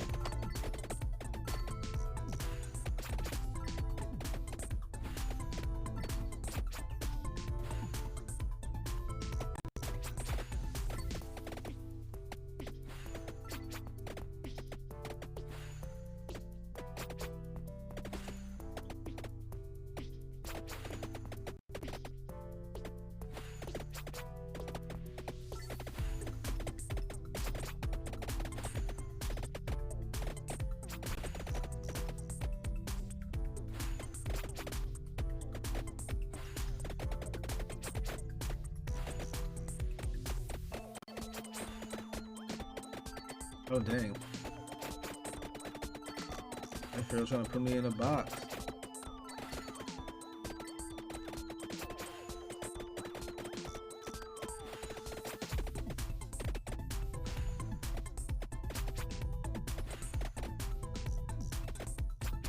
Like, nah, let's miss all of that, please. Alright.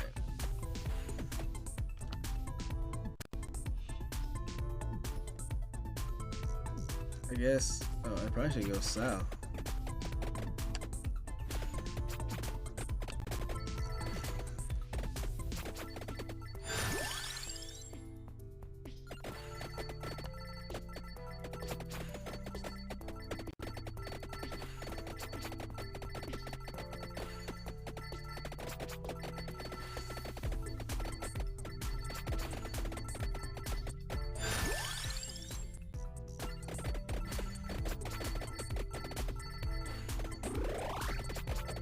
Oh, big shoot, man. I'm over here.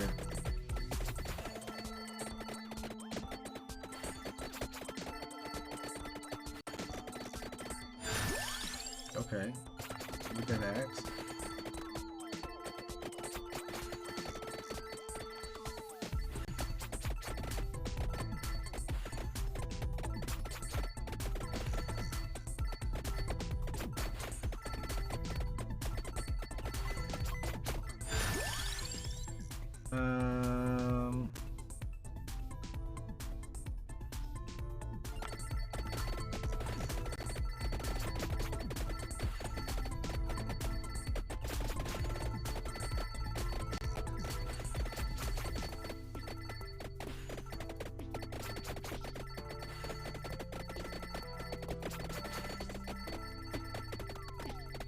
Shoot. Need to get some health fast. I messed up.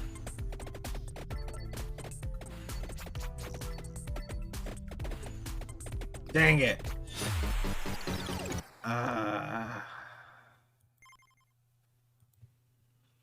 was doing better. I was doing better.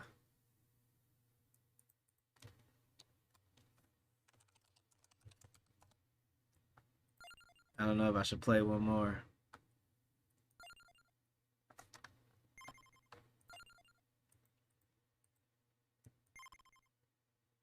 Oh shoot. I definitely want 2 magnets. I definitely want that. I definitely want that. I definitely want 10% more coins. I want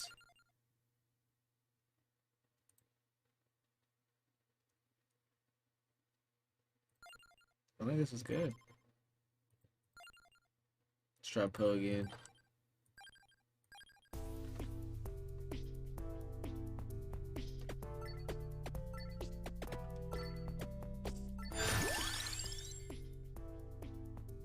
We're going garlic.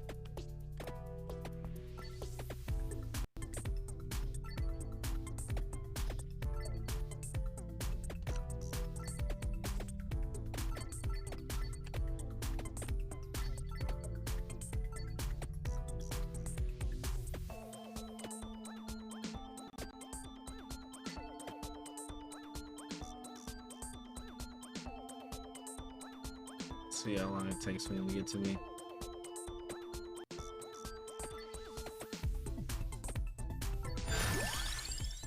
I'm gonna get axe.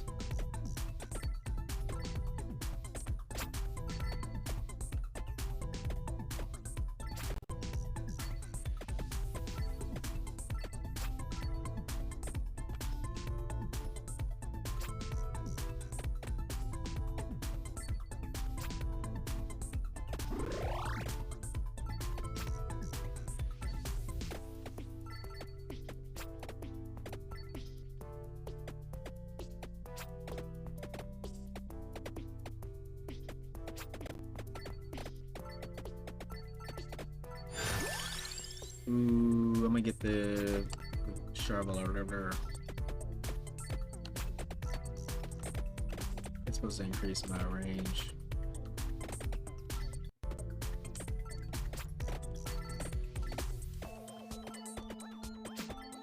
Which will help out a lot. Keep people from getting close to me.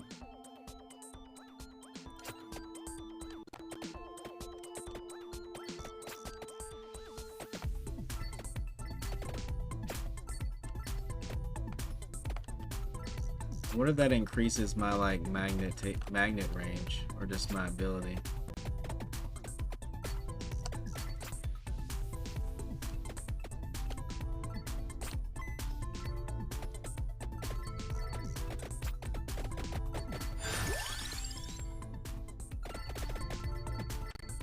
It's abrasive.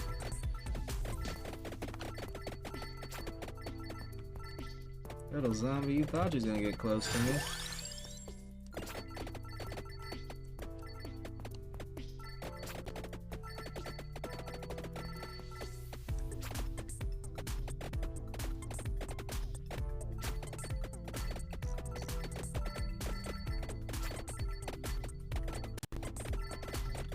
So much garlic. I'll get a rune tracer. Give me some extra range DPS. So that money.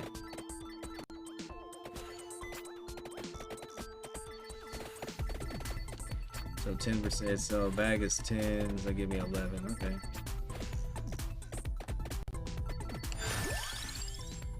Ooh, King Bible. Let's get one of those.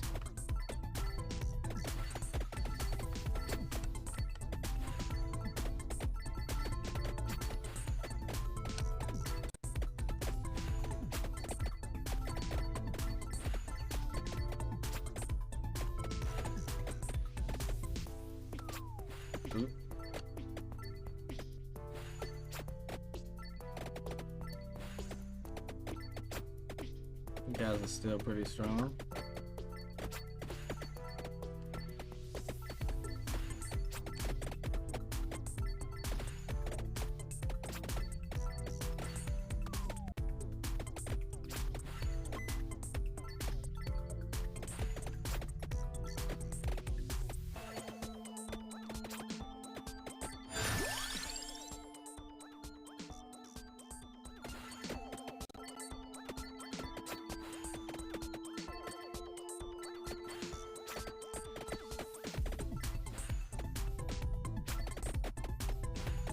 Give me more gold.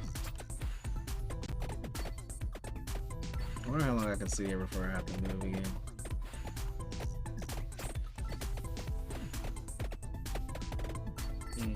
Not long.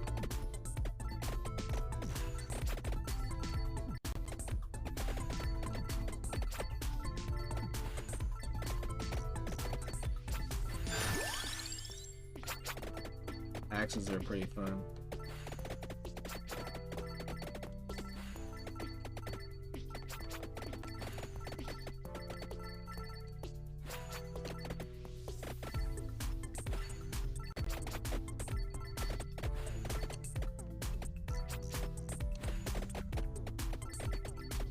I wonder if like getting the movement speed would be like I ain't got nothing else.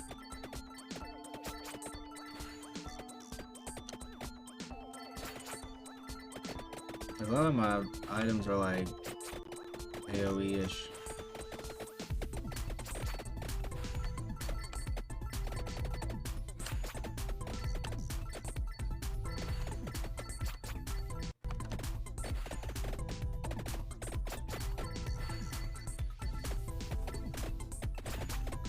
Give me that EXP.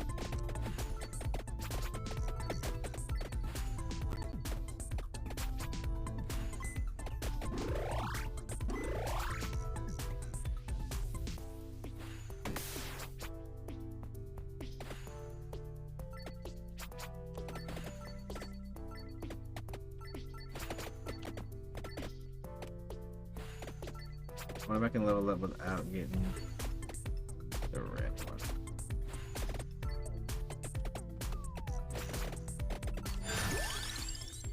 Axe, I won't give you the red.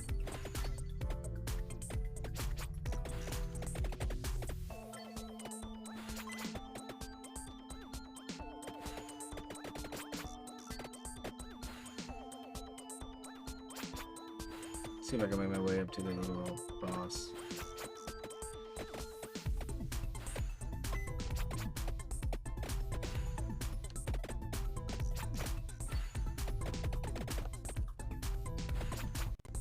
I feel like something like that is like when you're like completely OP, no one can hit you, get the full build, you know what I'm saying?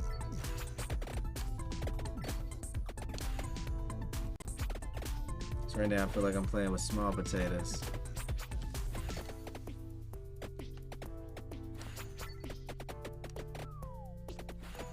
That's what I didn't watch.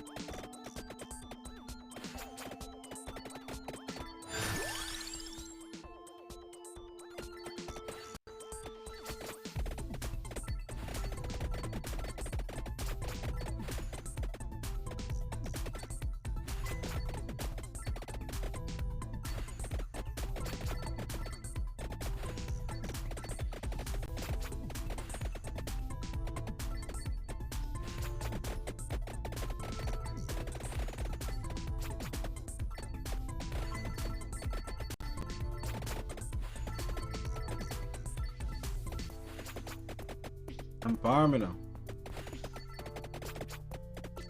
Or are they farming me?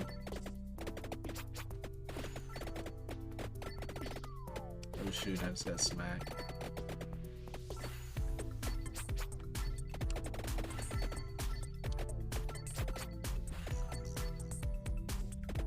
Damn it.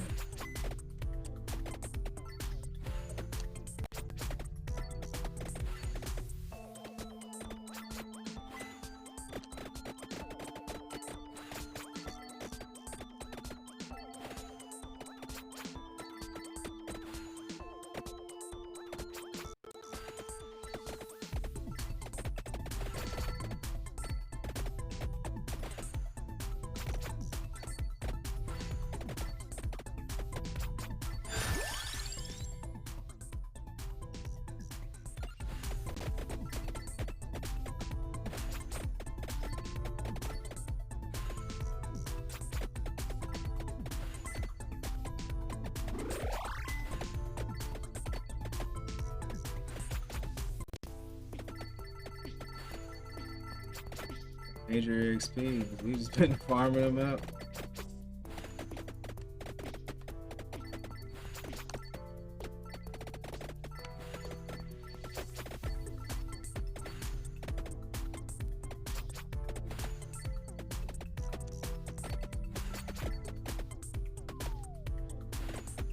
I can't believe the wing barely got me. It's super fast.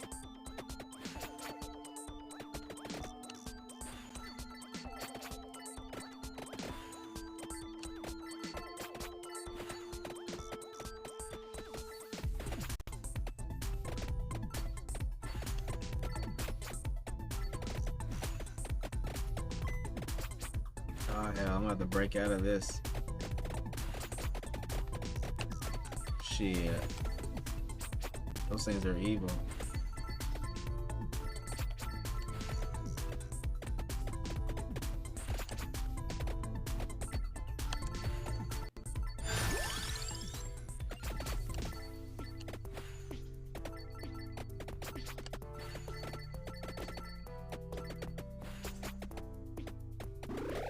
Oh, let's get it.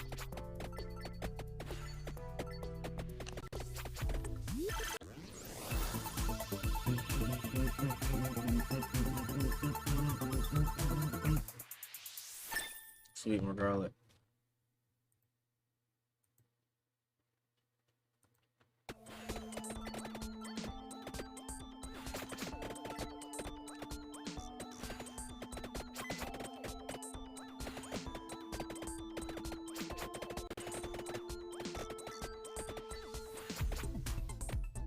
I wonder how I'm gonna do when the skellies come.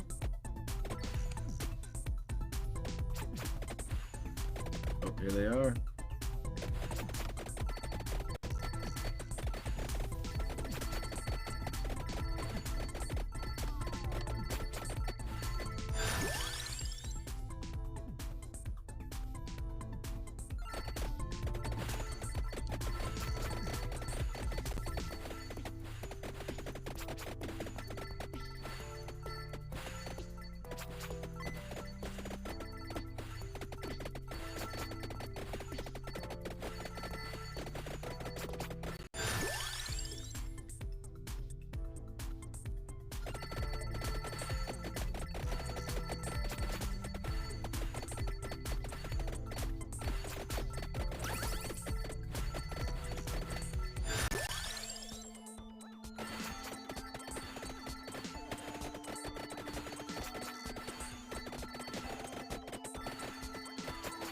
Ooh.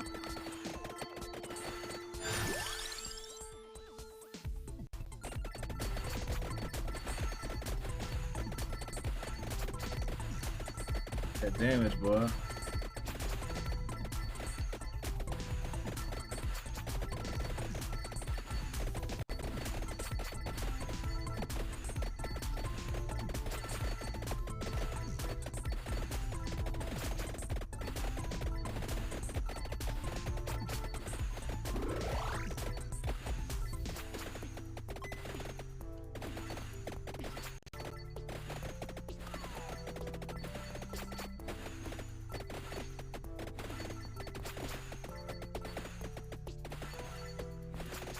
There's a big EXP fest right there.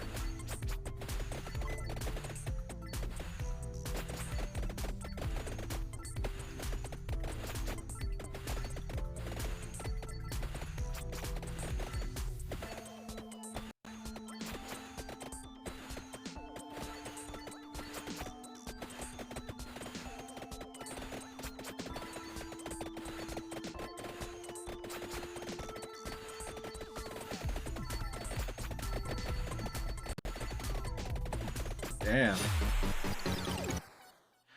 So I got farther than I did last time in time. Ooh, I got Korochi. Defeat 100,000 items. Okay. Okay. I'm gonna play one more with him because I just got him. It's only fair. It's only fair. But I play with the new guy. Play with the new guy. I'm gonna get this. Starts with one revival, gains one revival at level 33. You know what, dude? I might try him out. Oh, what I gotta do?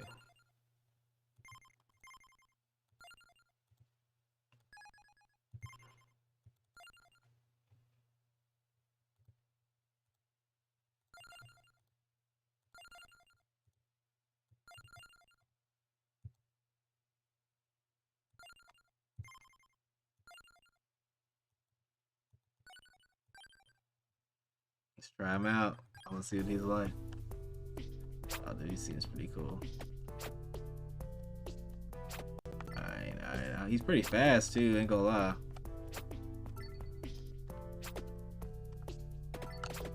Hey, hold up. I feel like I'm moving, cuz.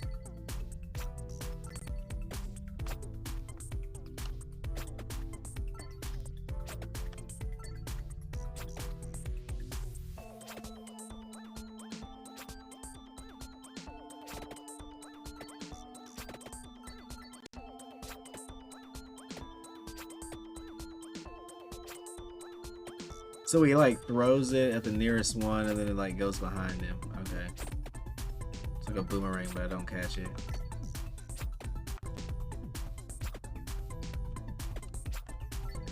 It'd be cool if I could catch it and like reduce the cooldown. You know? But he's fast, boy. Fast as fuck.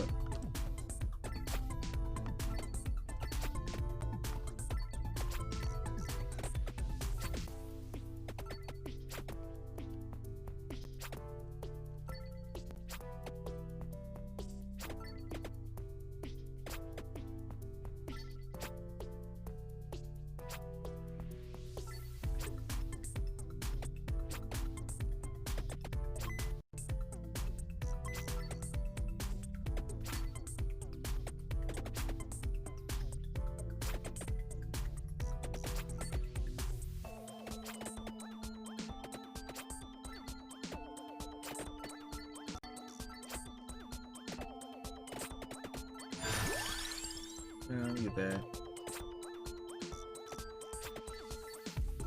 I want that,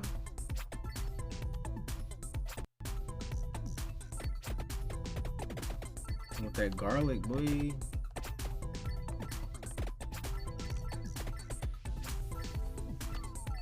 Rip.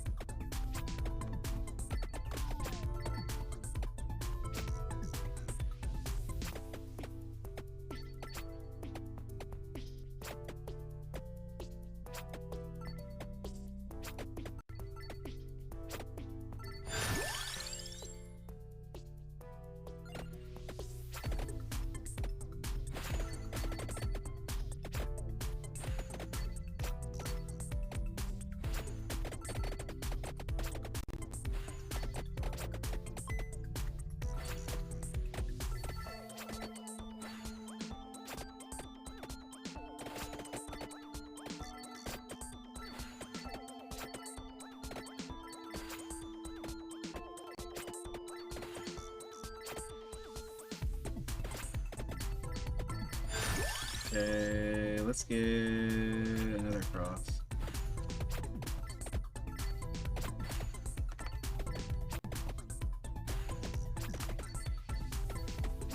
That does increase the projectile speed, I think.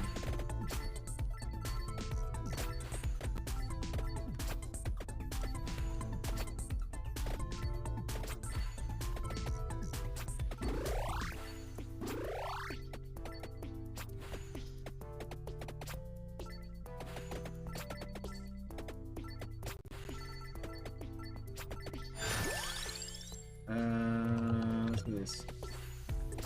Increase my range.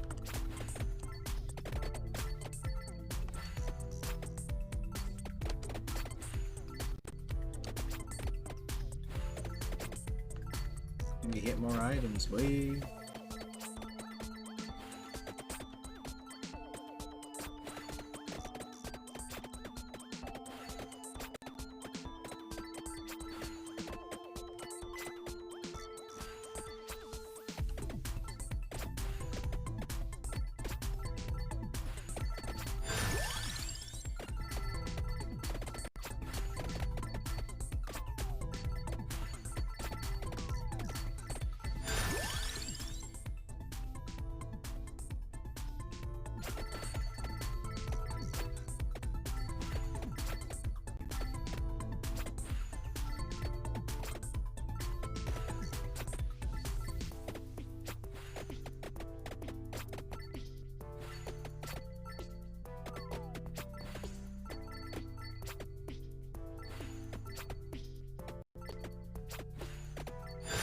Okay.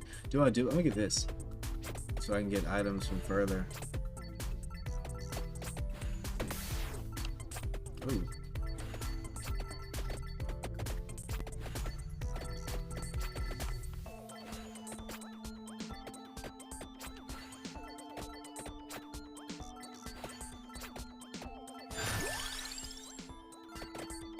Two in a row? Give me that.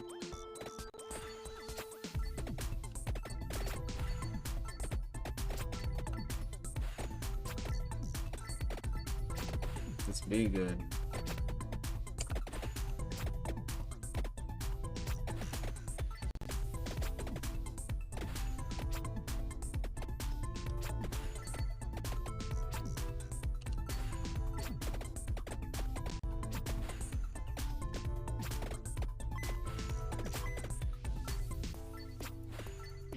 I feel like having a knife or something like that would be good for the torches here.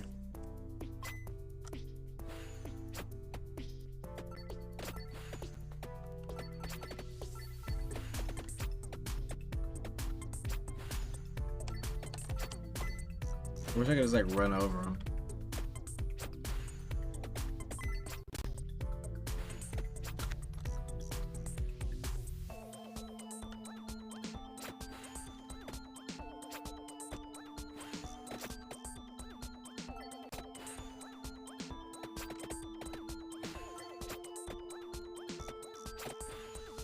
Okay. I'm gonna find a way to extract the XP out of it.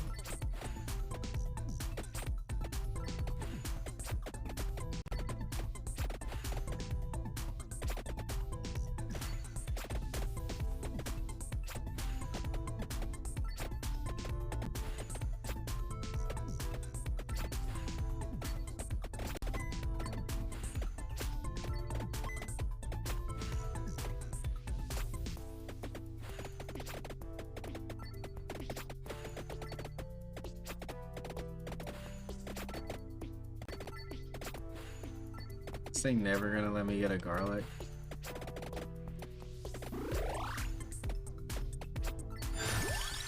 Probably not. I'm just like throwing me. Like, since you didn't start with one, you'll never get one.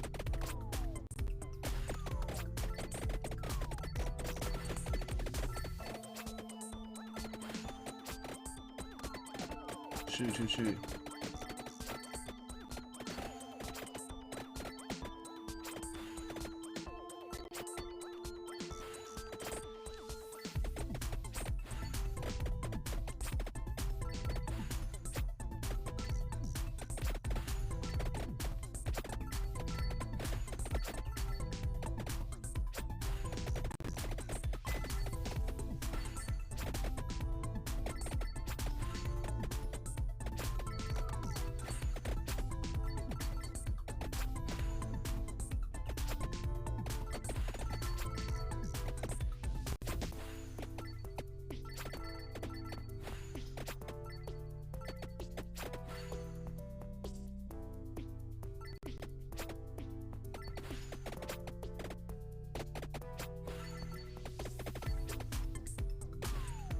Dang, I just walked straight into this guy.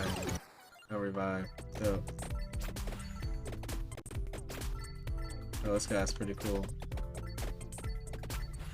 So you get one mess up for free.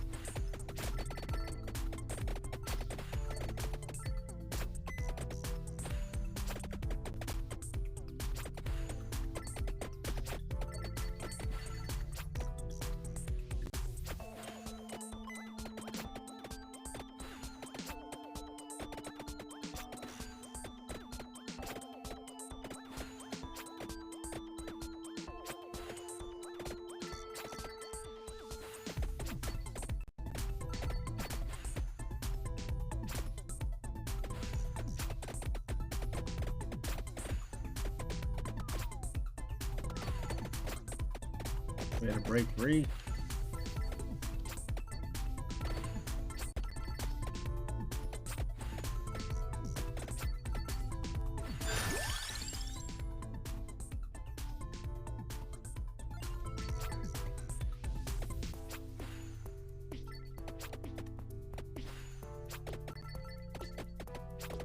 I'm so under leveled. I didn't have garlic at all.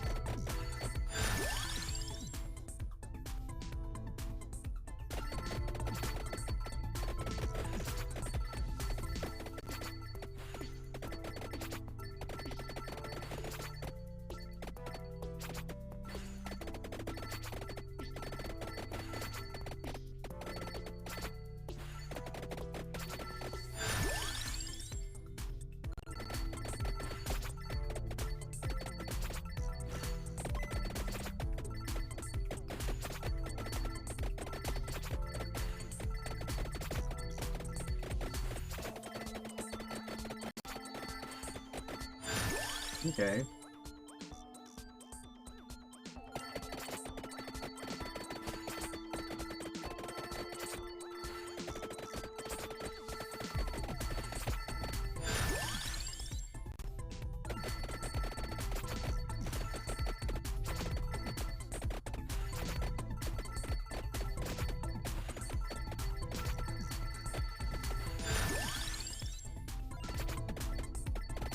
I'm gonna get that health, boy. I need it.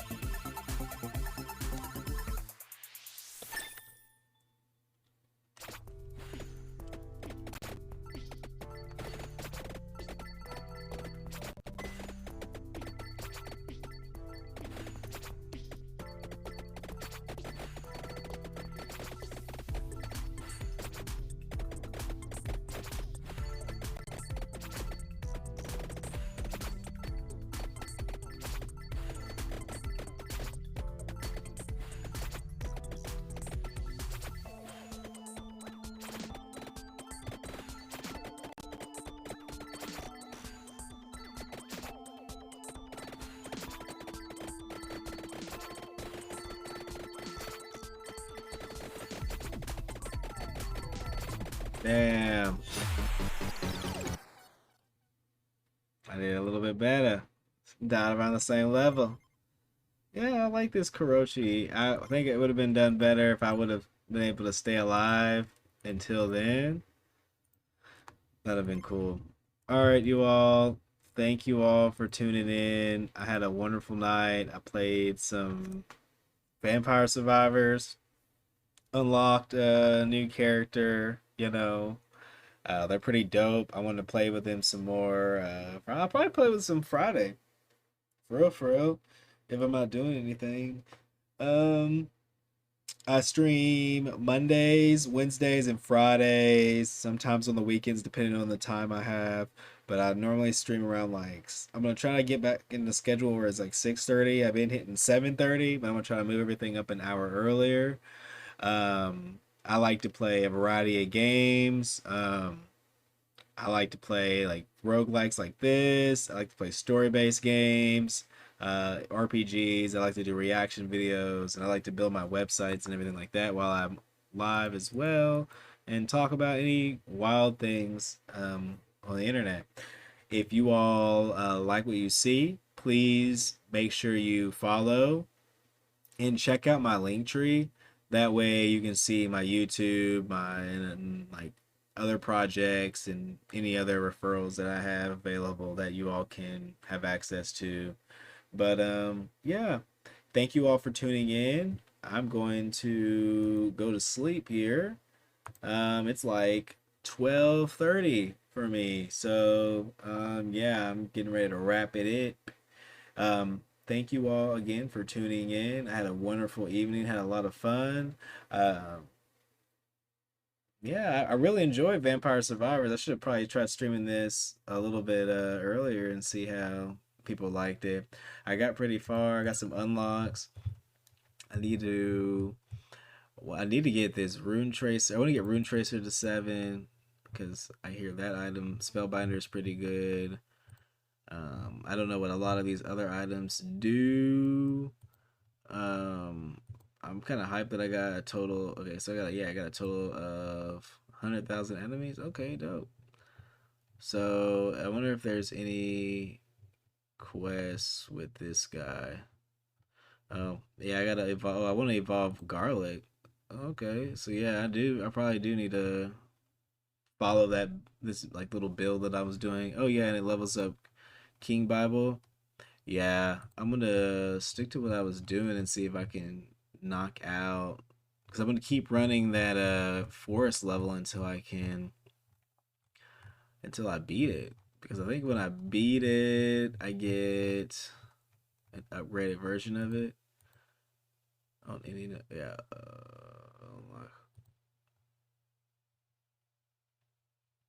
Yeah, so I need to like beat it, and then yeah, I know I have to beat this coffin, and then I'll unlock something, which I'll be glad to do. But yeah, thank you all for tuning in. Your boy's gonna go to sleep now. You can catch me on Friday. I'll be here about with 6:30, if not 6:30, 7:30. Love you all. Make sure to follow here, follow on the YouTube if you haven't. And yeah, see y'all later. Peace out.